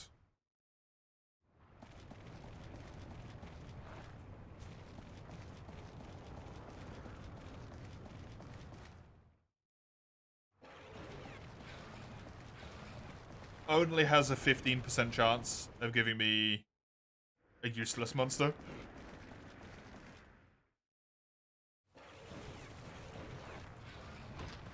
Even if for some reason the Brachydios it gives is level 120? That's weird.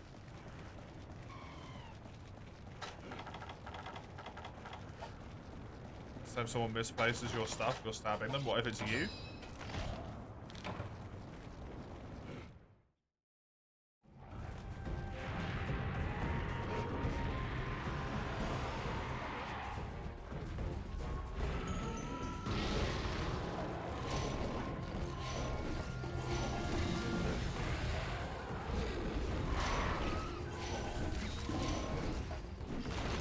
Stab yourself for your insolence? I mean, you won't have to worry about people misplacing your stuff anymore.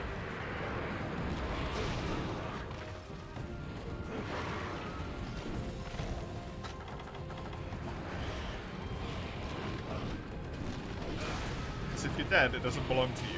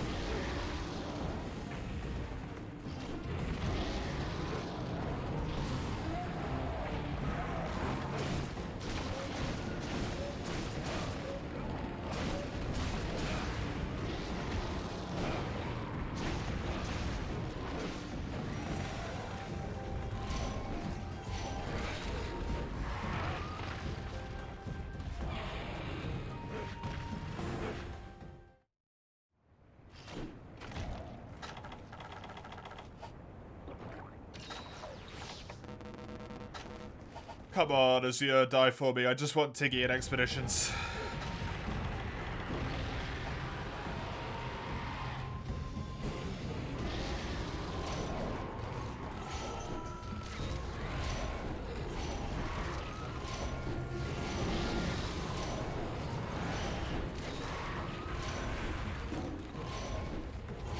Get real sick of this now. There we go.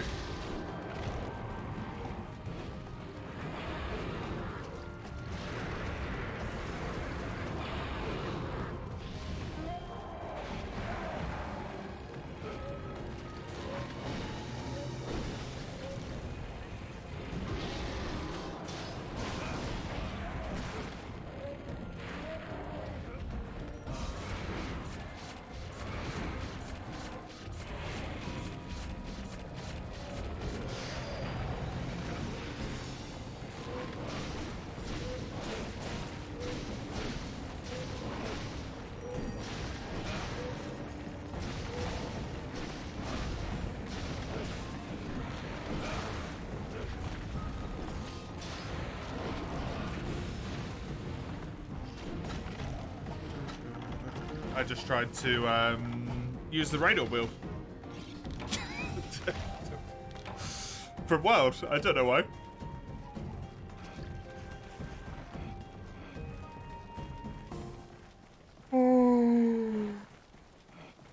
Ugh. I'm gonna keep yawning for it, just for you, Eugene. Just for you.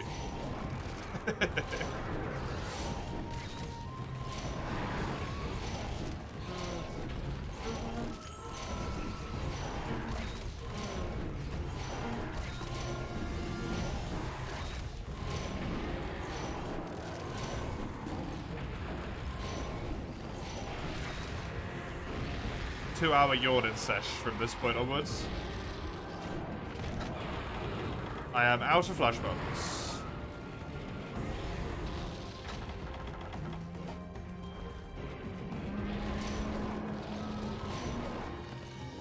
You're playing well, not me, yeah. Why are you coming back to me? Go to. Why are you going down there? Go to him.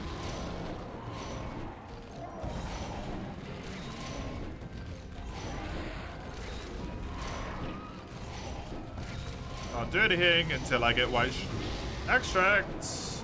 There we go.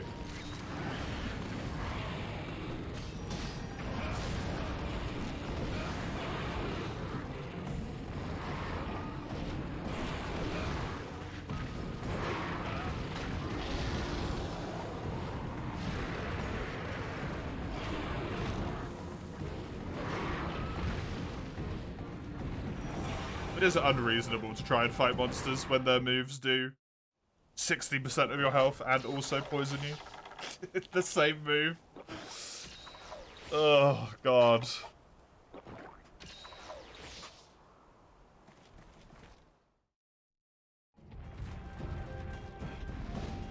You're not playing the type of world that I want to be playing right now, though, Eugene.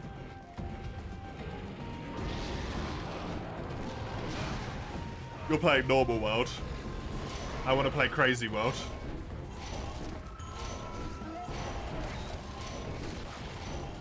Hey, look, I broke that wing as well.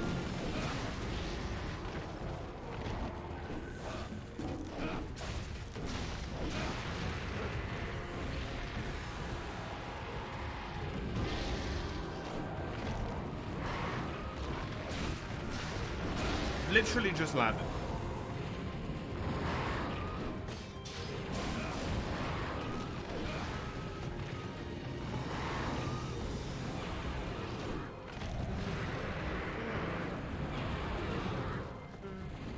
And the word masochist has really just lost all its meaning, huh?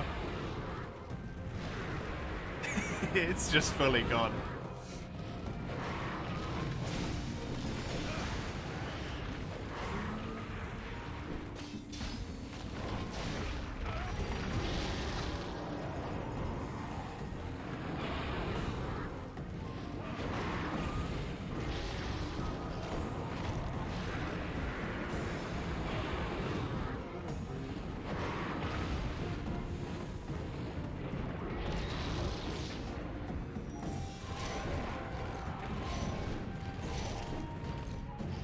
I mean, at least you know it's there, mate.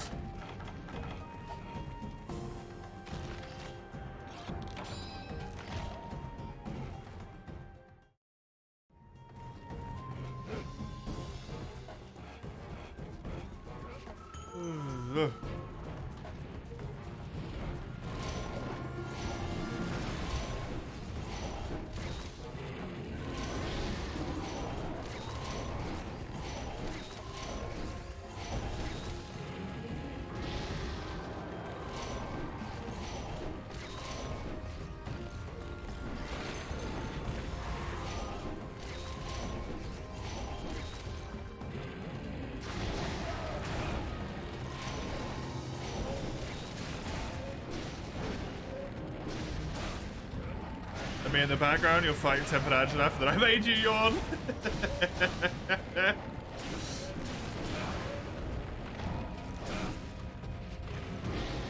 Yawning in the middle of Tempered fights is fine, don't worry about it.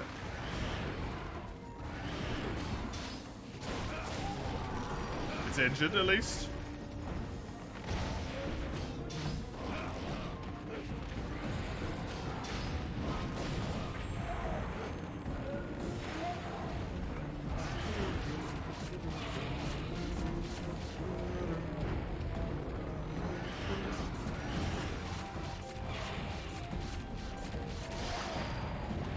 Down you go. Come on. But I'm stuck into just doing this now. Unfortunately.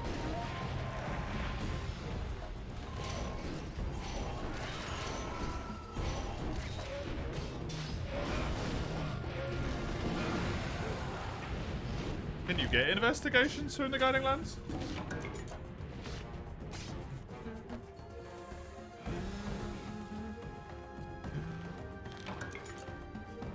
Air stagger, thanks. That was actually pretty slick.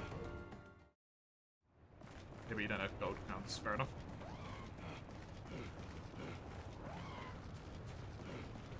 Hopefully it does. Hopefully it does.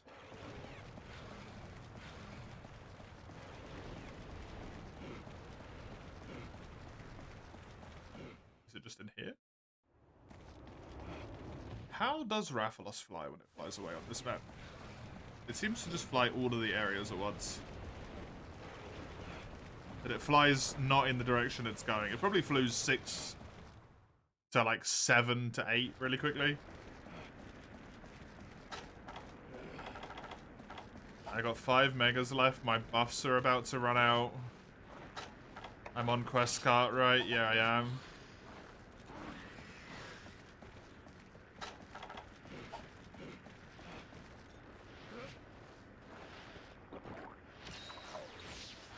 Really need that Remover to not poison me at the moment. Thank you. Just doing damage instead is fine, I guess. This gets me Tigrex. Tigrex would be so good. Please. Please. Just go down for me. Just need you to die. Thank you.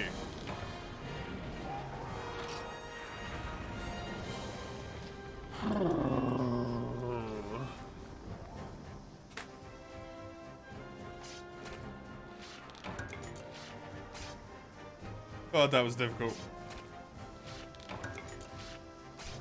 God, that was difficult. It's done now. One more quest.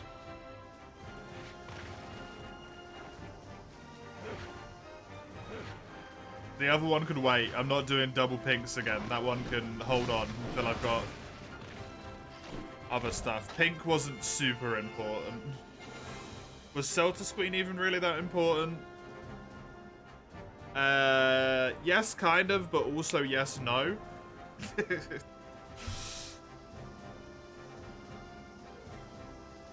Where was Brachydios?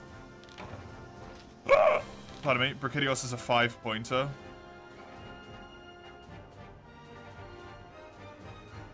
Chaotic Gore's an, yeah, normal Gore's an 8-pointer.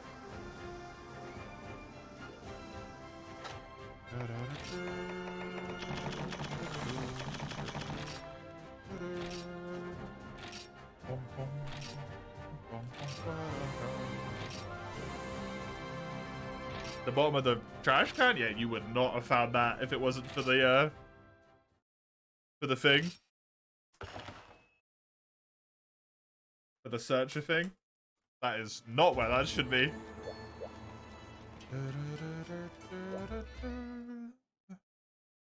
Gormagala is so good to get. Ophidios is nice, so.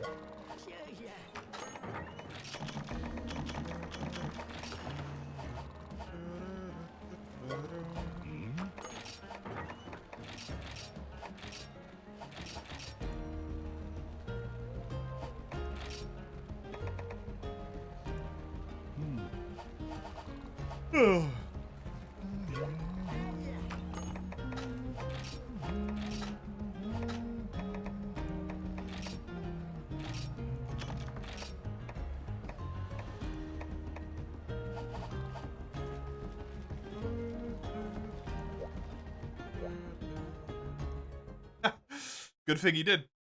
Good thing you did.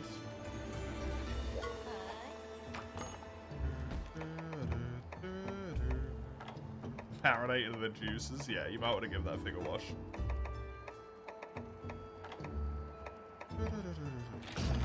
Capture a Celtus Queen.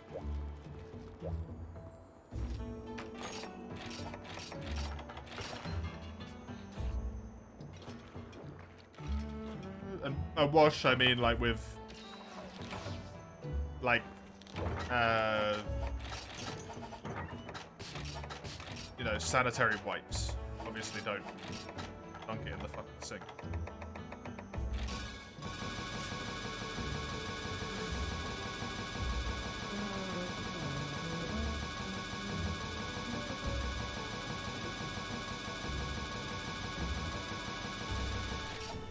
I mean, you can't wash the insides, no. You can't wash the interior electronics, but you can wash the outsides at least. The bit you have to touch. Which is presumably the bit you want to be the least icky.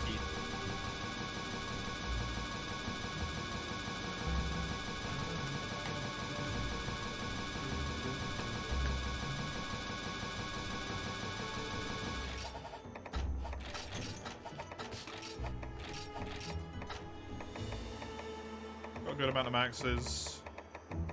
Still good on honey, still good on herbs, still good on shrooms. How's my jerky stores looking? I'm good. Whetstones. I'm good. Cool.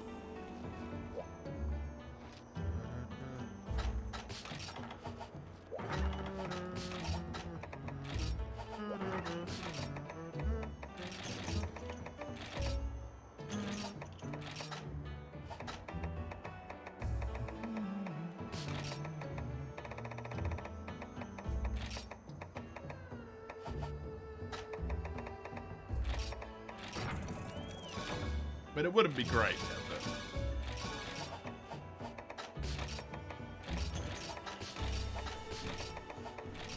You wouldn't be fucked, because you do have the backup, like you said. That one would be fucked, but you...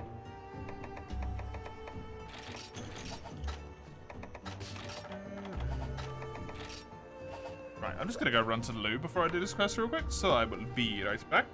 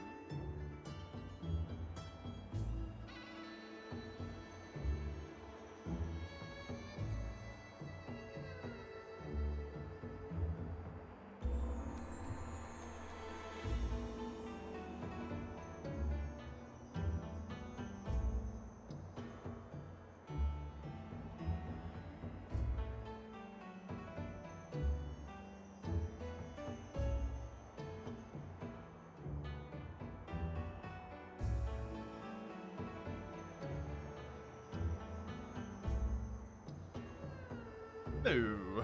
I'm back. Let's get this one final quest done, eh?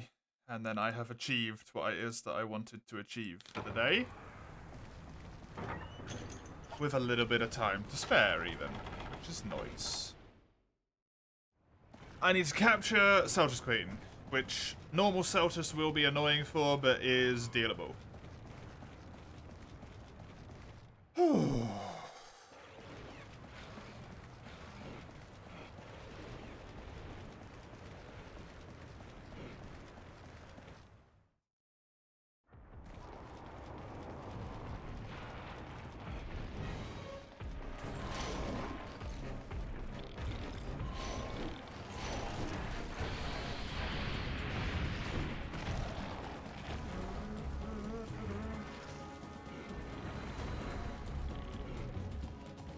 Is Celtus Queen leaving? Odd. I've never seen her do that. Okay. Why not? Hi again.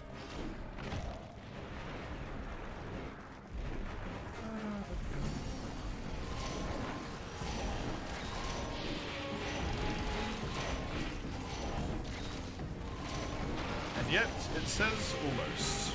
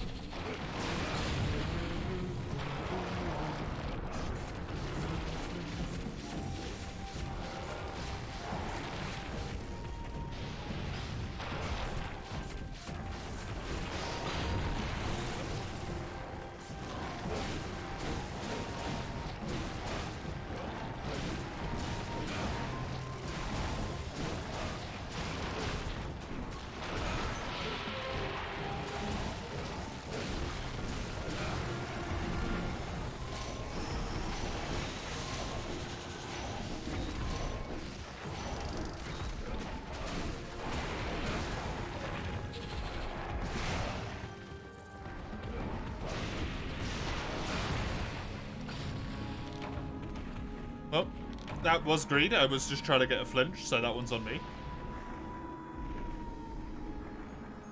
That one is on me. Close that page now. I don't need it open anymore. To be fair, I haven't needed it open this whole time, really.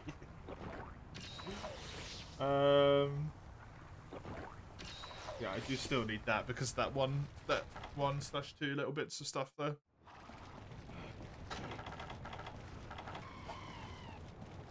Just don't kill the Celtus. Remember, oh, the Queen. Do not kill. It doesn't matter if I kill the friggin' Celtus. Don't kill the Queen. Don't kill the Queen.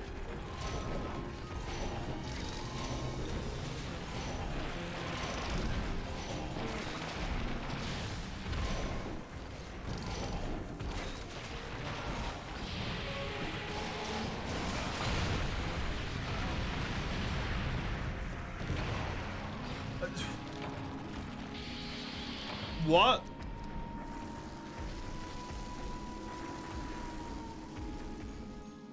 How could I have been getting up? I'd barely finished falling. I should have had iframes.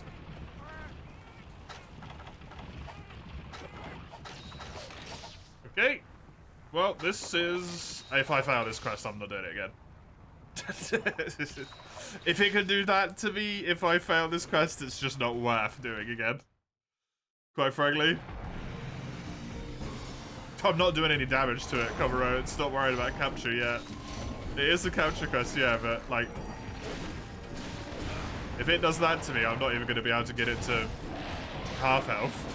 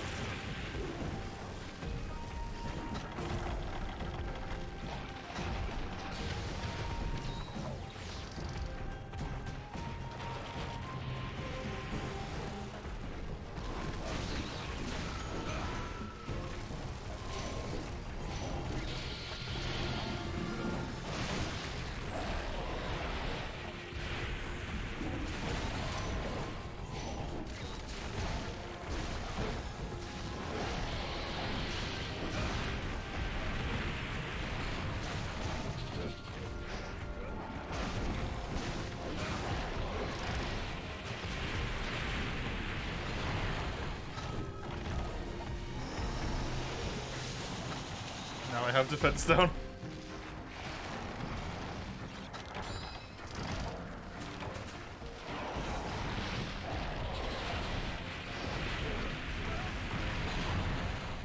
True combo?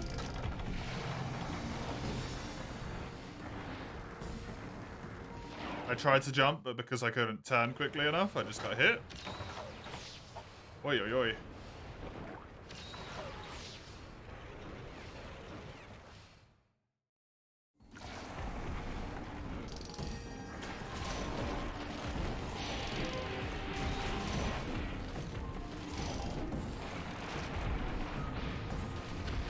That will one hit me if it hits me and I've got the fence down.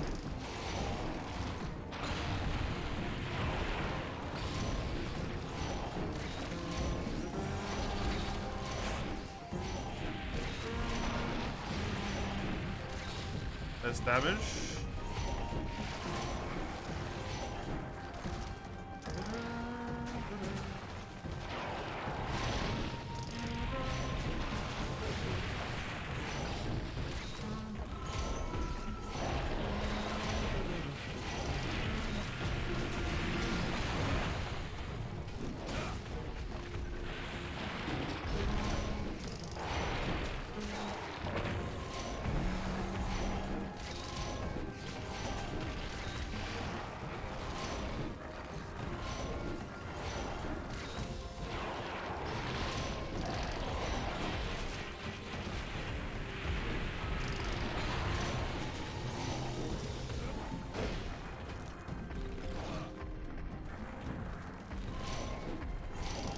How fun it is to play Insect Glaive. Where I can't get red, so my damage just sucks.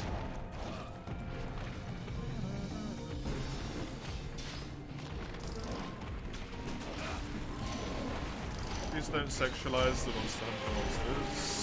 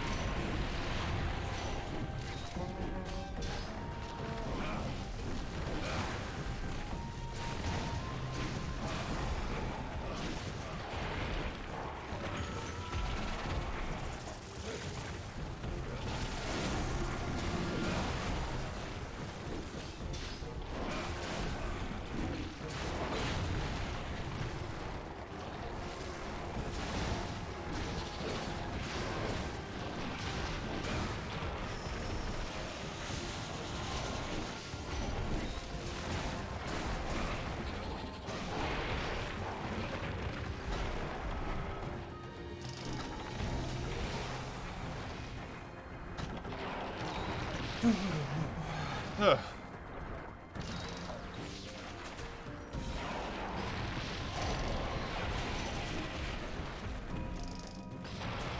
There's too much attention to be paying on this mini quest, man. Way too much focus. I seem tired. 10.5 hours into a stream will do that, yeah. Yeah, I am a wee bit.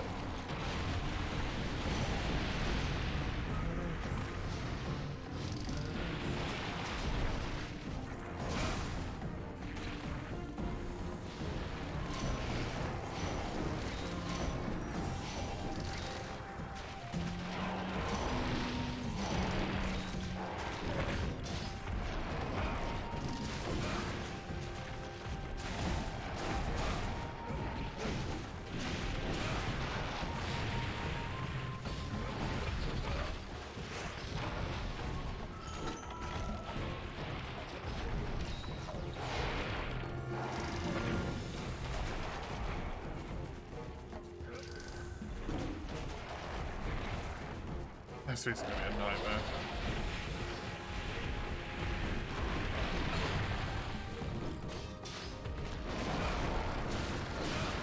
I just hope I can actually do them all. Should be okay.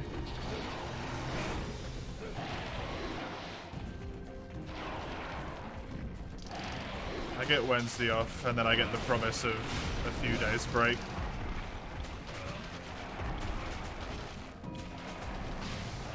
So, should be fine.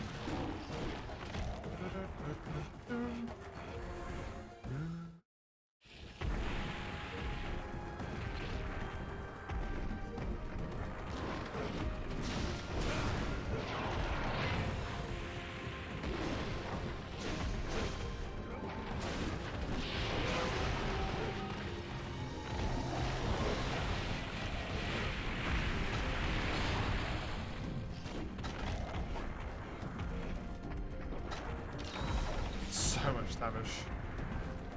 Is this a capture quest?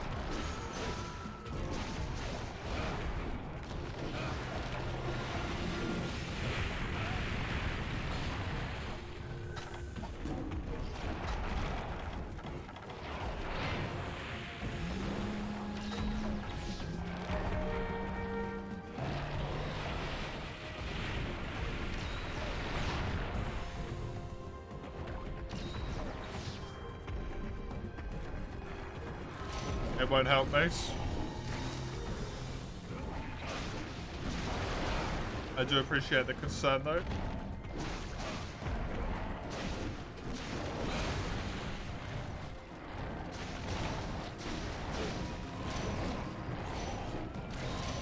That won't help.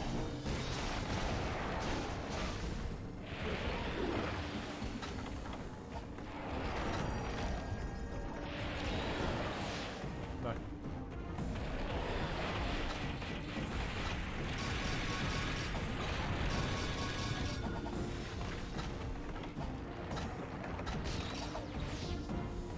A break cannot be very restful.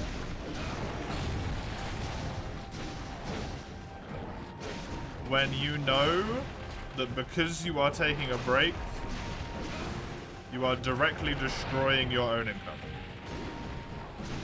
It kind of ruins your restfulness.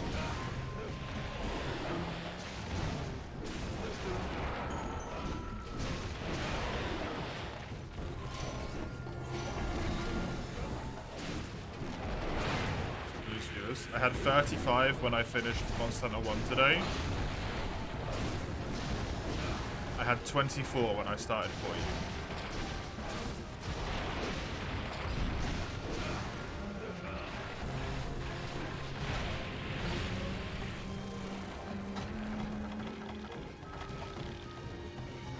That sucks. People don't want to wait 15 minutes to keep watching something. They might not have 15 minutes. They might be going away in 15 minutes, right? They might have been about to come up in 10.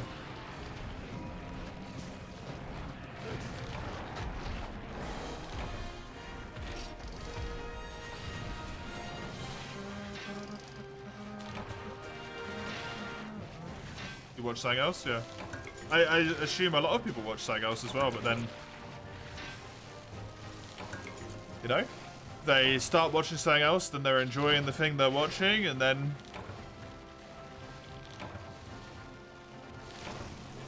I mean, I'm having fun with this. Do I need to go back? I was putting off playing this thing because I was watching it, but now that I'm not watching it anymore, I'll play it. Oh, I don't need to go back, right?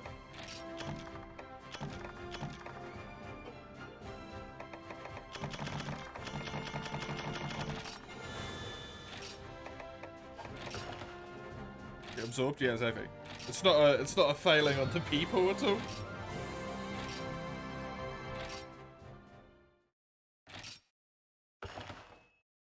It just dips.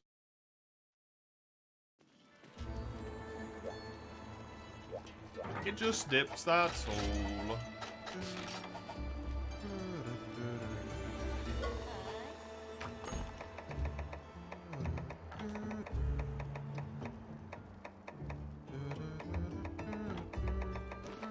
So the only one I didn't do is Pinky. Yeah, exactly. That as well. Yo. I hope I'll get through regardless. I mean, I will. It'll be fine. I'll take a break in the middle of each of them to have something to eat, and I'll have something to eat before the start of each of them, so that should fix the energy problems.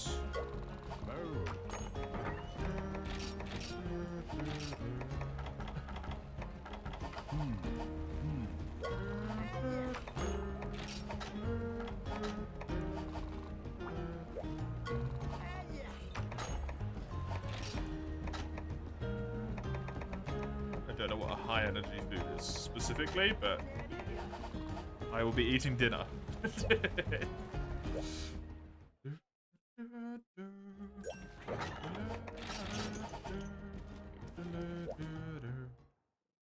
Okay.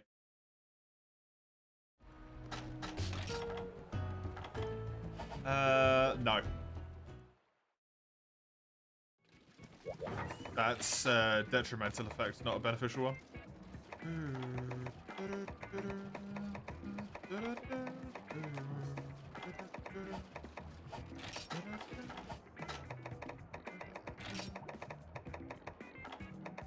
Detrimental.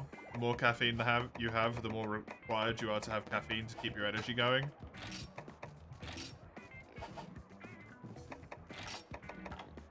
Because you become used to the caffeine.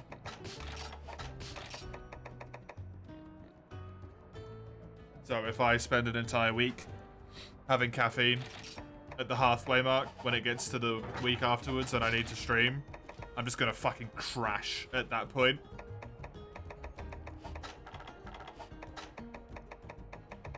Because my body's just going to be like, where the caffeine at? And I'm like, there isn't any. It's just going to go and die on the spot.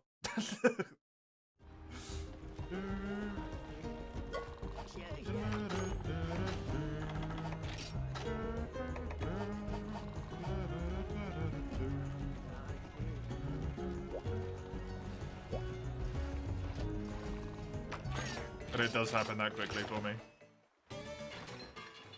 Because I used to get myself a little canned drink from the little shop. Like every Saturday.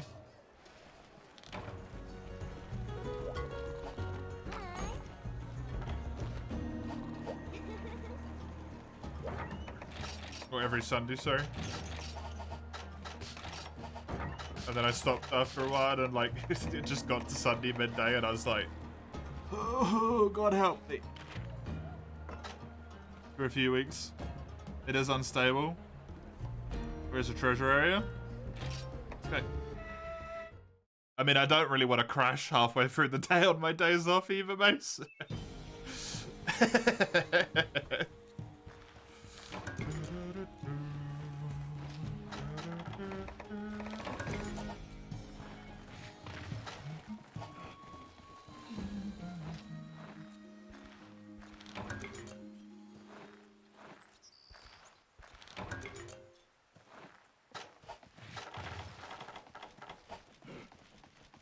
It'll be fine with just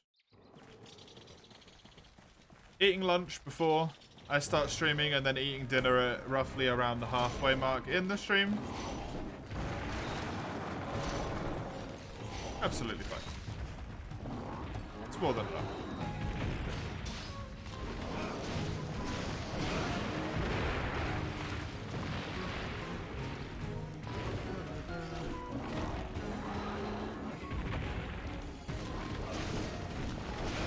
I don't have any cocaine either.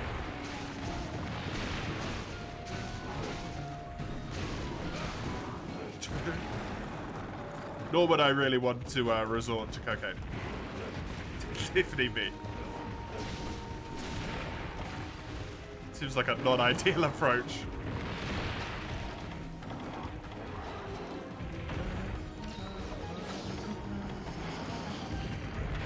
I could be arranged. I don't want to be arrested.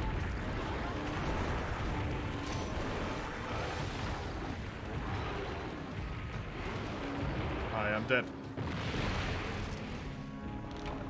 Good start.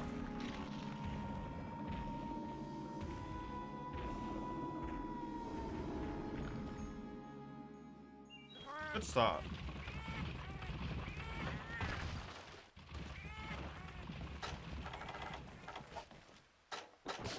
Good call out, thanks.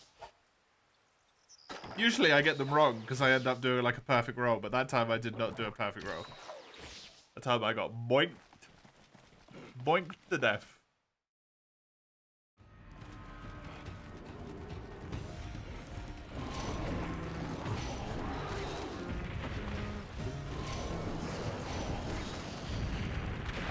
Pressed at my game since. I've had a lot of practice at dying, so I know when it's gonna happen.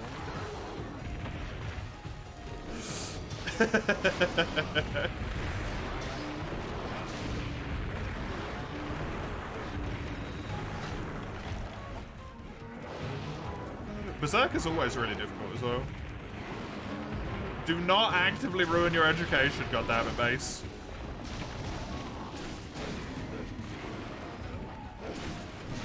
You dummy.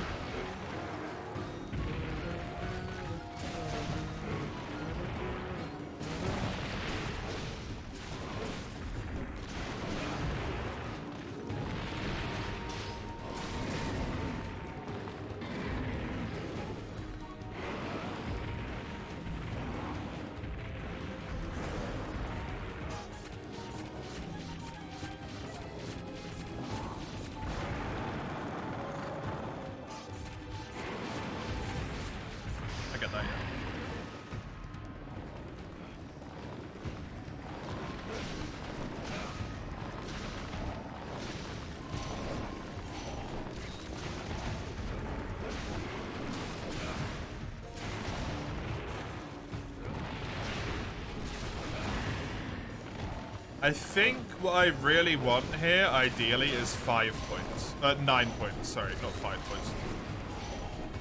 9 points is 6 to 8 rewards. It's where it ticks up from 5 to 8. That's really nice.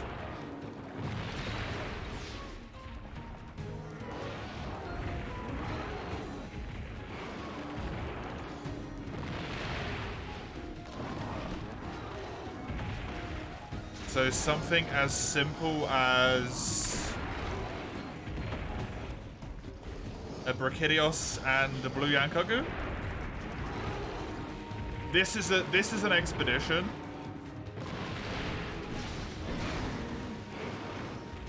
But you do the expeditions to get the guild quests. So I'm just looking at ways I could maybe get a combination that would get me to 9 points at the moment, while still having like relatively nice monsters on it on my other screen.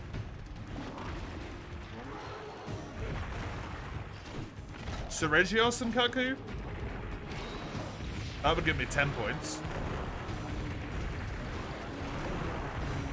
Expeditions are single player and they are scaled for single player, yes.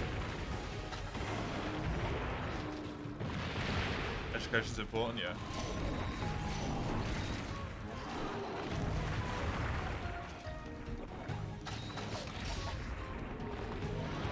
I had a bad comment that I could have made, but I decided not to because I was like, this sounds a little bit too predatory. I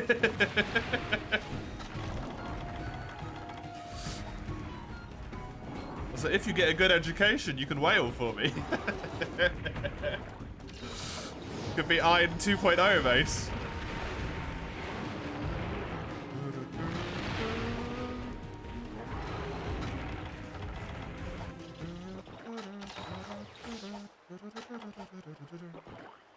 Better education will mean you get a better job, which means you have more money for yourself, which means you have more money for frivolous spending.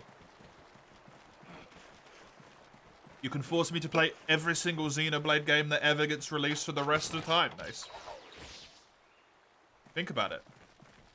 Think about it. And the lilies, and the magnolia.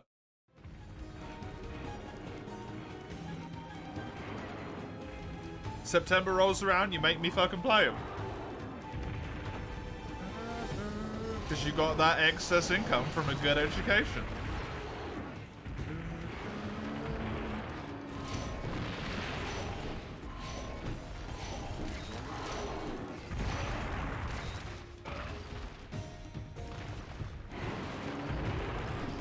Fuck.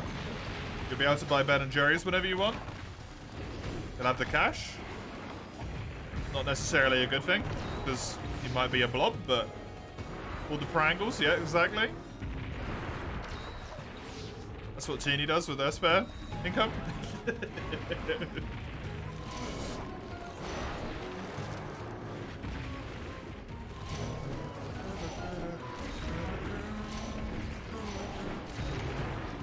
Can't think of that many games you choose for September.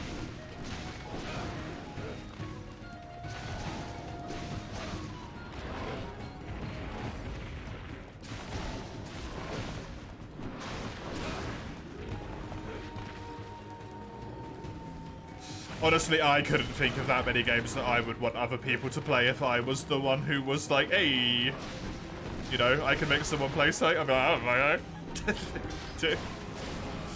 Games you already enjoy, I guess?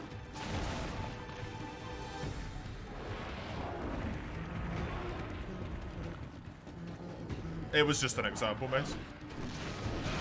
And mastery's not going to happen for a long time at this point. Unfortunately. I will play it eventually, I promise you. It will eventually be played, but Mastery's gonna go on a little bit of a break for a while. Because of Monster Hunter 1? No, because of Monster Hunter World. And because there's so many challenge runs. Oh, God. I want to get through them this year.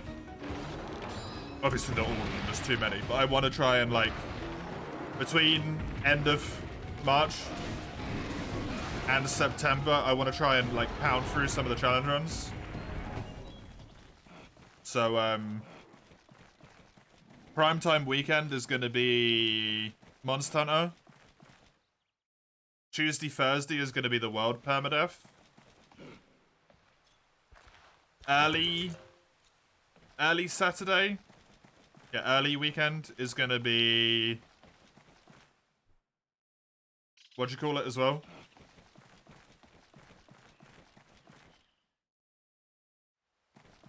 Non-Monster Hunter challenge runs.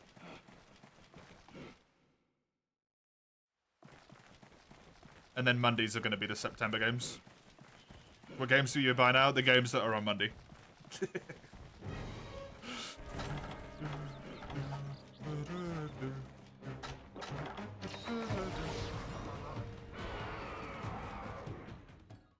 I'm going to play the Monday games. I'm just not doing the masteries.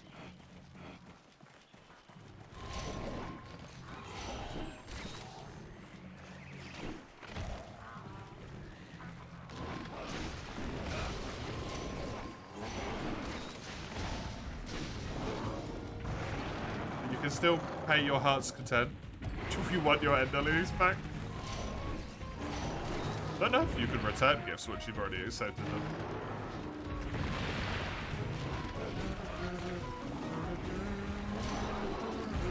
Open more, invest in more screens, oh god.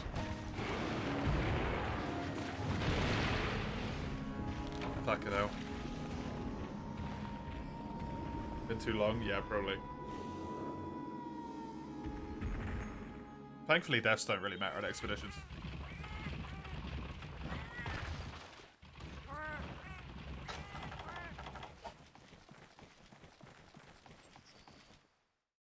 Other than the max health reduction.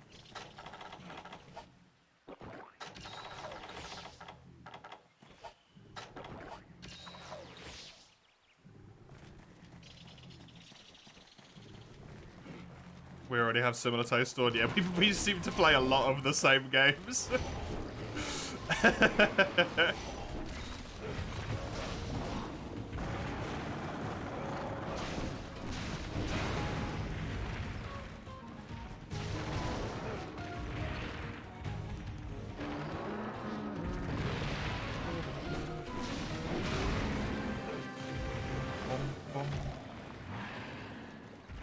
I don't need calves.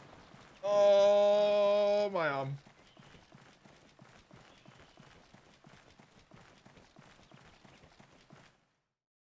A food combination of guaranteed foodie would be really helpful.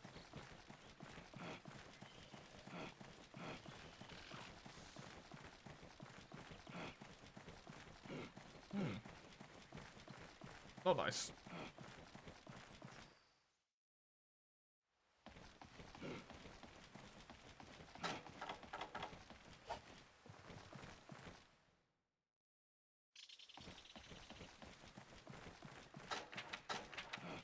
There should be one more available area here then. Since Kaku's been in none of these. Or it's just conveniently left every time I've gone into one, which is also possible. God fucking damn it, Kaku.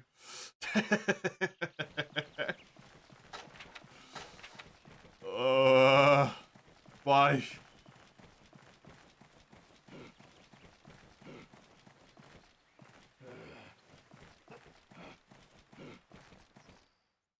This was unstable. Which means a whole bunch more monsters can appear because it's unstable. Including Rathalos, I believe. Which is one of those good ones that I want. It does also mean Devil Joe can pop up and be annoying. Unfortunately.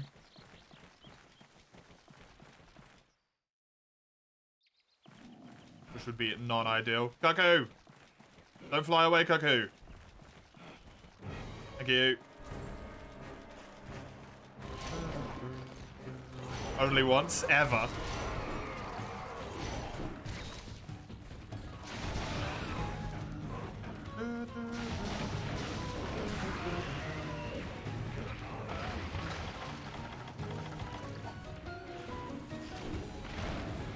Invaders only spawn once on a quest each. Might be only possible there can only be one expedition at all. Okay. Interesting.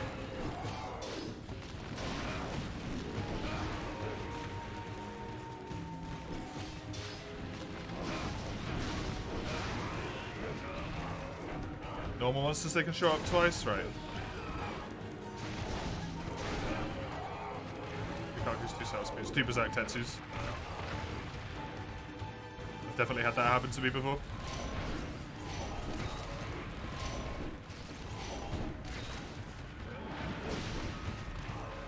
Don't know how I got away with that one, but I will take it.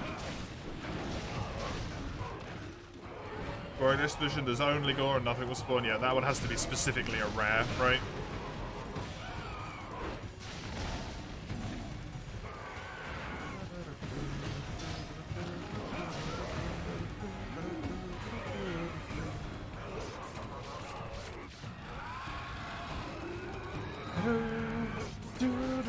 Oh, God. That's a devastating way for that to be phrased. Thank you, Mace. Does that math check out? Wouldn't it be like 8.9% or something?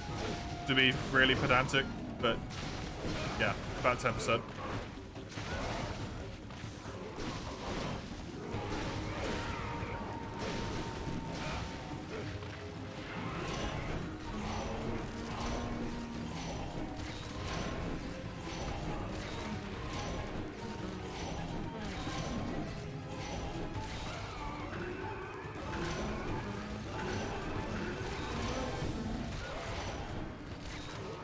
Divided by 10, 72 minutes. I'm not gonna have 72 minutes to stream left in 4 minutes.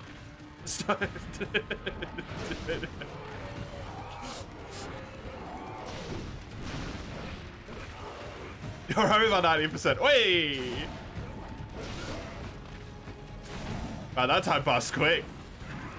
Damn, Mace. That's impressive.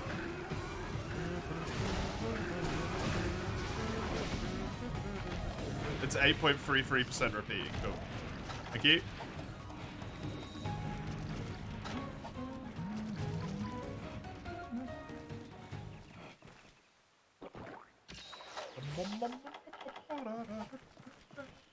Are we walkie today? Oh, okay.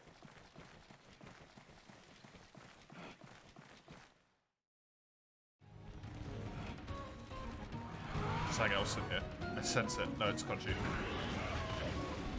Really? Okay.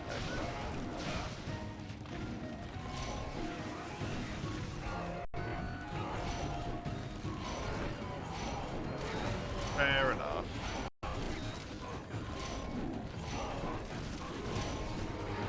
Can I have some white, please?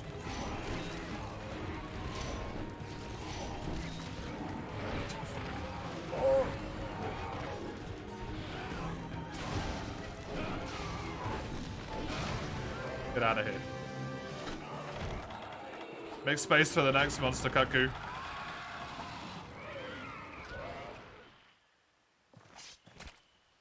Look at this weird ass bird's face. Look at that detailing. Look at that nostril. How does this make you feel?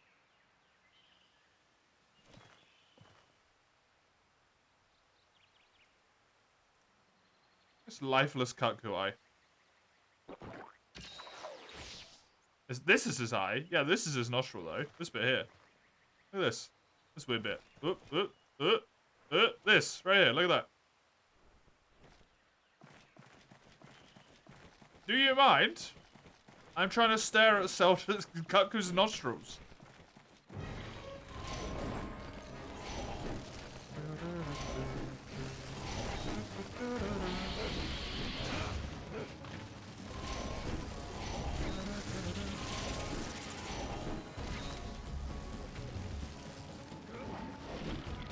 You're ruining my me time.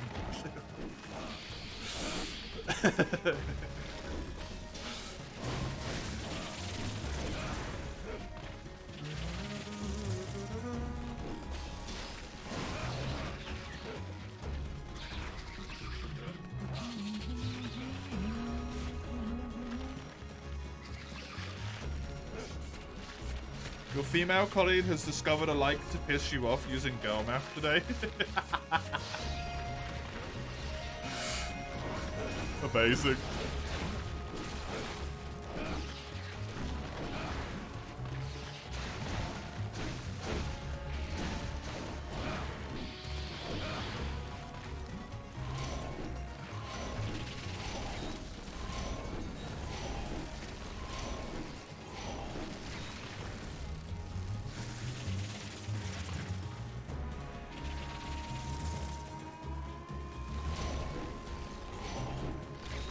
I mean, they're clearly achieving their intended target.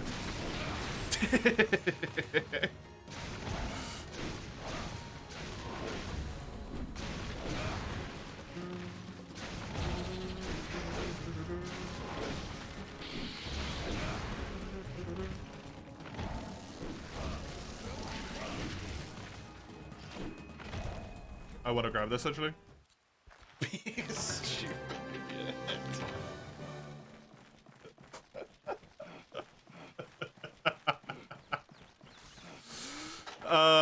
Nice.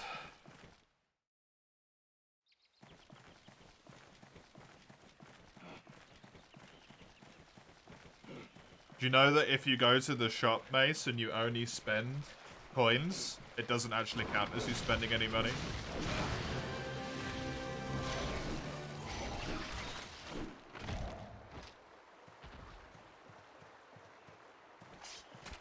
Stupid.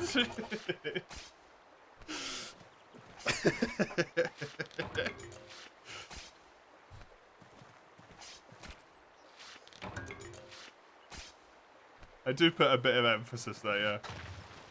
You don't use math for anything, it's useless. That's the best one. If you pay in cash, whatever you buy is actually free. Correct. Correct. Huh? Because the money doesn't make your bank account tick down, Mace. So your bank account is how much money you have. Any cash you have is just superfluous. It's not actually how much money you have. Whenever you say, oh, how much money do I have? You look at your bank account, and then you go, oh, I've got this much in my bank account. So if someone gives you cash, it's free money.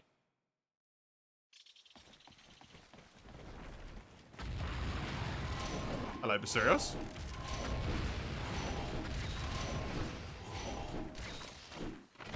It's not factual, it's just indulgence, yeah.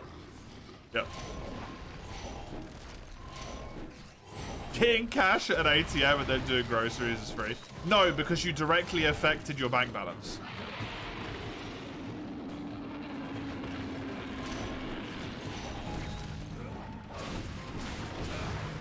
Thus, you have destroyed the principle. You have to get the cash without affecting your bank balance. Which usually means someone gives you the cash.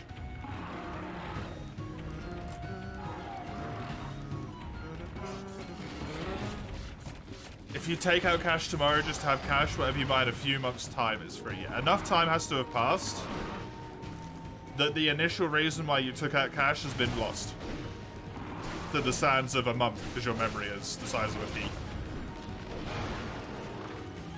Very important. Very important aspect. You're lost? Don't worry about it. It's not really that important. Keep the girl math away from me. You want to know a secret, Mace? All girl math and all boy math is just deceiving yourself so that you can justify purchases that otherwise are a bad business decision. Bad business decision or a bad financial decision. That's all they are. It's just justifications.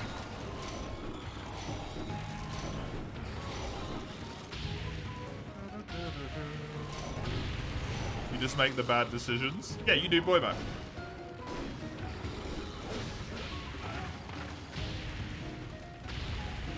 Which is more along the lines of, if I buy this game, it actually doesn't cost me anything. Because if I didn't buy this game, I'd just go and do something else, which would end up costing me more money. So technically, by buying this game, I'm saving myself money. That would be something along the lines of boy map, but more specifically with like, if I didn't buy this game, I would just go drink at the pub and then buy like 16 kebabs at 5 o'clock in the morning. Because I'm pissed out of my goddamn gourd. If I did buy games and stay in all night, it's cheaper.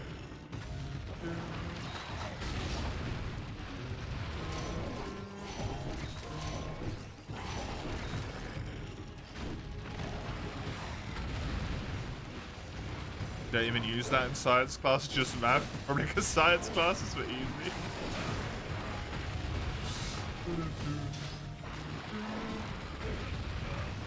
What is science but applied math? Honestly. Big words as well, sorry. Big words in Latin.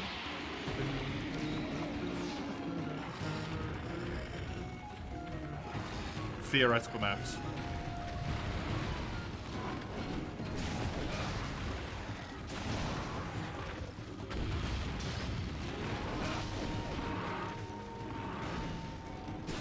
M picture?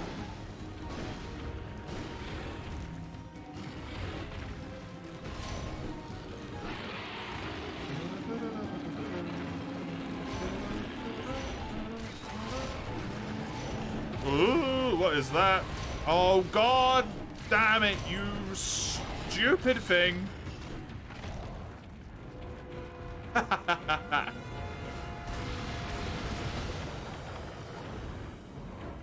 See, that's witty.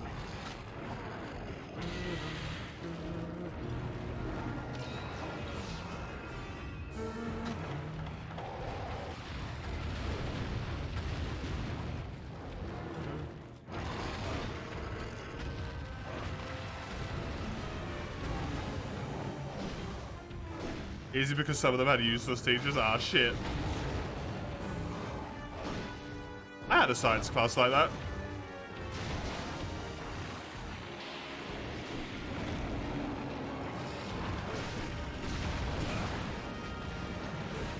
It's the only science I didn't get a C in. Why do you only ever laugh when you tell other people's jokes? You can come to the answer there if you think about it long enough for yourself, mate. I'm sure you'll make it eventually. Is it in this area?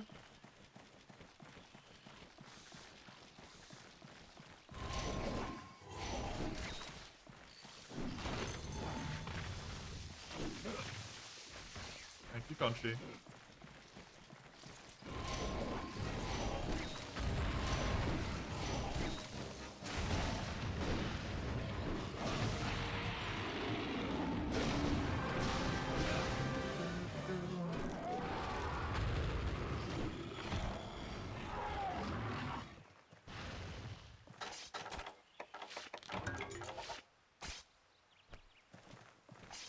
You're a comedian?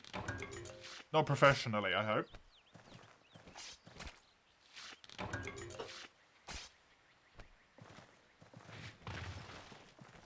That was number 3? No, that was number 4. Pickle's my last monster.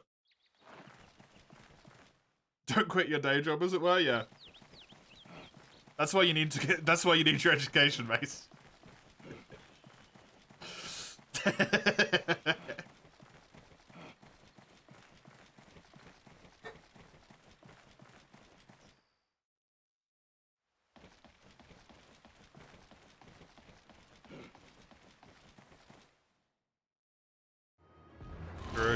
Your degree in jokeology, can you get your money back?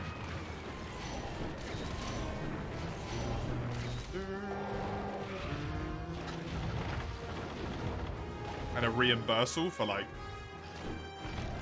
my emotional damage, please.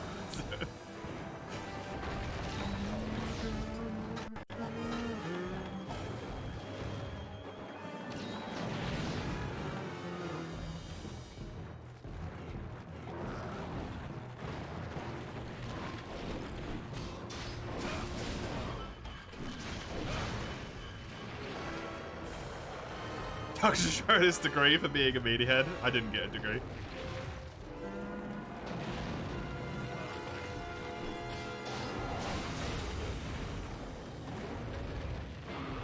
I quit college.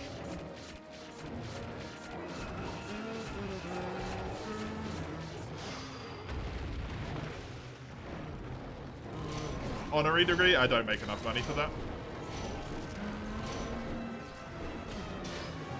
You only get honorary degrees if you make a lot of money, or if you do something neat.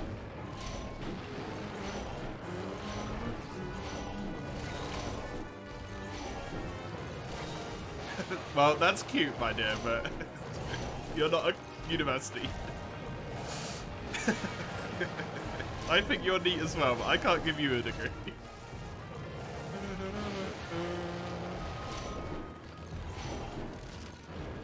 You're an institution. Are you now?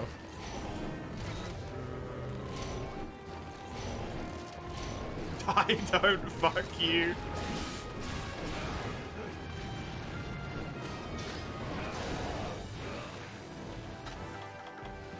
What's with the aggression, mate?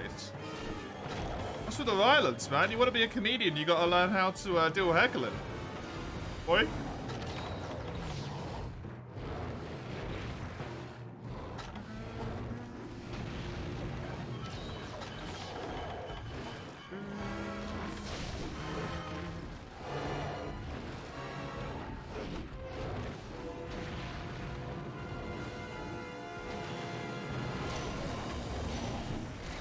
You'll gag your audience? Well, I mean, that's less comedy and more falling into a different subgenre of entertainment at that point, but...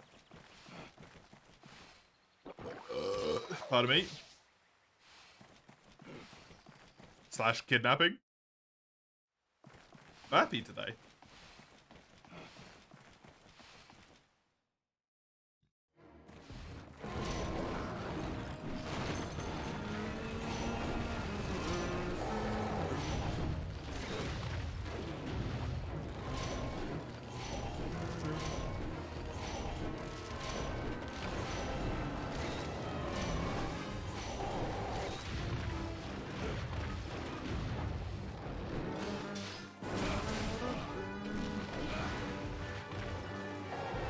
Secretly, you're just really kinky. You are far too innocent.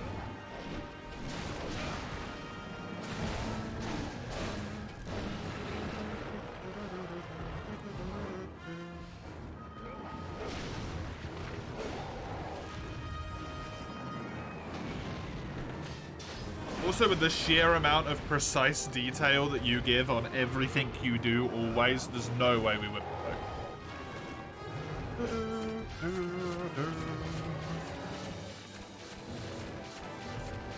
Or are you innocent? No. Ignorant, yes.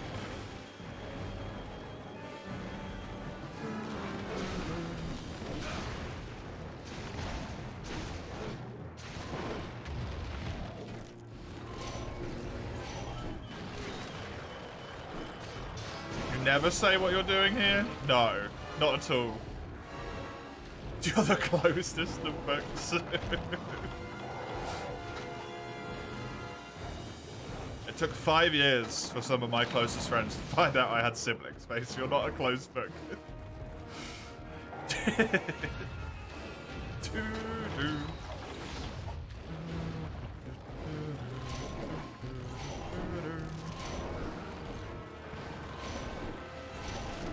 I have siblings? I do, I have 3.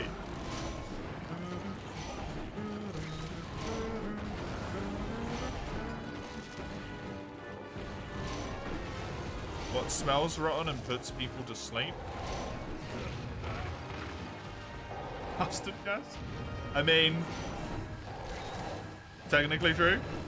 How come I've never complained about them? Because I don't live with any of them, and I don't think it's particularly relevant to share my family's lives on the internet. Even if I did find that, like, a thing, because that's a violation of their privacy.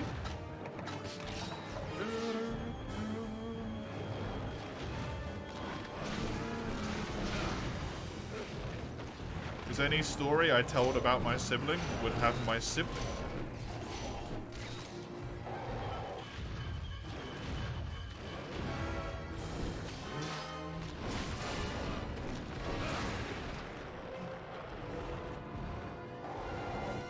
Good one, but that joke only works once. Oh no.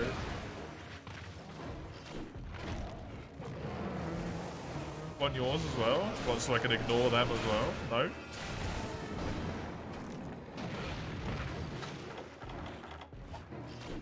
It doesn't even want not to spend it. See? Yeah, he gets it.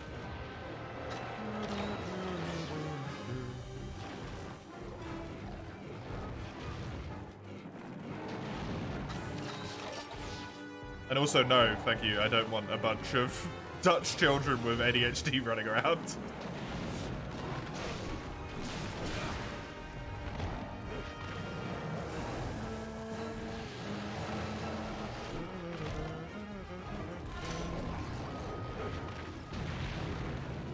What is palm tree?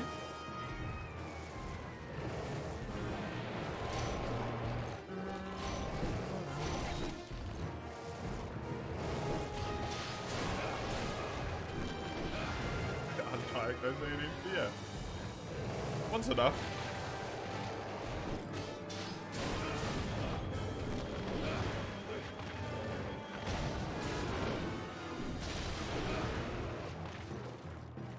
Everyone gets their token neurodiversion to take care of, and then the world moves on. You'll just ignore me. I'm not important right now. Don't say anything.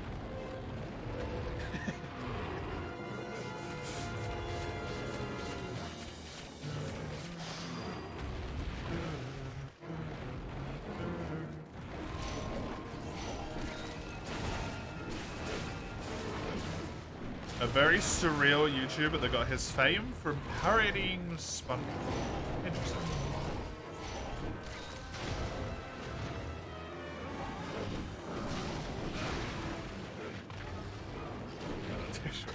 Say it all those years ago. Yeah, that.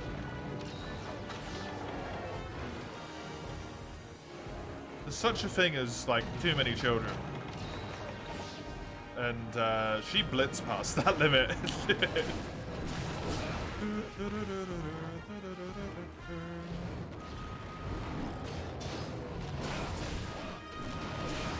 Might be that older mentality that hadn't quite died out yet, though.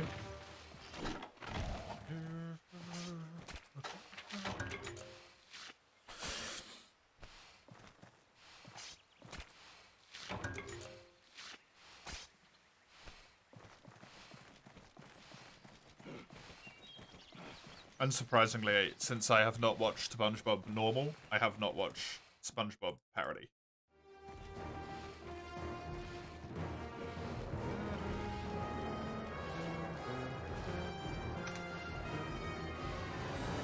Holy fuck, that profile picture is nightmare fuel.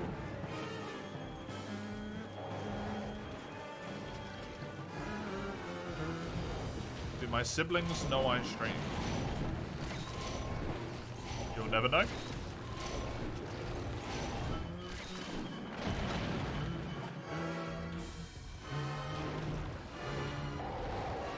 Do I even know that I stream, mates?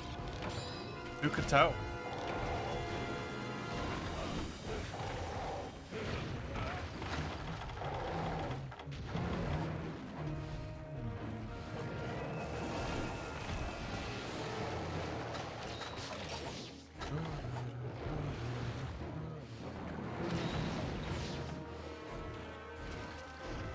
I literally just acknowledged. Acknowledged what? am I acknowledging?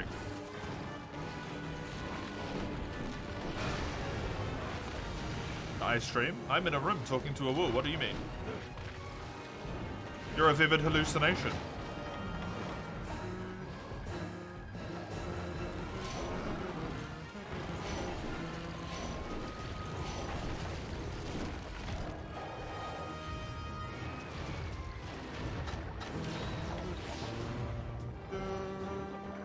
If only I was.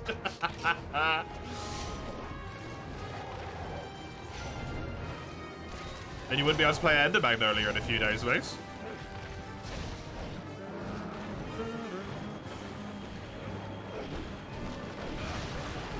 Or Wilds next year.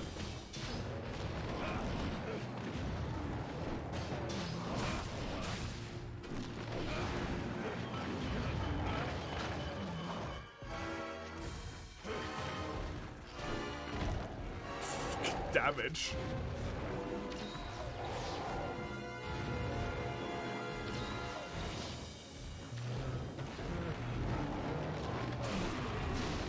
At least one of my siblings is aware that I do it, but they do not know my handle.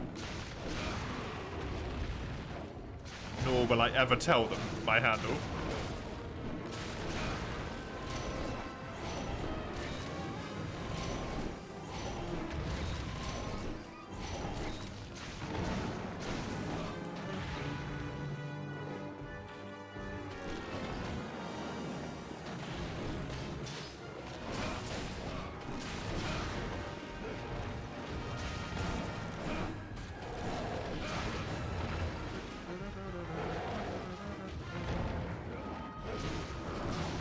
Damn? Why damn?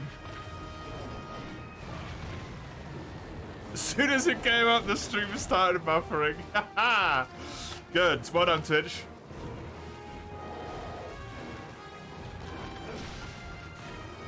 I ran on it too. Poor them? Why poor them?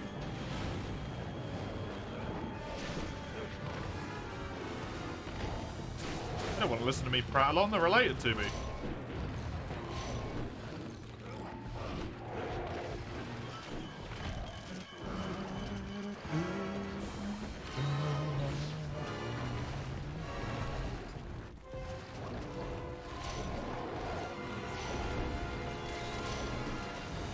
A fate worse than death, that one.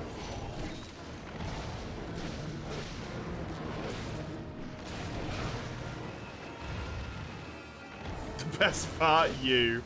I see. I see. Well, I'm sorry for depriving their lives of your presence, mate. I have to say, even without the greatness of your existence, I believe my choice has probably spared them some agony.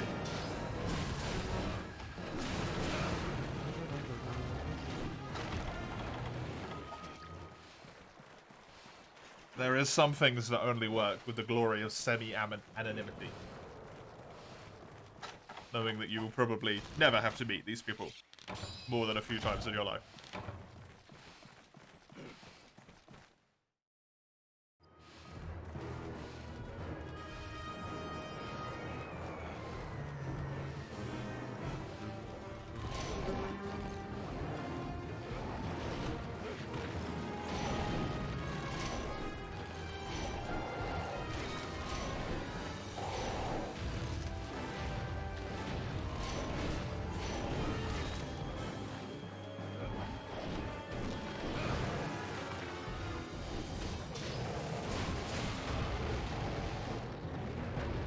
Deliver happiness?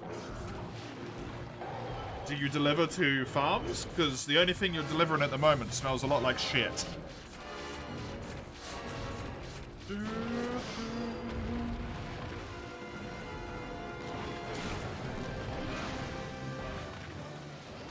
I give off middle child energy. I am, in fact, not. What the fuck? Look, you set me up so easily, Mace. I can't just not take them.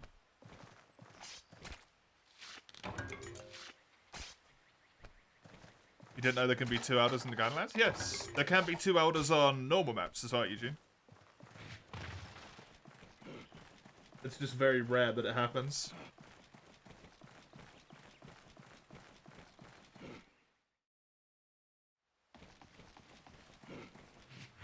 But it can happen, Elders Recess.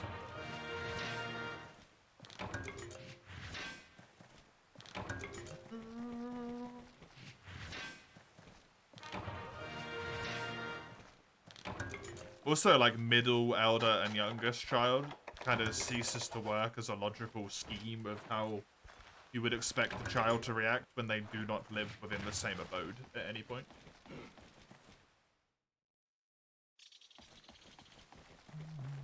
Theatre Wild mask is a wild, yes. This is a Kezu mask, so not quite Giganox, but close enough to be cursed as fuck.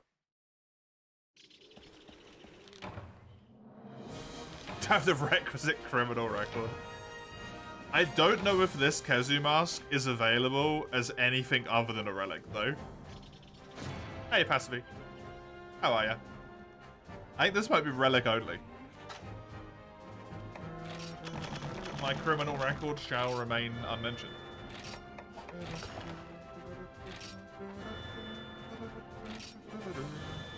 What do we got? Blue Kaku Ruby Mysterios is crap. Crap. Crap. Crap. Cool. Good. A productive expedition.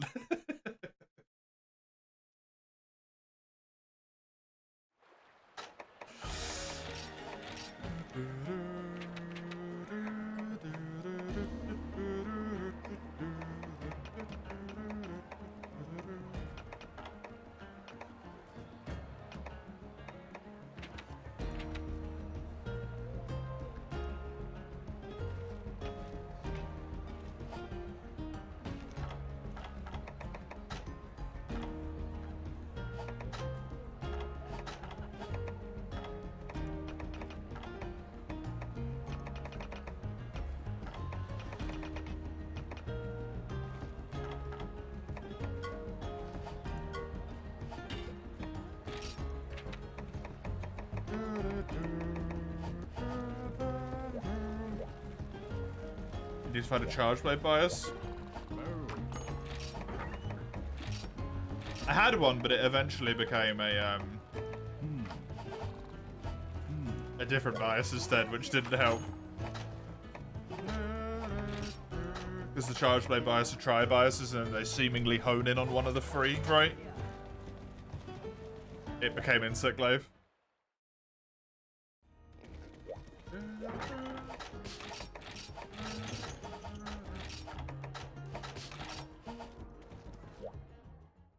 I mean, I just try it again, I guess. So just go into there again and hope that it doesn't give me crap this time.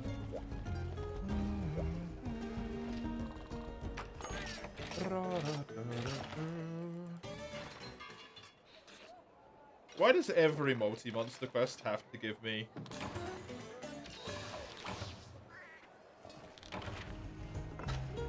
Oh, it's a gore!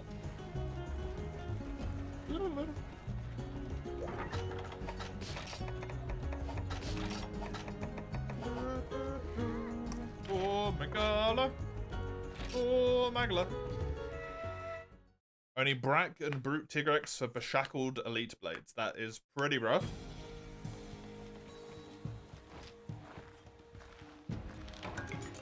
That is pretty rough. I honestly haven't been focused on the patterns at any point in this entire time. I'm just like, give me weapons that look good.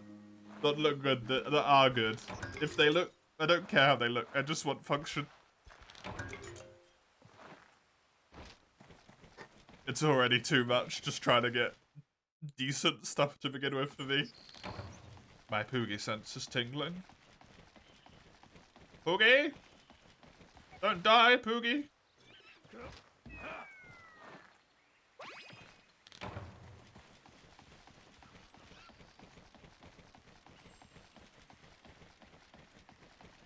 Took me ages to find that one on my my main save where I was trying to get all of the awards other than crowns. Took me a very long time to find that one. Gore, you in here? Nah. Nah. 100k clout, well done.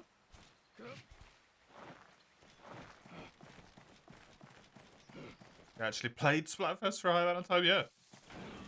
You got that high?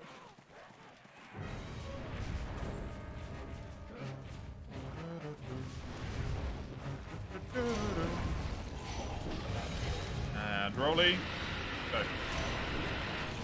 And go.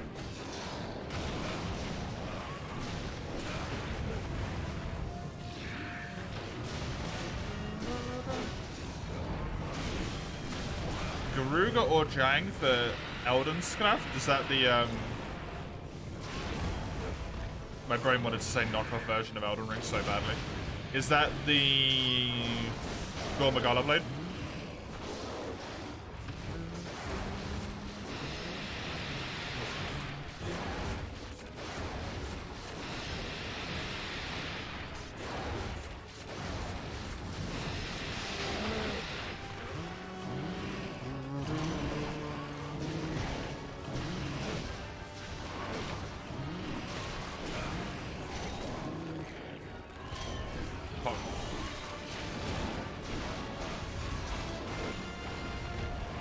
Skull, yeah. The gore transbed looks really good.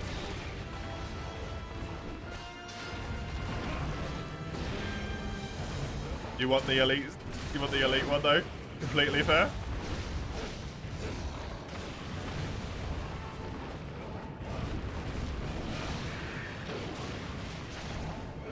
A few people have had those and they look really nice.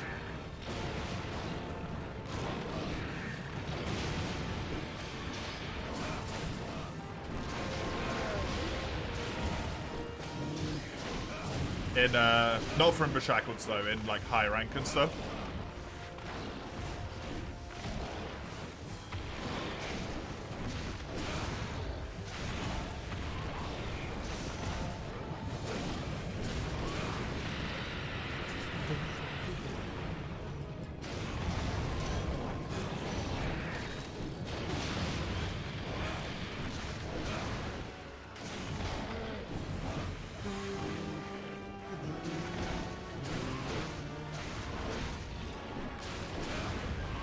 Nice.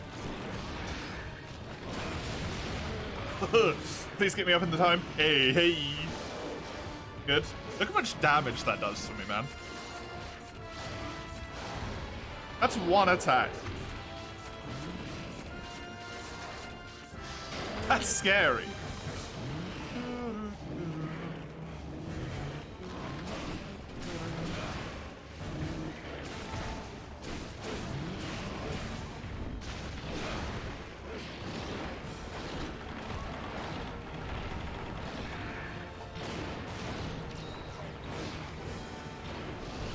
Elite Blade's neat, but you like others, okay, Rathian, Gore, Sirius. Ooh, Rathian's really good. Charge Blade. Rathian's got a really nice Charge Blade skin. Sirius is a nice Charge Blade skin as well.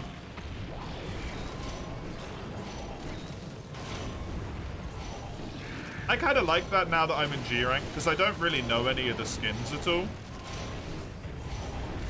that have the potential to be rolled for. So I'm basically just gonna get surprised. Which is kind of nice, kind of fun.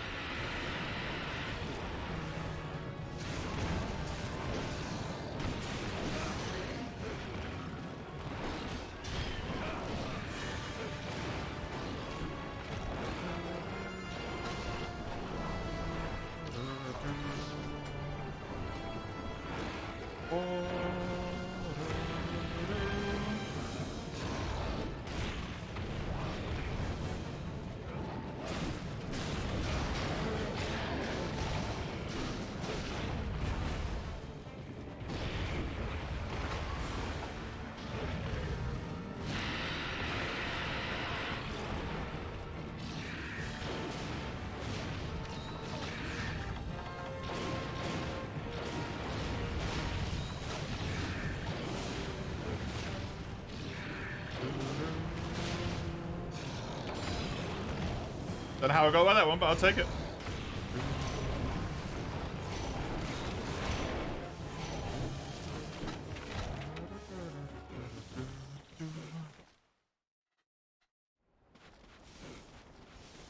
To assume the area after this one is the final area, so I'm going to try and run backwards.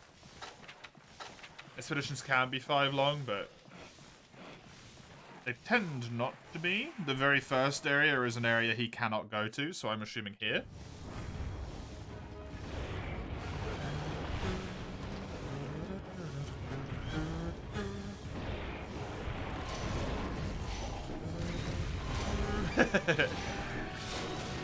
I'm proud of it, huh?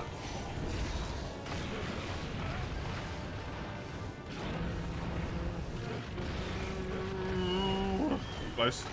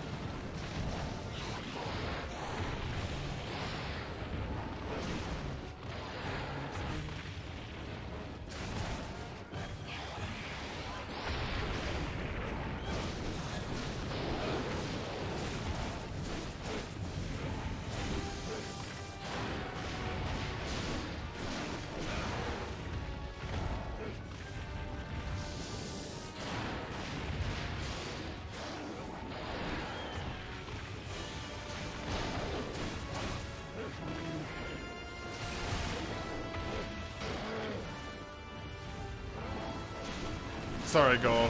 We've danced this dance a lot of times, friend. I just have an advantage because I remember it and you don't. Good stuff. Poor Gore.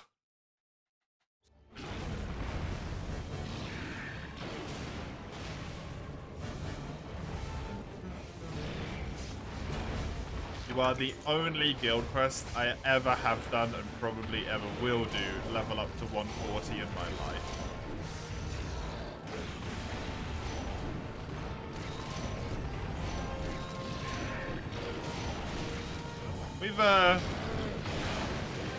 We've done this a few times.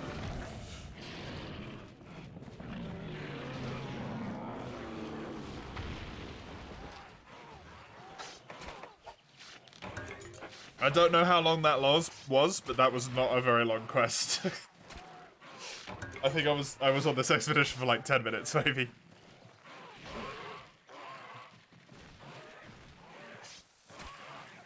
You just saw 3 seconds of it? Good stuff. Thanks, Eugene. Appreciate it. He got kind of ruined. I used 4 maxes, or 4 megas and a max. That was it.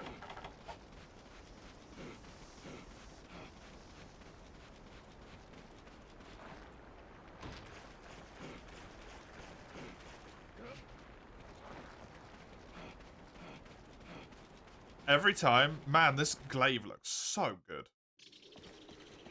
Every time I look at this glaive, damn, it looks good.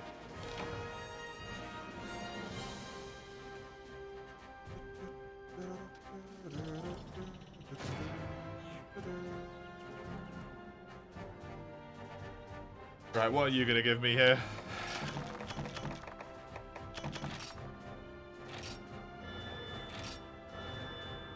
Gobagala.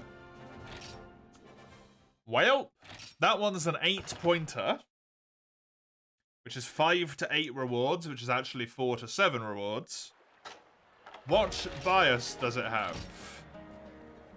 Waste, which is completely useless.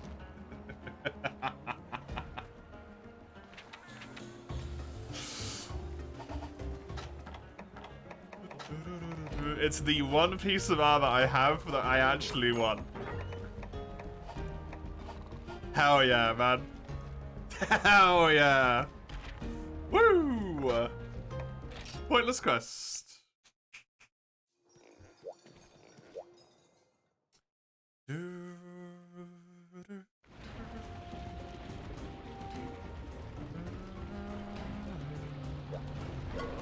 Kappa to get the optional, the arena. I don't know if they actually have arenas.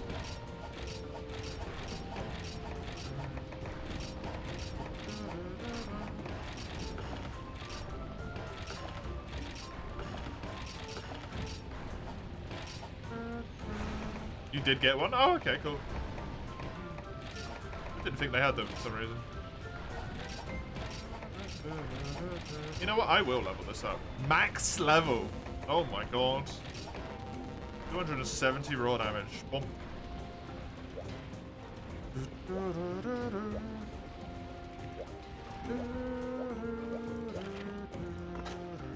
A Monobloss and a Viserios, huh? Viserios is poopy. Monobloss might be able to give me something useful. No idea.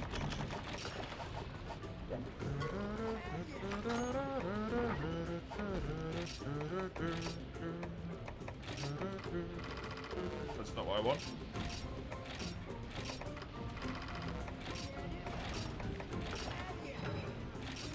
Only annoying things about those arena quests is they cycle in and out, right? And you don't get as good of a rewards. It's better than being forced to like free hunt them though. Like you kind of have to.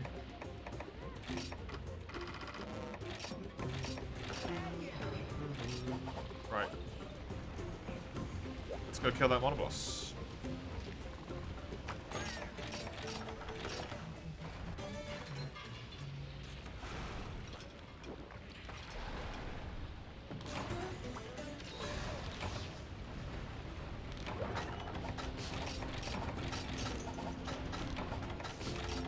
This is where the actual grind is at the moment.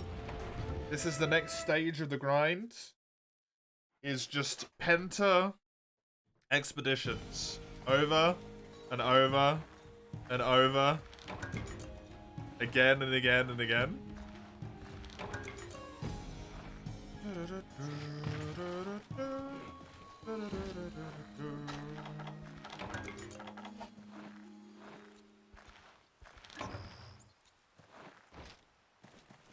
Until I get myself quests I can actually use.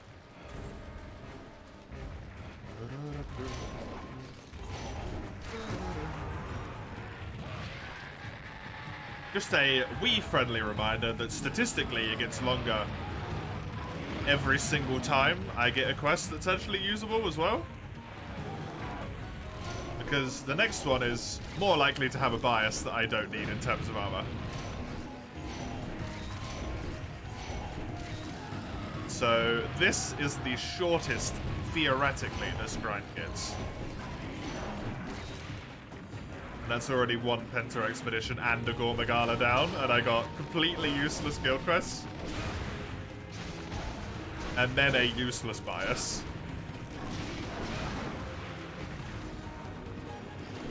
I say theoretically because, in theory, I could just get 4 guild quests which are all good, straight away. Which all have the biases I want. And we're done. And it could go like that for all of them. So it's a bit, you know. It's a bit hard to actually estimate.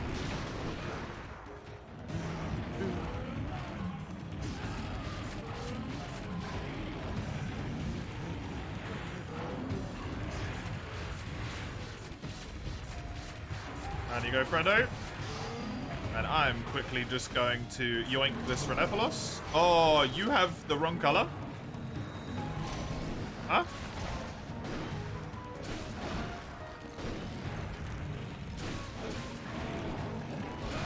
Oh, that head plate might be offensive specifically.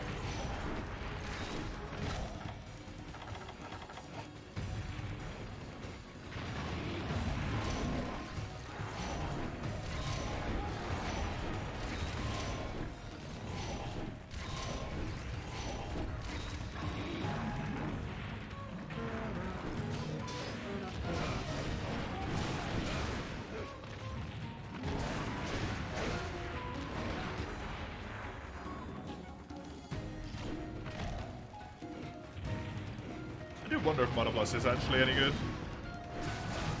He sort of just got unlocked as a consequence of me attempting to try and get Tenderizer Decos. He might actually be a really nice thing to have unlocked here. Diablos is pretty high up the list, right? Diablos is 7 points, which means he's only worth 5 points, so he actually kind of sucks. Never mind. Oh no, Diablos is 8, which means he's worth 6, so he's fine.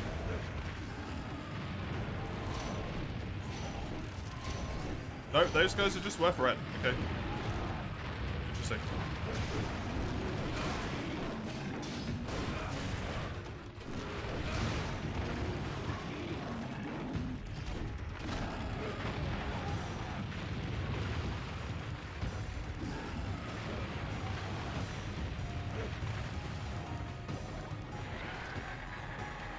It didn't go off.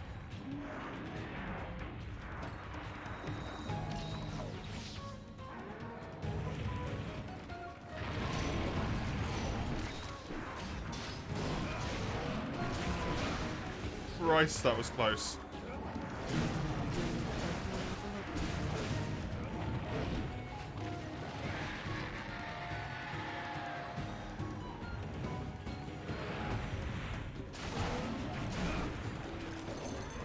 I won't try and say anything about it, Mace, because I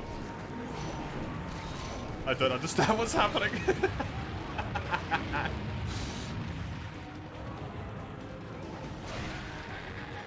Splatoon just looks like a colourful mess to me. I can't discern anything that fucking happens in that game, man.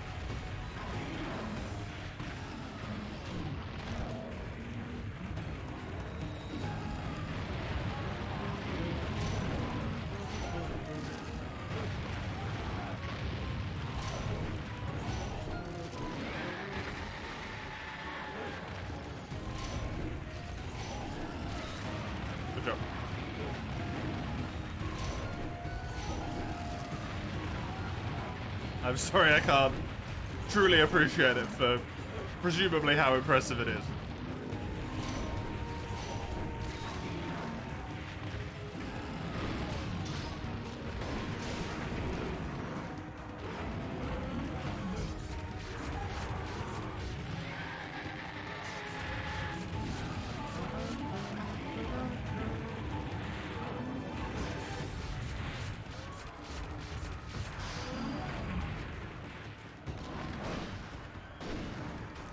Sharpness run out.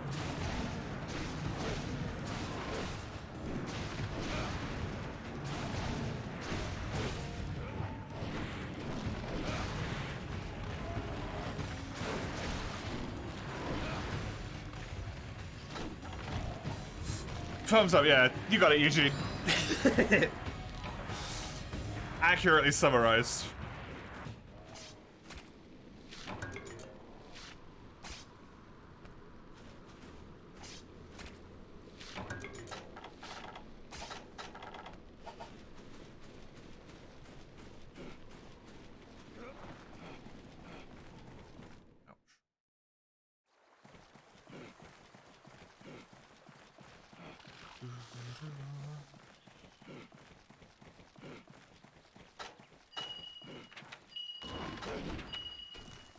Oh, was there a Mysterios in this area? I didn't look. No.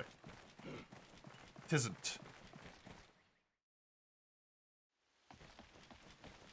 Oh, this is in the middle? Bleh. That sucks. It's kind of a poopy place for that to be.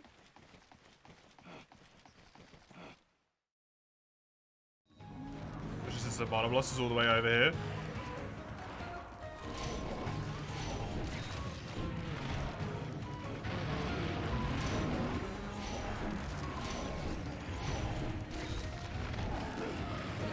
Fancy? Why is it fancy?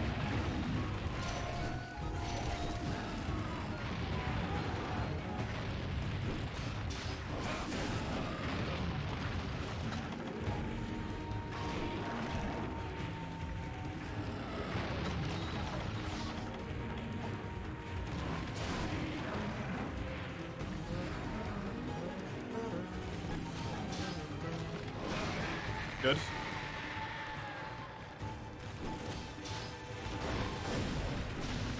Whole area for cats at a location that's prime real estate.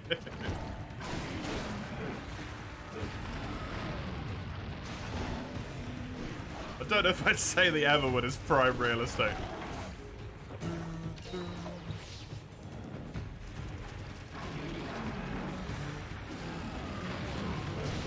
There's a monoboss roaming around here, man. You don't want to live where there's a monoboss. It seriously just dug all the way back to the first area again, didn't it? I'm gonna check out just to see if this is the end. I'm pretty sure it will be. Yep, that's where the Basirios is as well. It won't go one area further than that.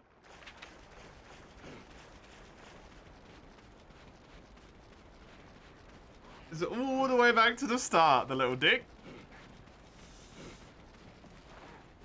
So mean. So mean. So rude. Quite frankly.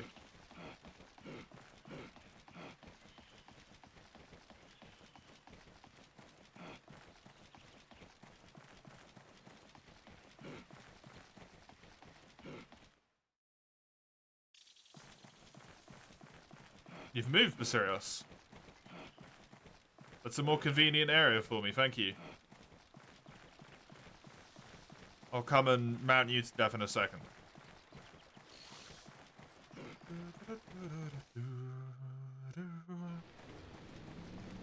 I gotta deal with this horned weirdo first. Hi.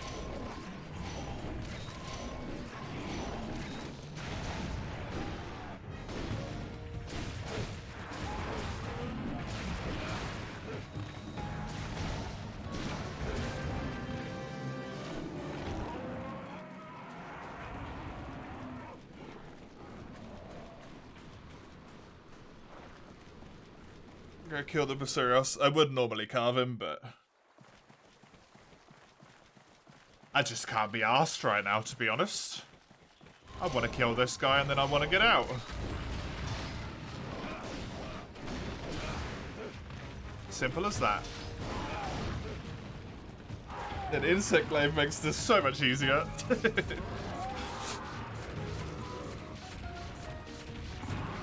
It still runs into some issues, but it is doable.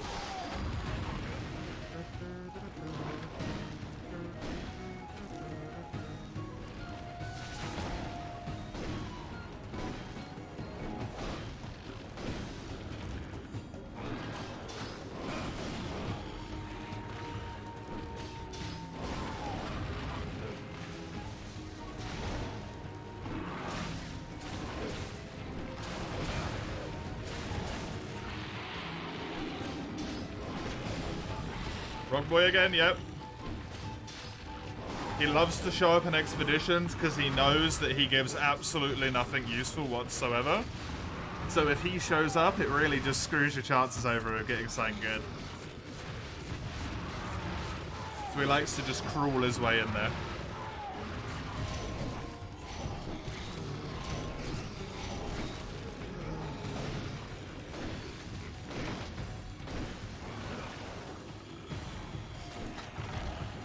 Especially when you consider that he can just waste your time. By just making you bounce for days. He loves it.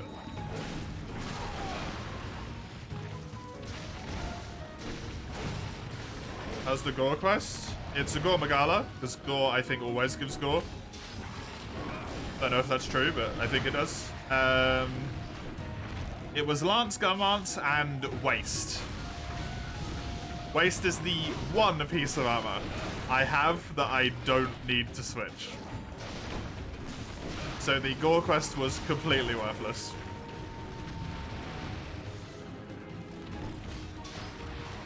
Waste, yeah.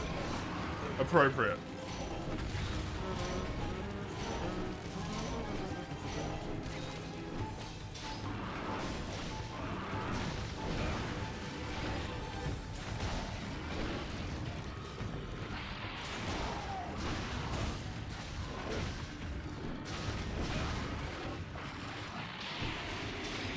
I genuinely just got hard stuck on him there.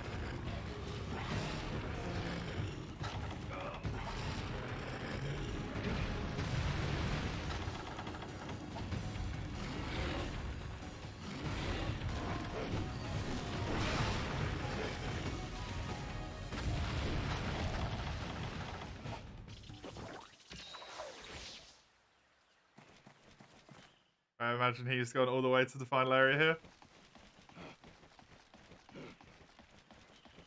I don't think he goes into any of the desert areas. Not 100% though.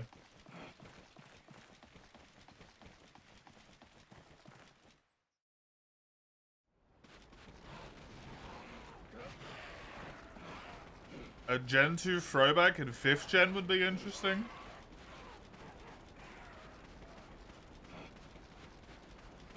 There's not really many weapons you can do it with without really struggling to maintain your weapon usage.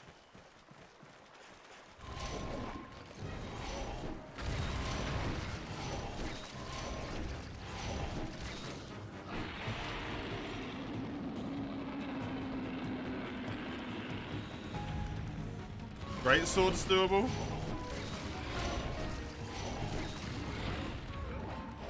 Longsword technically is, but you're gonna have a difficult time to not do any of the additional moves.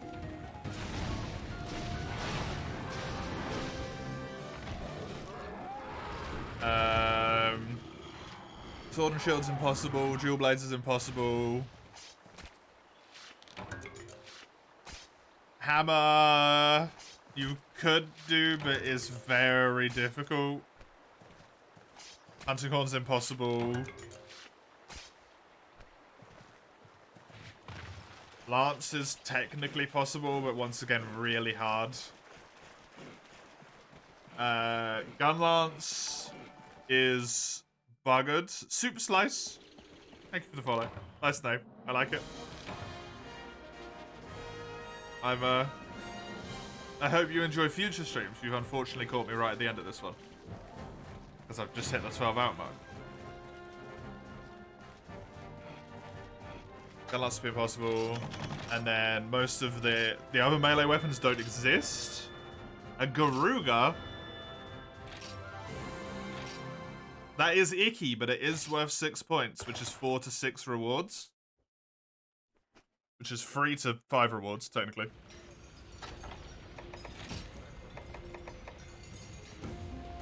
It is arms. I'm not super interested in arms right now. So, probably not going to bother with that one. Unfortunately. At least not yet. There's much more important stuff that I need to get first. That is going to be me done for today. That's the full stream done. I will be back tomorrow with 10 hours of Monster Hunter 1. Hopefully it'll be less than 10 hours of Monster Hunter 1, and I will complete the game during that time period. But it shall remain to be seen if that will happen. Otherwise, you can just see whenever and whatever I play stuff on the Discord, on the schedule link there, sorry. Brain's gone. Discord is a Discord server. YouTube is YouTube. It's got stream bots. Is there anybody to raid? I could raid Crone. That would be really fun. I don't know if Crone necessarily wants to be, to have that attention thrown upon them, so I'm not going to do that. When they're probably just trying to chill. Oh, I could raid Desert Tortoise again. I could actually maybe stick around and listen to them a little bit this time. Slash, that's shout out. Slash raids. I don't, why am I doing it this way? I've never done it this way before. That's just weird. I've never done that. Cool. That works as you would expect it to. Neat. That is going to be me done for today. I will be back with more for you on Friday. I'll be back with more Monster Hunter tomorrow, as it's Monster Hunter March. That's me. Have fun. Whatever you do. Enjoy yourselves. Till I catch you next time. Have a great one. Toodaloo.